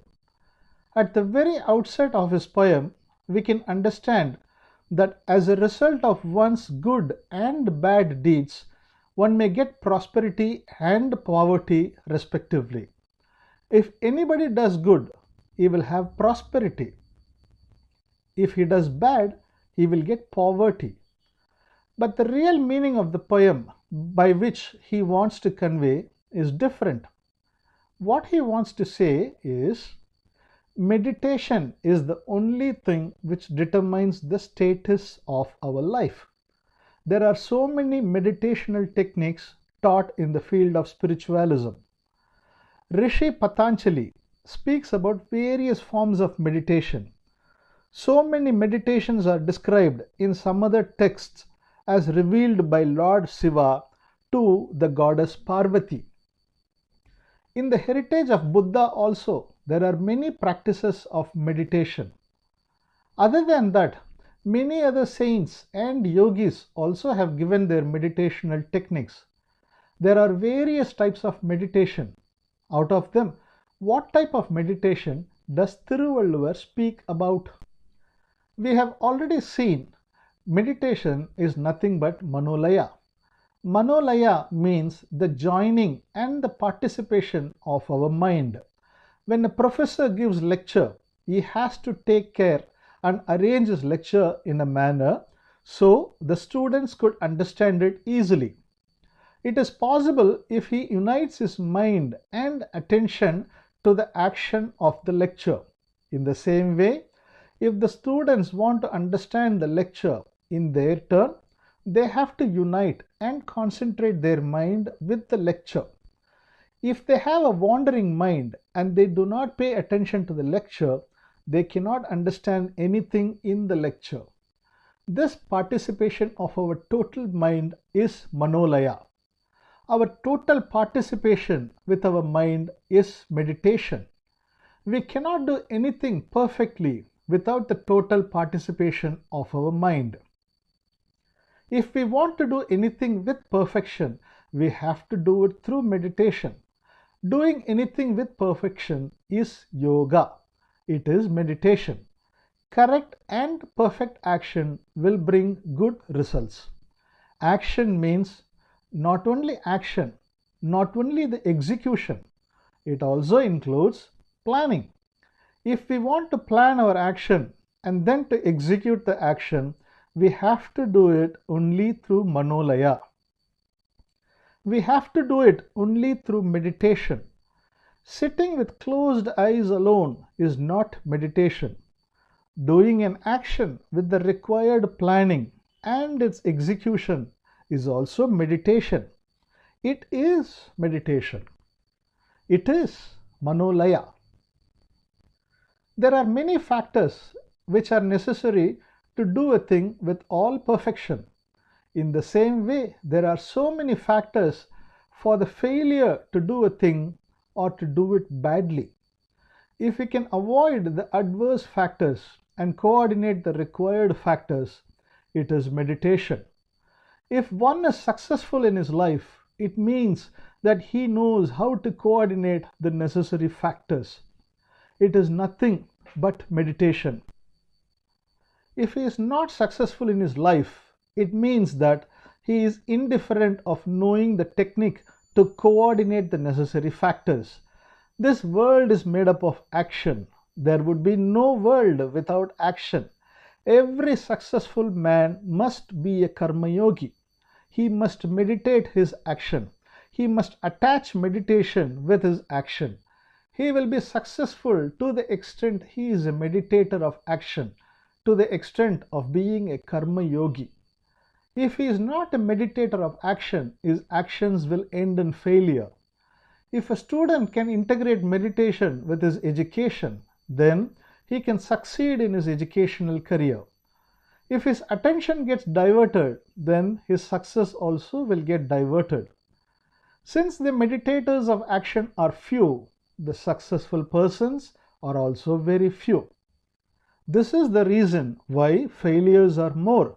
The persons in poverty are more. We cannot separate meditation from our life. Our life would be perfect and orderly to the extent of our participation with meditation. We have seen in the beginning that we have to give up meditation for the attainment of enlightenment. Now, if we give importance to meditation, what does it mean? Is meditation important? Then is not enlightenment important? Concerning with our inner life, enlightenment is the greatest. But concerning with our outer life, meditation is a must. We cannot neglect the outer world. It is also important, just like the inner world. He must be an enlightened one, a jnani in his inner life, and he must be a yogi, the meditator in his outer life. Only then he is a complete man. A complete man can also be named as a divine man or a godly man. He does not have any effort concerning with the inner world of his mind. All his inner experiences are nothing but spontaneous happenings. He does not do anything against or in favor of his reactions. They happen on their own and disappear on their own. His psyche becomes a flowing one.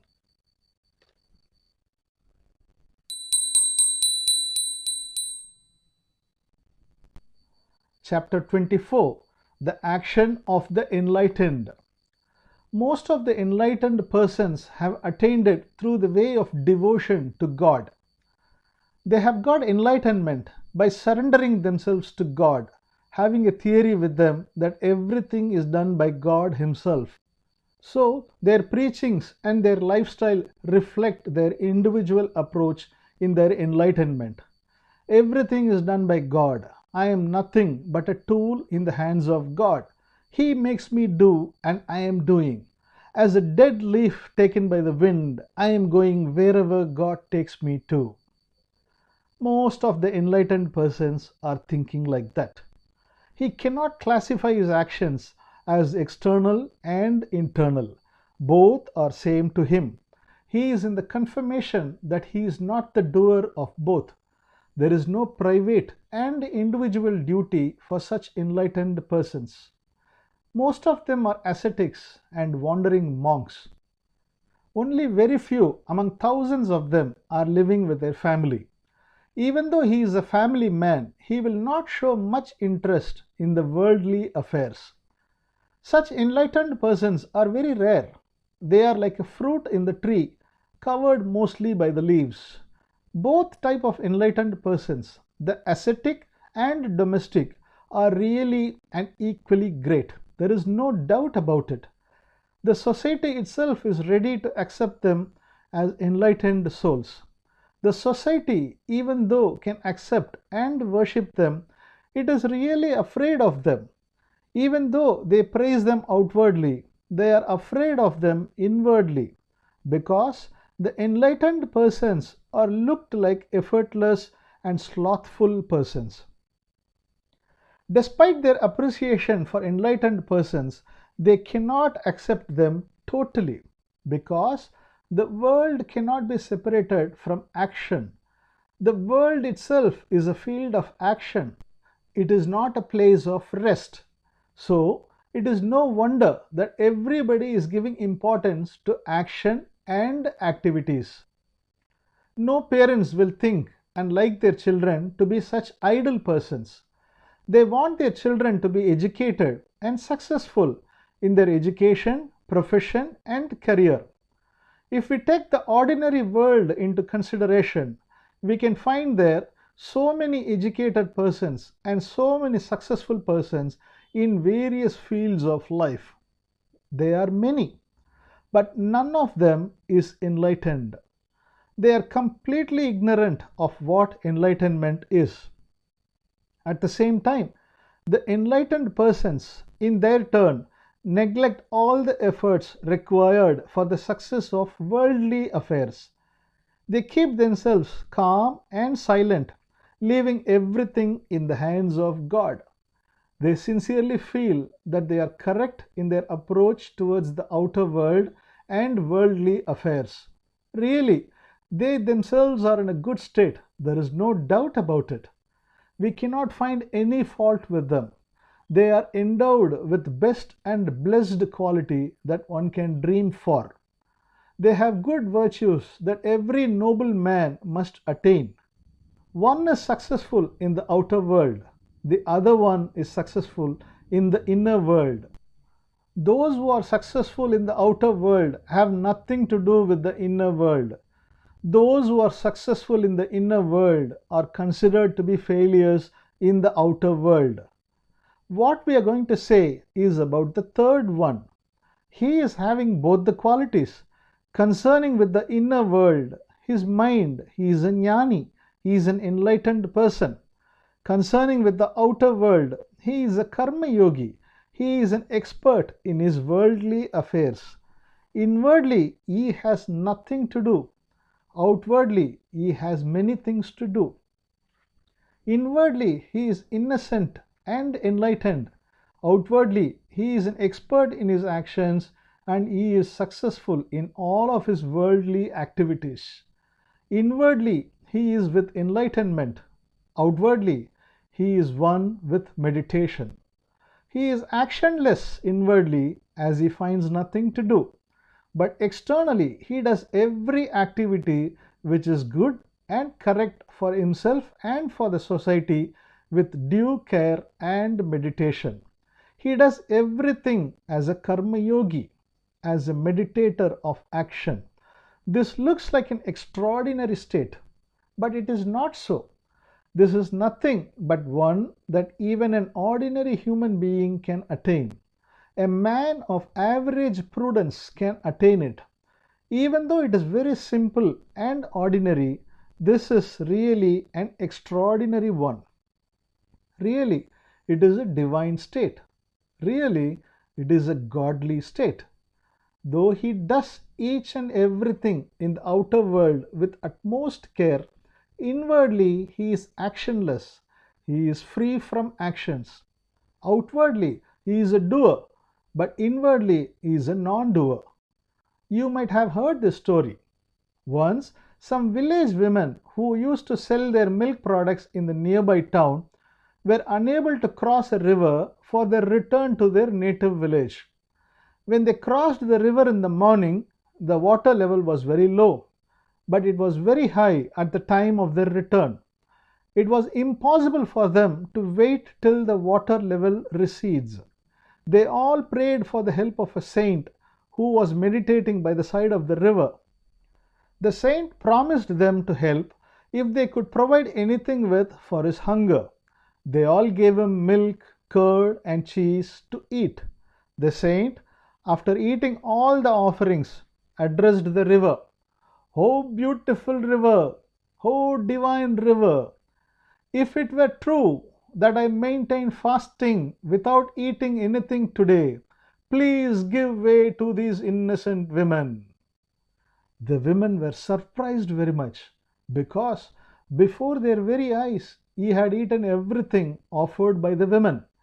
But he openly lied that he had not eaten anything and that he was maintaining a fasting also. They all were perplexed, but to their surprise, the river accepted the request of the saint and gave way to them. The central theme of this story is that the outer actions will not disturb the inner calmness of a saint.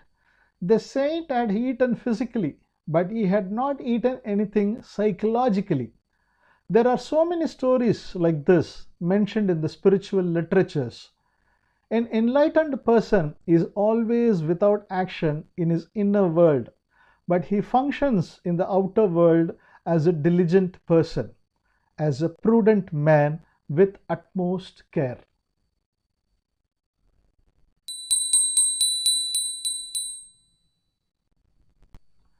Chapter 25: A Doctor's Experience.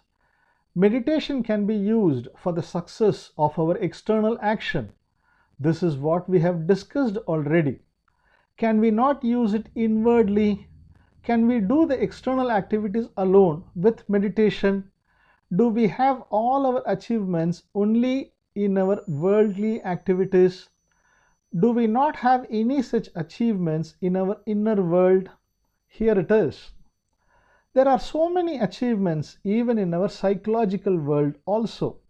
There are many types of transcendental meditations. There are many forms of meditation by which one can develop one's inner capacity. One can develop extrasensory perception. One can develop occult powers. One can develop pleasurable and divine experiences. A young man met me. He was practicing as a house surgeon after the completion of his medical course. Having inclination in the spiritual field, he was interested in attaining enlightenment, but he did not know the way to it. He joined some of the organizations which give training for meditation. He got some pleasurable experiences through meditation. Even though he was interested in attaining enlightenment, He thought one can get enlightenment only after doing meditation in numerous births. Another physician who introduced to the former the Tamil version of my book, Don't Delay Enlightenment, told him that he could get enlightenment by going through the book. But that youth did not believe it. He asked the physician himself whether mere reading of the book of 90 pages could give enlightenment to anybody. But he, taking the words of the physician as a joke, read the book. After reading it, he wondered how simple enlightenment was to attain.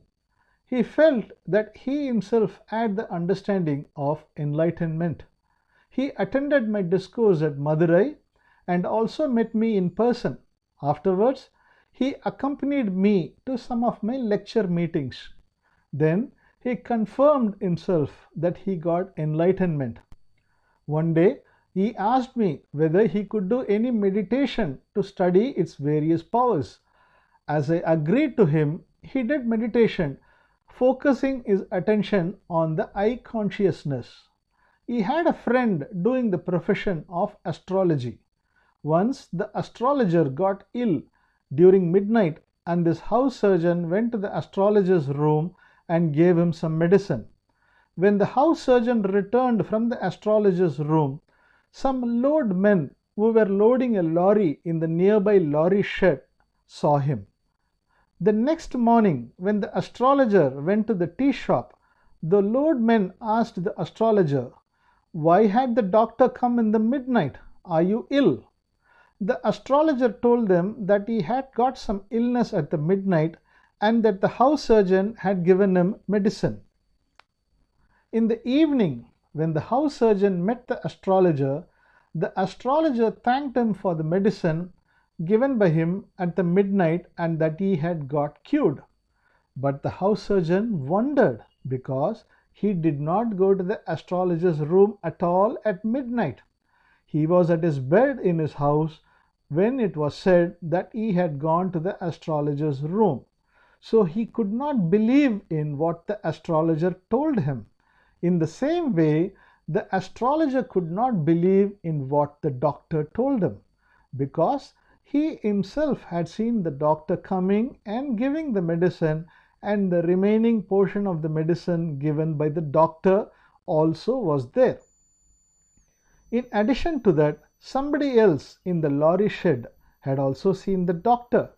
At last, they had to note another aspect. During the arrival of the doctor at midnight, the door of the astrologer's room was locked inside. He never opened the door for the doctor to get him inside. So they both came to the conclusion that if anybody could enter a locked room, it was something abnormal and strange. Some other thing like that also happened very shortly. It was the midnight of October 1st of 2008. The astrologer had the habit of using liquor at times. Since there could be no liquor shop on every 2nd of October, as it is the day of Gandhi Jayanti, the astrologer had purchased a bottle of liquor for the next day. In the midnight, the doctor entered the room and broke the liquor bottle, saying why he had not followed his advice. The astrologer was very much angry with the doctor since he had broken the bottle despite the request of the astrologer not to break it. When the doctor met him the next day, the astrologer behaved in an angry mood. He expressed his dissatisfaction with the doctor. The doctor told him that he never went to the room the previous night and that he never broke the liquor bottle. Here also, they were unable to answer the question of lock, because the astrologer never opened the locked door to get the doctor inside. How can anybody enter through a locked door? The doctor explained all the happenings to me and asked me, "Are you doing all these mysterious happenings through your occult powers?" I told him.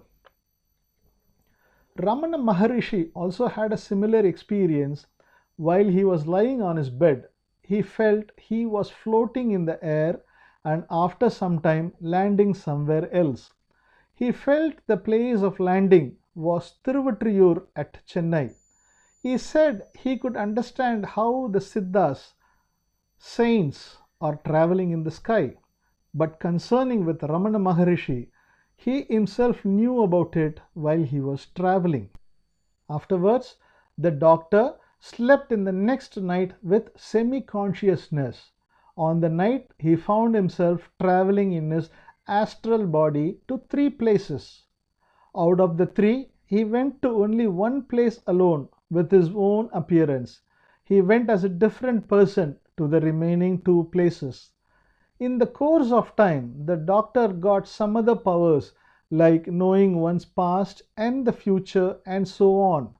He got the powers not through his enlightenment but only through his practice of meditation.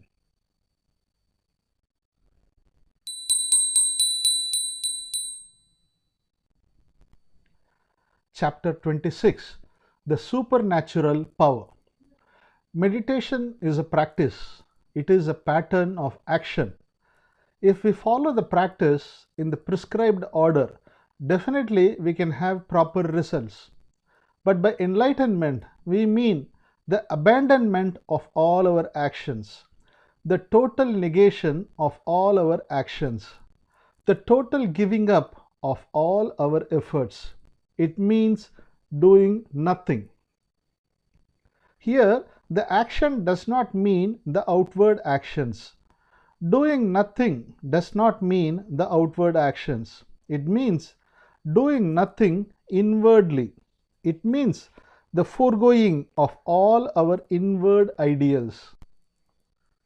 When the young doctor got such mystic power, he got popularity and respect amidst the persons who knew him. But the doctor himself regarded that enlightenment alone is higher than such powers.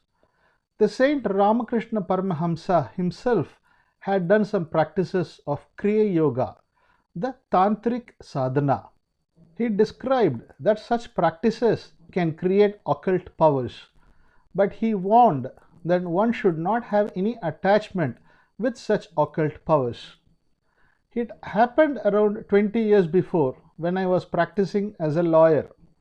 One lady by name Papa Swami met me for her problem. During the lifetime of Ramana Maharishi, she had stayed in his ashram and she told that Ramana Maharishi himself knew her very well. She was a Christian by birth. When she was 10 years old, the godly power of Anjaneya entered into her without any effort by herself. Thereby, she had got supernatural powers. She herself was regarded as a god by the people around her. She had also granted all the boons to her devotees. She had the power to turn the sand into gold. She healed incurable diseases. She could disappear from one place and appear in some other place. She had many other powers like this. When she met me, she was above the age of 80 years, but still she was healthy. I asked her what her problem was. She told me that his neighbor was always giving trouble to her. Despite her complaint with the police station, he could not be controlled. She asked whether there was any remedy through court to take appropriate action against her neighbor. Since I had some knowledge about her powers, I was rather surprised at her complaint and problem. I asked her, "You yourself have many powers with you. Do you need police and court to control your neighbor?" She answered calmly, "Still, I am having those powers with me. I have with me all the powers of Anjaneya, the Hanuman. He even now tells me, 'You give me consent, I will smash him.' But it is a great sin, so I refuse to give consent. I have helped everybody whoever comes to me. I have given them whatever they asked me.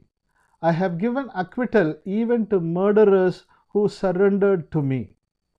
I have used all my powers for the sake of others, but as a result, all have returned to me as karma, a bad effect of their evil deeds. So I set aside all the powers as useless tool. Those powers are still with me, but what is the use of them? I do not consider it a power at all.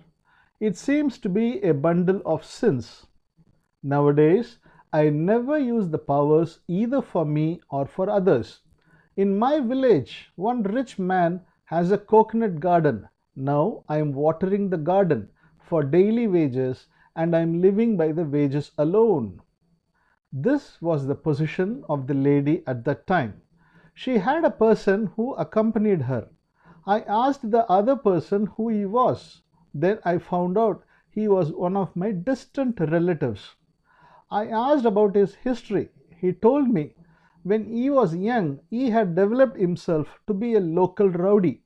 He had 18 criminal cases against him when he was at the age of 18. He had an antagonistic view upon Papa Swami, who was then considered to be a god. Many people gave respect to her, and they even took her out for a procession, placing her upon an elephant. He could not bear with the respects given to her. He openly challenged her. He told her that she was a cheat and that she had no powers at all. Papa Swami also was put in a position to accept his challenge. The reason behind her name Papa Swami is also a peculiar one.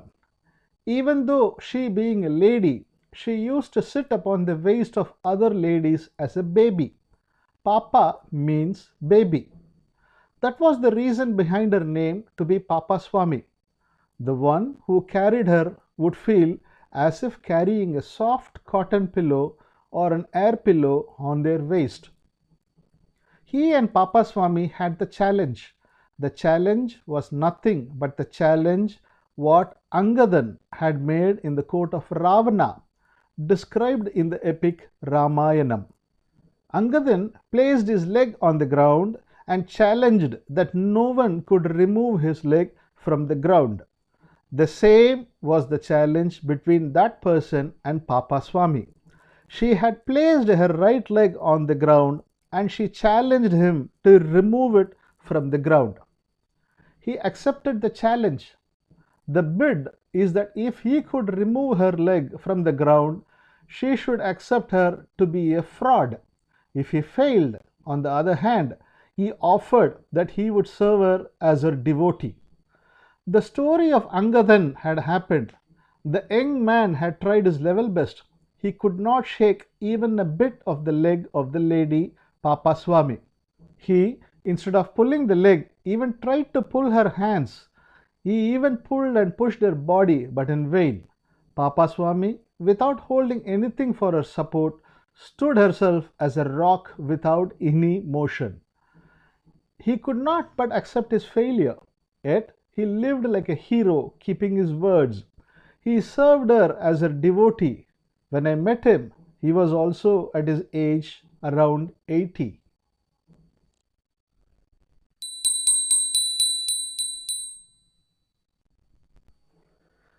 Chapter 27. The Divine Experiences. They are very rare who warn about the spiritual experiences of bliss when everybody is mad after such blissful experiences. Ramana Maharishi is one among them. When we enter into meditation by observing the eye consciousness, we will have some experiences of joy, but we should not enjoy it and stay with that. We must ask, who is experiencing this joy, and go beyond that.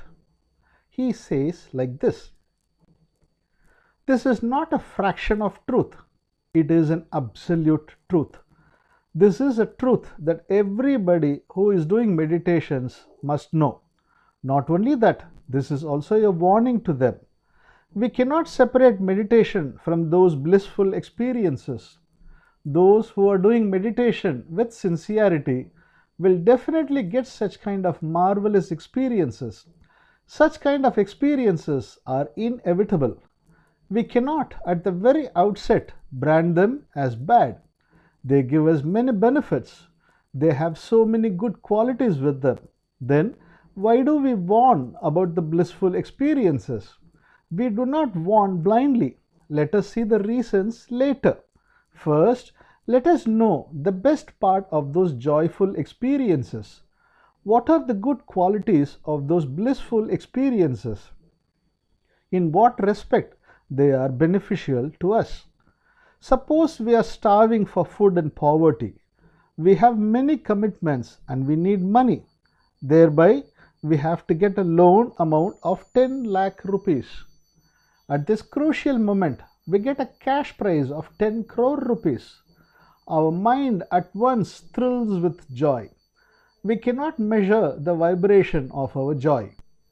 We can have the same kind of vibrations during or after our meditation. The vibration of joy happened by the income of many crores of rupees happens for itself without having got any material benefits. It happens only by way of our meditations. We have seen many who are having the habit of consuming liquor. There may be many reasons behind it. Somebody may take liquor to forget their problems. Some other may take it to celebrate success. Some people may take it due to their addiction to the consumption of liquor.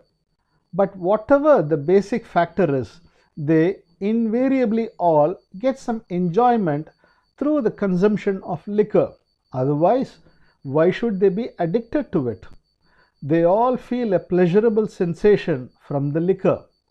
The intoxicating effect of alcohol is desirable in nature to all of them. The pleasurable sensation given by liquor, the joyful intoxicating effect of liquor can be had through our meditation. Yes, without consuming any liquor-like intoxicant. But there is only one major difference between the two. The person who consumes liquor will have staggering gait, incoherent speech, and unconsciousness of mind. But the other person who gets the pleasurable sensation through meditation will not have those defects. He will be as normal as any non-alcoholic. In addition to that, he will have the quality of intoxication with a calmness in mind. He can have those experiences even after his meditation. At times, it continues for hours. Somebody may have the same for days even. With the regular practice of meditation, one can get peace of mind. His wavering mind subsides. He gets freedom from unnecessary worries. Without taking any tranquilizers, he will have undisturbed sleep. He gets cured from his ill health, which he has developed through his mental worries. He gets the aptitude for good thoughts and good habits. Many hardened criminals have changed their attitude and their way of life only through the regular practice of meditation. The persons who are doing regular meditation are living like role models for others. Their lifestyle itself creates an astonishment and attraction for others. There are many other benefits and we can enumerate more and more. That is why even a common man himself is interested in meditation. Most of the physicians recommend meditation to their patients for regaining normal health. Even the physicians themselves do regular meditation. But as the shadow lives under the light itself, there are certain defects in meditation also. Even our meditation itself creates some evil effects. Let us see what they are.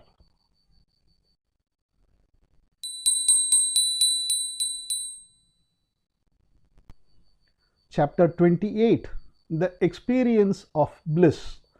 One gets training how to shoot with a gun. He even gets prizes for shooting.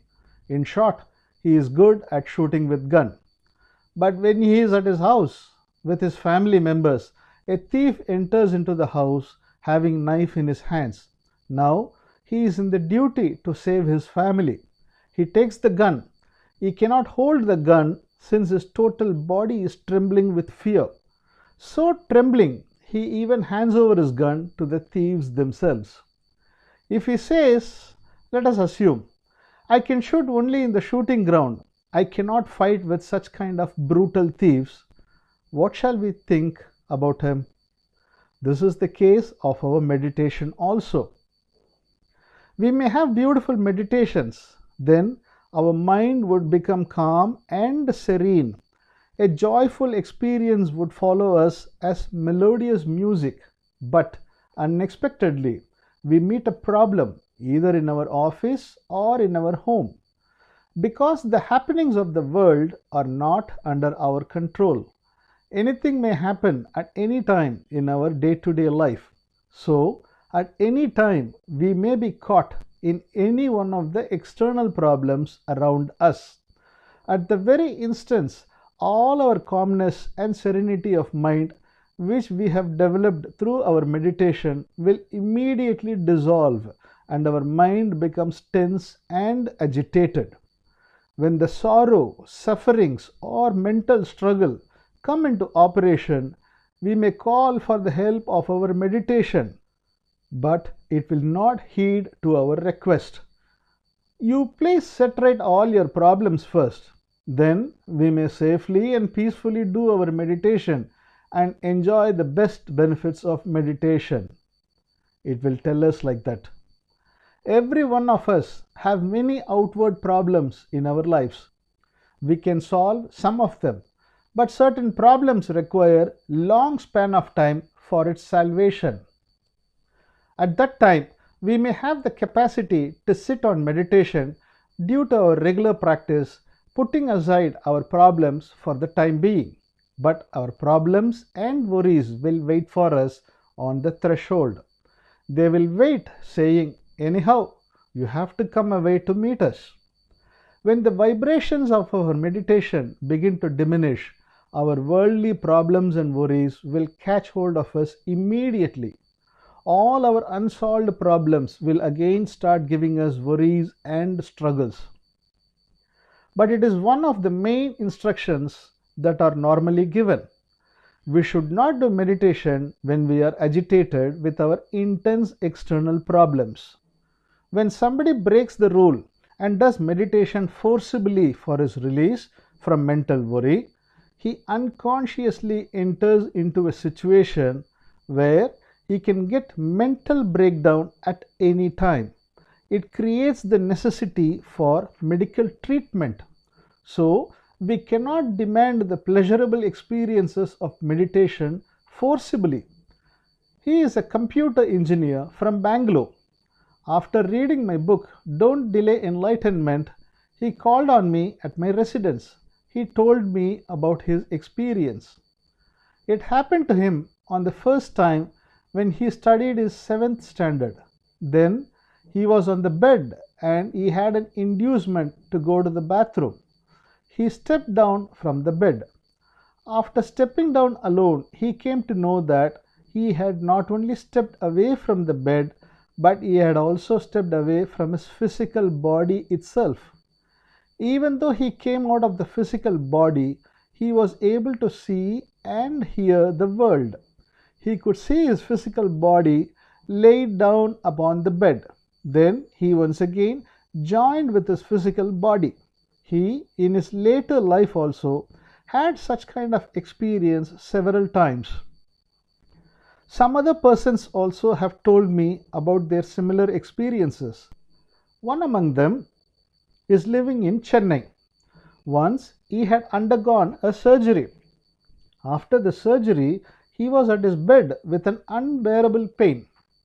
It was at that time he had this experience of going away from the physical body. Coming out from the body, he could see his physical body as if it were the body of some other person.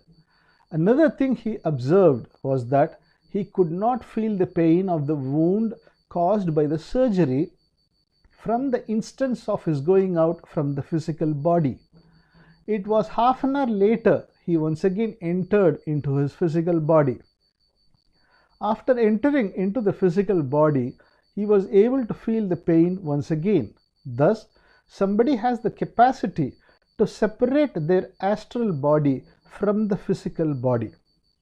Thereby, all the experiences related to physical body are terminated. They can see, hear, and recognize, but there is no experience of feelings. The blissful experience of meditation and other spiritual practices cannot be experienced without the help of our physical body. Our spiritual experiences are experienced only in the brain and the nervous system of our body. We can experience them when we have both physical and astral body joined together. Whatever may be the experience, if the density of the experience is heavy, our physical body cannot bear it so easily. When the joyful experience of our spiritual practice is experienced beyond its limit, it destroys the health of our physical body. The spiritual aspirants are not aware of the intricacies of the spiritual field and the experiences they derive from. That is why the joyful and blissful experience of the spiritual field is regarded as high.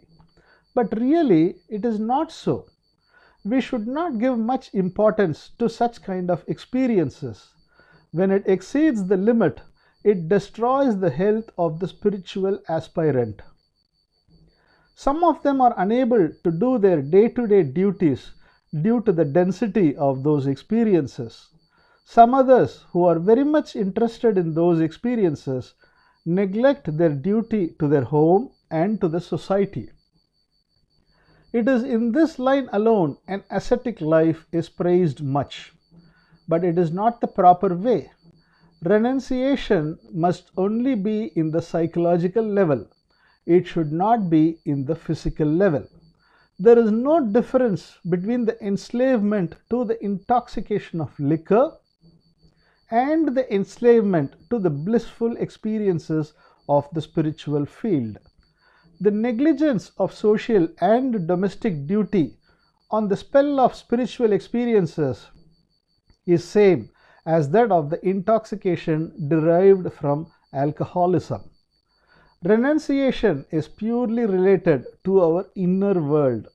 Concerning with the inner world, we have to renounce all our experiences. There is no disparity as higher experiences or lower experiences. Whatever may be the experience, it would be correct if they come in unintentionally and go away unintentionally. It would be wrong if we anxiously catch hold of anything in the name of spiritual experience. Renunciation is not applicable to the physical external world where love and care that unite everybody is the proper and best way of life.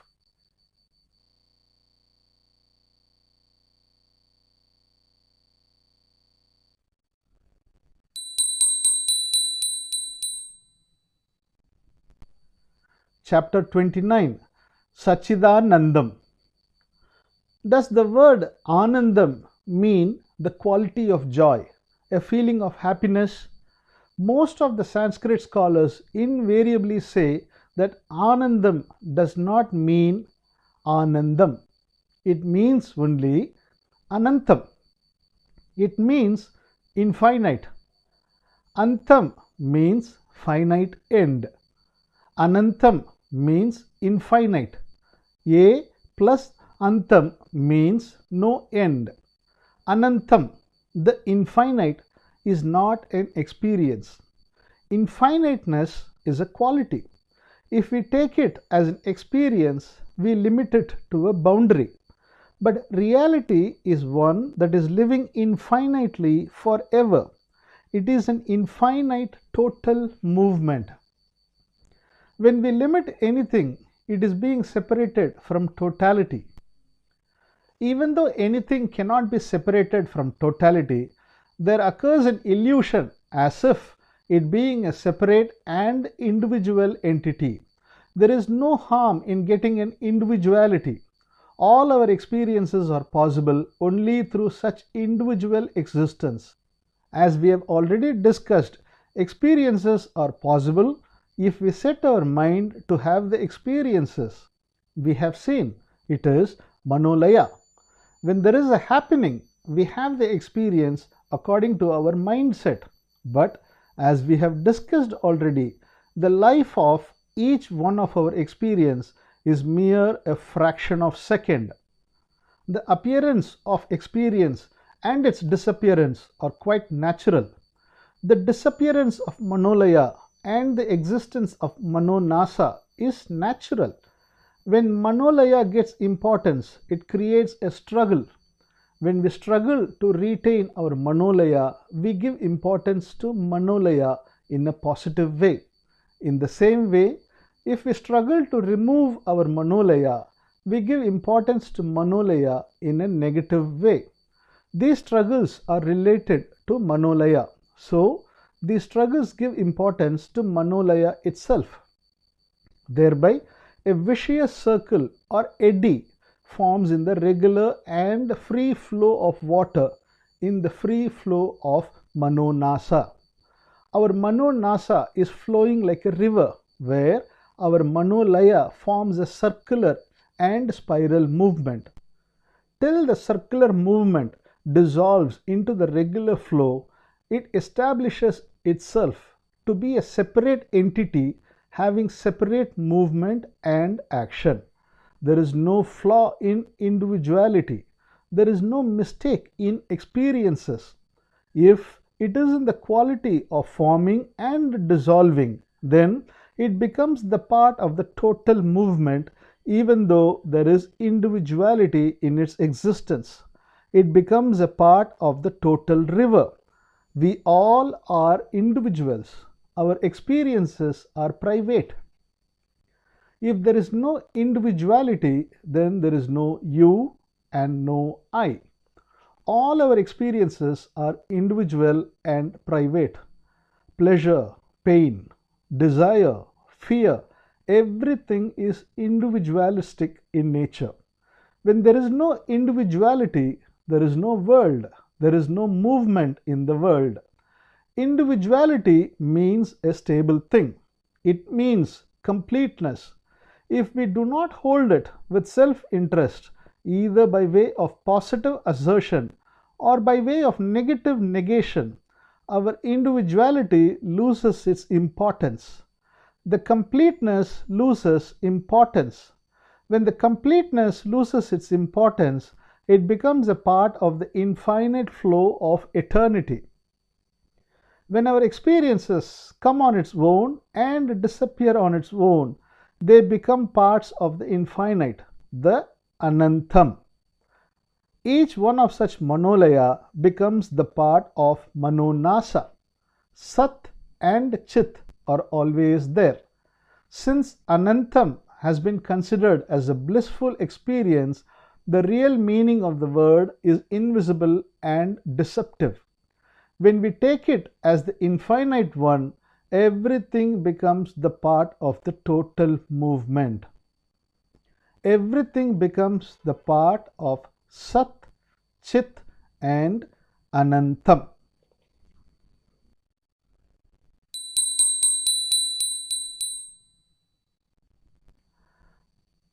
Chapter 30. The observer is the observed. In the spiritual literatures, there is one another important feature. It is Tiripudi. Tiri means three. Pudi means state. It means three states of experience. The three states are observer, observation, and observed. Observer means the person who is observing. When I see a tree, I who sees the tree is the observer. The tree which is seen by me is the observed. The seeing of the tree is the observation. These are the Tiripudi, the observer, observation, and the observed. Who is this observer? Inquire who am I and find out its real nature. Thus says Ramana Maharishi. And The observer is the observed, says J. Krishnamurti. We have already seen the example, the dreamer and his dreams. The dreamer himself assumes various characters in his dream. The dreamer, when he dreams, becomes the passenger in a train, then he becomes the traveler in a car. In this way, he assumes many characters throughout the dream, but till the end of the dream, he will never recognize him as the dreamer. He will not be the observer of the dream, but he functions only as the observer of the experiences happening in the dream. This is the case in our day-to-day life also. This is what is happening in our waking state also. In our waking state, we are having experiences in each and every moment of the day. But we will not consider ourselves to be a separate entity apart from the experiencer of the experiences. We always consider ourselves to be the experiencer, the observer of the experiences. We become the reflecting entity who reflects the observed. When there is the experience of anger, we become the person who has anger. When there is the experience of pleasure, we become the experiencer who is having pleasure. Experience does not happen to the experiencer. Experience itself creates the experiencer. The experiencer is formed according to the experience, but we will not take it so. What we feel is that the experiencer is a changeless entity and experiences happen to him all the times. So we try to set right our experiences. Since we feel that they happen to us, we try to change the sorrow and suffering. We try to retain the pleasurable experiences. As we are thinking that observer is different from the observed, experiencer is different from the experiences, there happens all our problems. Really, observer is being a part of the observed. Experiencer is being a part of the experience. If we can join both the experiencer and the experience as one, then all our problems will come to an end. There will be no problem if the observer and the observed become one. What shall we do for that? What shall we do for joining them as one? Two ways are prescribed by a Tamil scripture known as Unmai Neri Vilakkam. The meaning of it is explanation to the way of truth. Two duties are explained and given to us to achieve the goal. We should be actionless. This is the first duty given to us. The second one is we should become the other thing, the observed. The first one given is that we should not have any duty or action for ourselves. We must keep ourselves actionless. Suppose I experience fear or sorrow. What should be my duty in the situation? Here, I am advised to keep myself actionless. So I have no duty either to control the fear or sorrow or to run away from them. When I have no duty, then what is that I have to do? There comes the second duty. I should become the other thing, the observed. That means I must become the experience of fear itself. I must become the experience of sorrow itself. Then we do not have any duty on our own, and when we become the experience itself, what will happen then? Then there will be the union of the observer and the observed, as we have seen. But it is said in the scripture that when we have executed the two duties, God Himself does all our duties on behalf of us, and He takes us to be the part of Himself. Now, let us know and consider the implications and details of the said two duties. We should not have any duty of our own, and we must keep ourselves actionless, is our first duty. What does it mean to be actionless? If we have to do anything, we may ask, how can I do such thing? Here we cannot ask what I can do to be actionless. Doing nothing itself is being actionless. So we need not do anything to execute our first duty. Now, what is the second duty? We have to become the experience itself. The experiencer must become the experience itself. The observer must become the observed itself. Now we have to do something. There comes action. Shall we have to accept the experience as part of ourselves? When we accept the experience as our part, is there not a possibility of the union of the experiencer and the experienced? But we have seen that the experiencer himself is the product of the experience. So the experiencer is bound to the experience. Therefore, the experiencer cannot contain the experience as his part. Okay. The experiencer cannot make the experience as his part, we admit. But instead, can the experiencer himself enter into the experience and become part of the experience? There is a proverb. Either Muhammad has to go to the mountain or the mountain has to go to Muhammad. Anyhow, both must be united.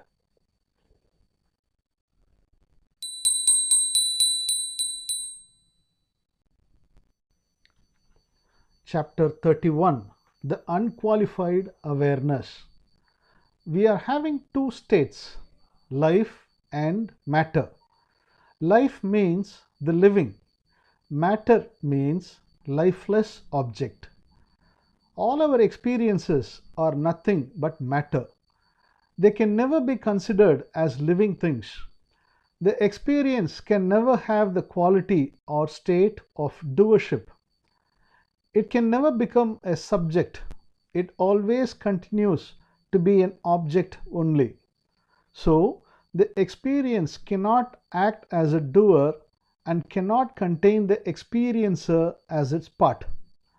Even though the experiencer happens to be the product of the experience, there is also a quality of life in the experience. In the base of his being, the experiencer is a living thing. He cannot be considered as a material object totally. Even though the experiencer in a dream is made up of the experiences of the happenings in the dream, he has got his basic life from the dreamer himself. The experiences in a dream may be the reason for the outward appearance and action of the experiencer. But he gets his basic life, the Sat, from the dreamer. This is the same in the case of our waking state also, where our experience is the cause for the outward appearance and action of the experiencer. Here, what is the basic cause for the liveliness of the experiencer? It is the dreamer in the dream state. What is that in our waking state? It is our unqualified awareness. This is known as Chit. The experiencer is nothing but the formation of Chit, the unqualified awareness with the experience. The experience is Jada, matter in essence. The joining of Chit and Jada creates the Chit Jada Kranti, the experiencer. The Chit alone has life. The experience is only a matter without life energy. Experiencer is the combination of the two. Actually, the original Chit, the unqualified awareness alone is the doer. He alone has the freedom to do anything for himself. He is the real doer of our experiences. He is the real possessor of all our experiences, as the dreamer is the real doer in the dream. The Chit is the real possessor and doer. The Chit, the unqualified awareness, is not bound by our experiences. Hence, It never gets itself affected or stained by our experiences. So the Chit, the unqualified awareness, is always free. It is always free from the control of our experiences. So it has no necessity to get itself free from any experience or to change any experience. Then who is having all these problems? Who is the entity that is having all these problems? We have seen all our experiences are lifeless matter. So lifeless matter also cannot have problem on its own. Our Chit is also free from problem. Then who is having all the problems? It is the Chit Jada Kranti, the experiencer, who is having all the problems. Now, what is the nature and quality of the problems of an experiencer? His problems are in the same quality as the character of a dream. In our dream, we feel as if we were caught in a danger, but it is not a real one. It happened only in the dream. It is nothing but imagination. We can have the dream as if we got escaped from danger. In the same way, we may also dream that we were unable to get over the danger. But in the real sense, there is no difference between the two. Both are imaginary, because the very existence of the danger itself is imaginary. We can add many ciphers to a cipher. We can deduct or multiply a cipher with cipher. There will be no difference. The result will always be a cipher. Then, what can be the salvation of our problem? How can the observer become the observed? As we have seen, two duties are given to us. We should not have any action or duty on our own. This is the first duty. The second one is we must become the experience itself.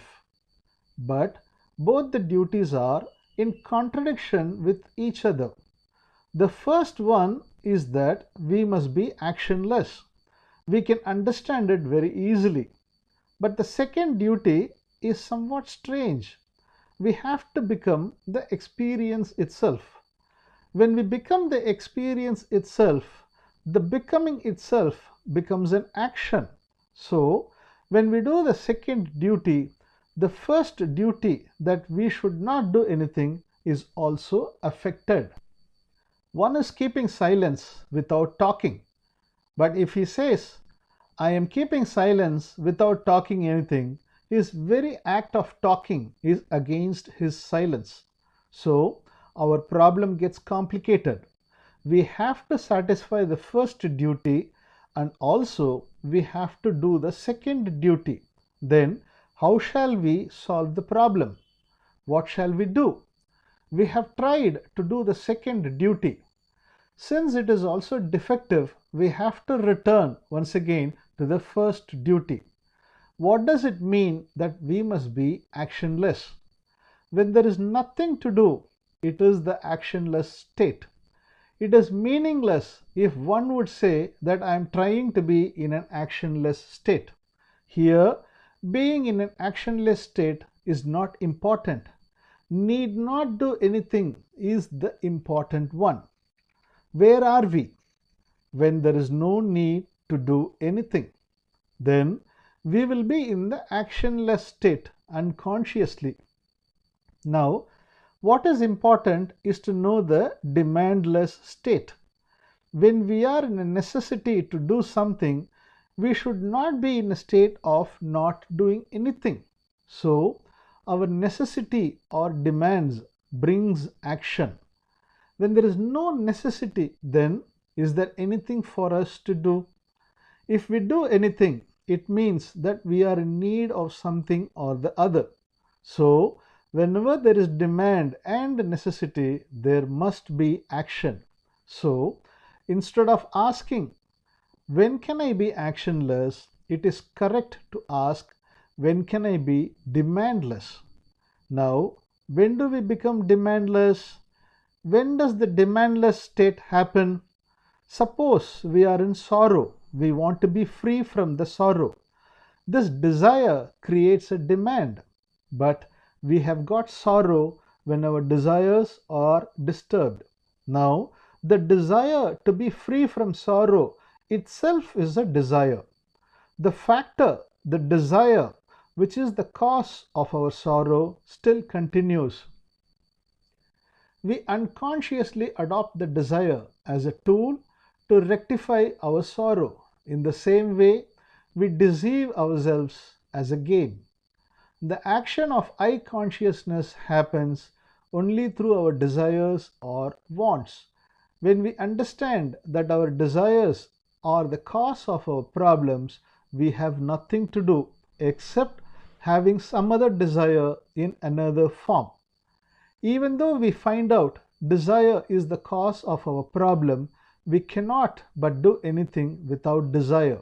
Now we come to understand that all our ways are wrong.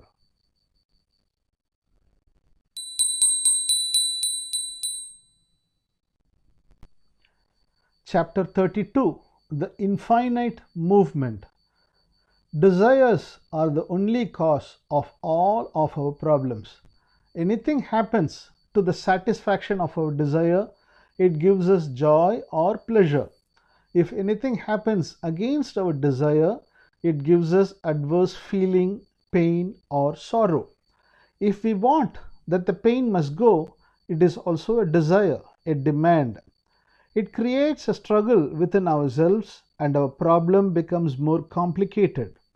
The demand for pleasure is the basic reason for our desires. There will be no desire without a demand for pleasure.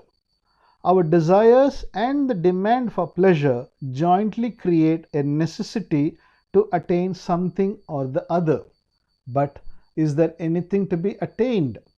When we have sorrow, we want a sorrowless state.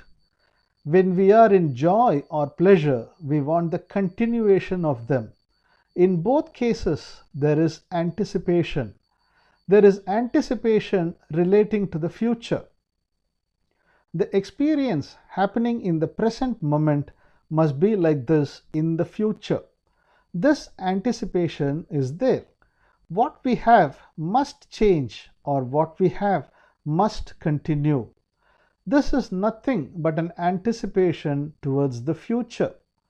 When such future aspect gets importance, the anticipation towards it, the effort towards it, the action towards it is inevitable.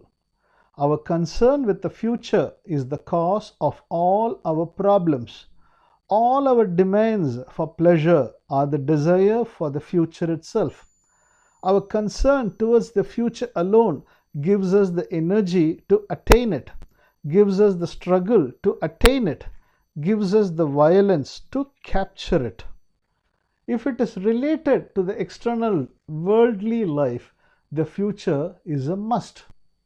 Future is the active force to conduct our worldly life. When it comes to the inner world, the inner life, the future is the only problem.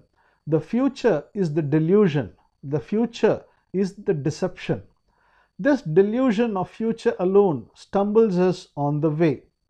The anticipation that we have to attain a state or that we have to attain a quality gives life to the future.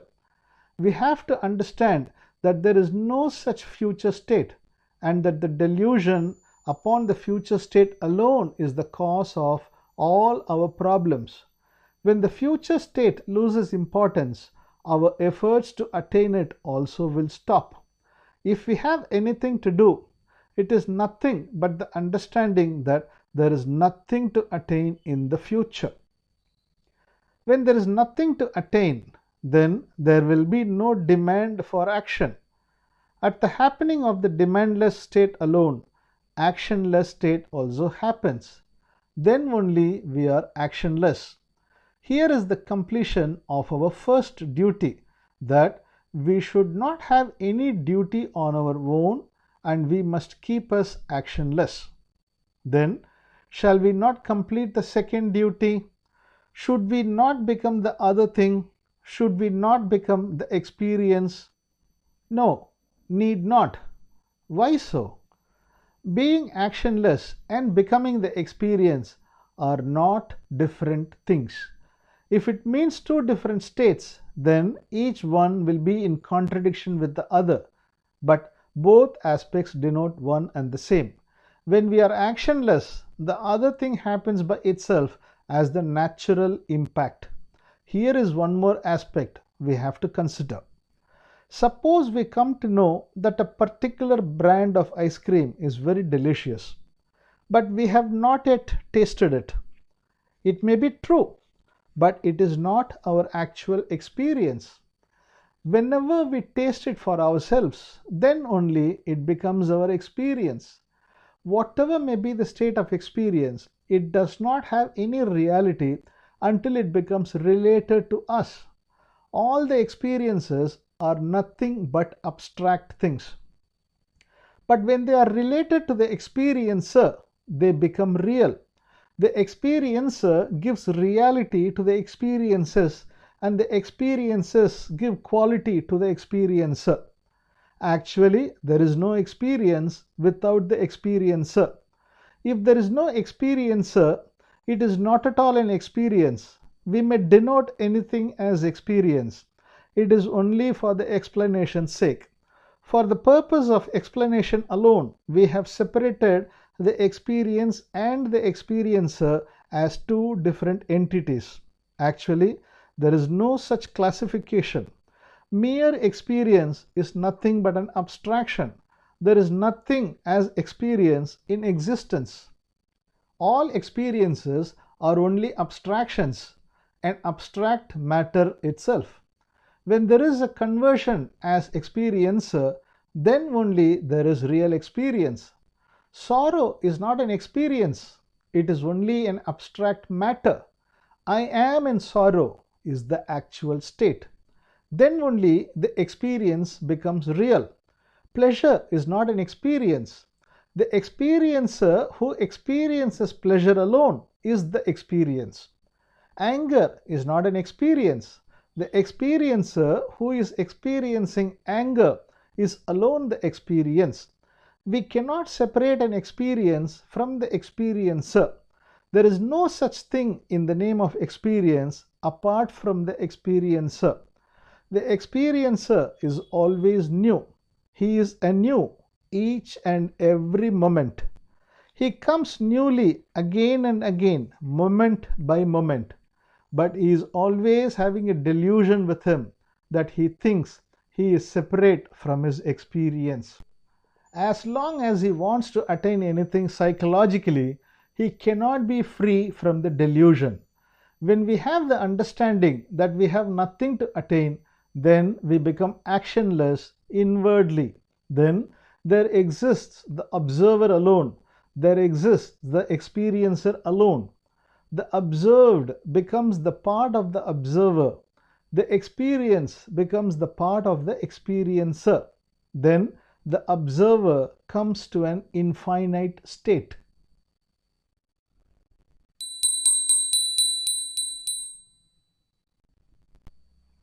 Chapter 33. The ever-flowing reality. He was an old man. He was begging for alms, holding an old dirty begging bowl. He had a very poor sight. He could not walk steadily. He took alms in the bazaar, shaking the coins in his vessel. He asked a shop owner to give him alms, stretching his dirty vessel. The shop owner, looking at his dirty vessel, started abusing him. "You fool!" The old man murmured. "Why do you scold me, sir? If you do not have the mind to give me anything, please let me go away." The shop owner at once snatched the begging bowl and forcibly threw it away to the ground. The coins in the bowl were scattered here and there. The people nearby crowded immediately.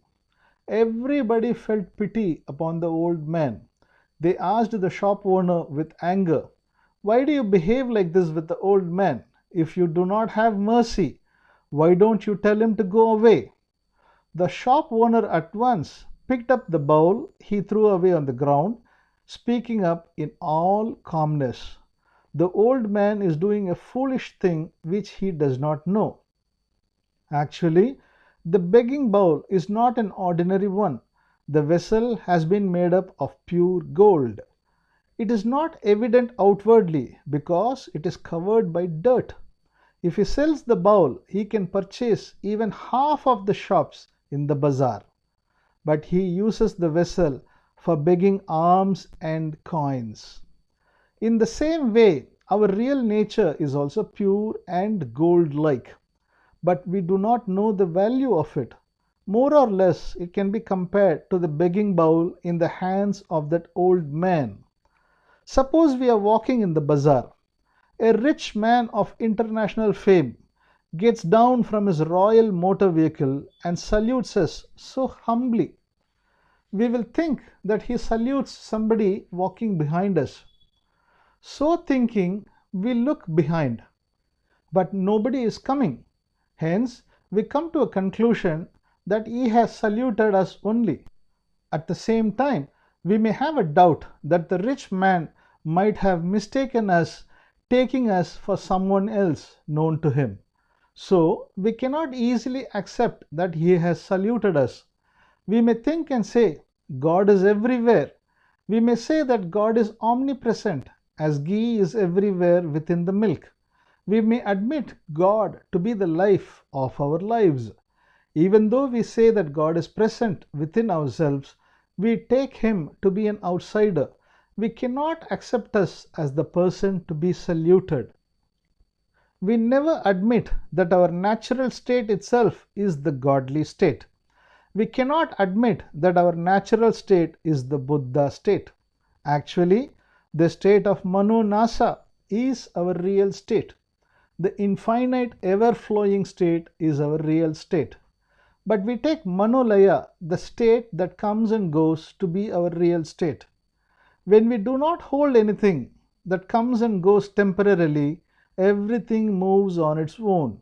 Everything takes part in the total movement of the universal reality. The Buddha state is not a bounded one. It is an infinite flowing state. It is not an idea that we are in the Buddha state. It is not an idea that we ourselves are the reality.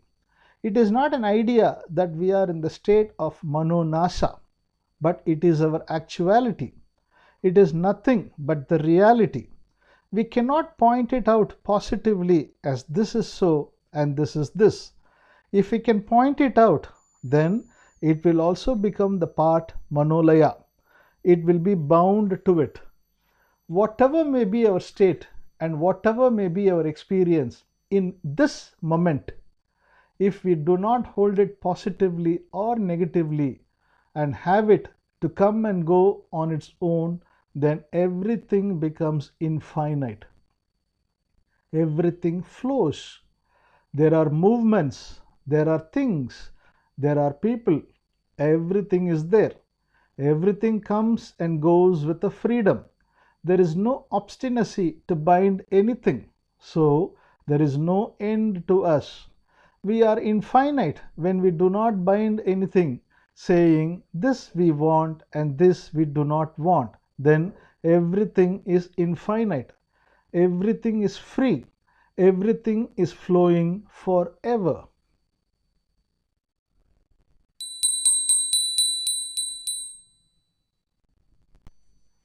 Chapter 34.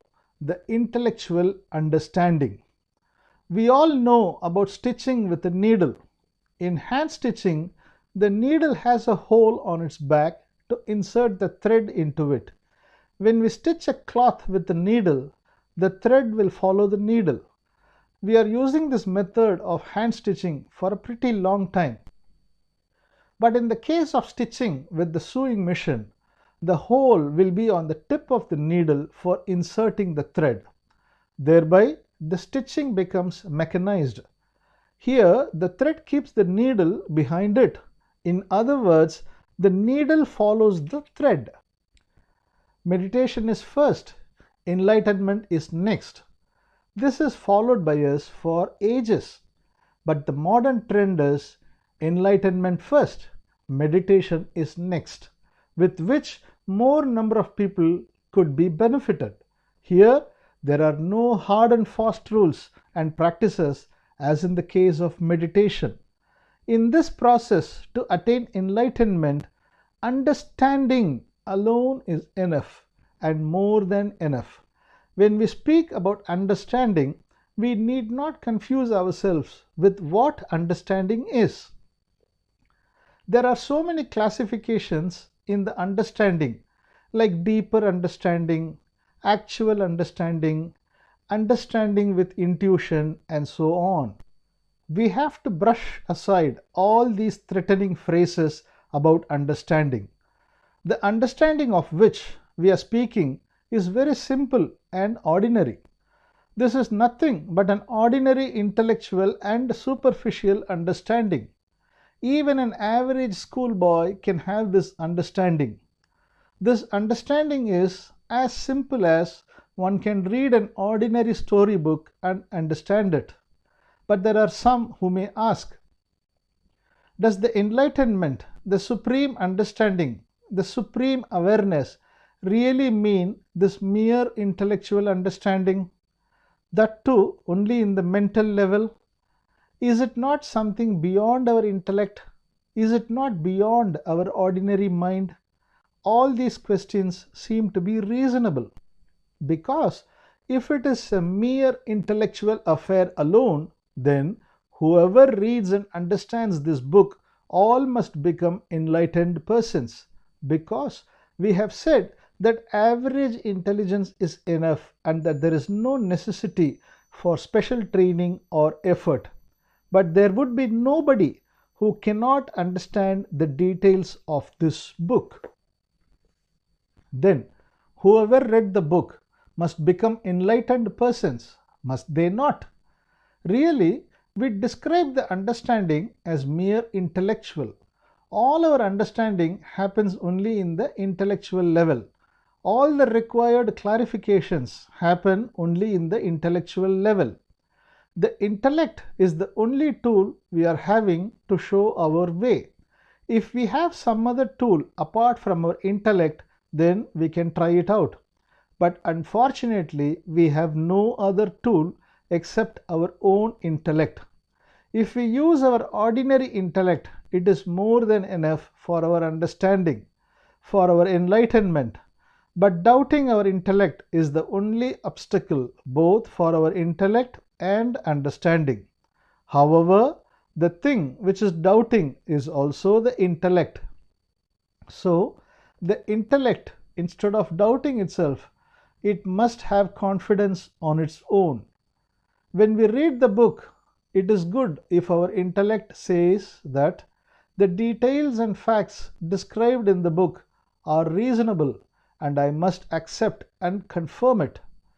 But instead of that, if the intellect itself denies, no, this cannot be so, this must be in some other way, then our intellect itself contradicts itself. In the details given in this book, 50% alone is real, the other 50% may be false. If our intellect feels like that, and when it does not come to a definite conclusion, in that circumstance also our intellect cannot lead us to understanding, because our intellect itself acts against itself. If our intellect agrees with at least to the extent of 60%, then there is a possibility of understanding. In short, when our intellect itself does not indulge in denial of what it has understood, our intellect itself becomes the enlightened intelligence. We have started the book with the statement, give up meditation, get enlightenment. When we understand that getting enlightenment is very easy, we need not give up our meditation at all. Both enlightenment and meditation are having importance. Which one is important, whether the life or the body? Without life, body will not have value. There will be no use to the life without having a body. So, both are important and complementary to each other. Enlightenment is like the life. Meditation is like the body. So, let us have the enlightenment first, as it is very easy and simple as one can see the sunlight. Then, let us do our meditation for the total success of our life.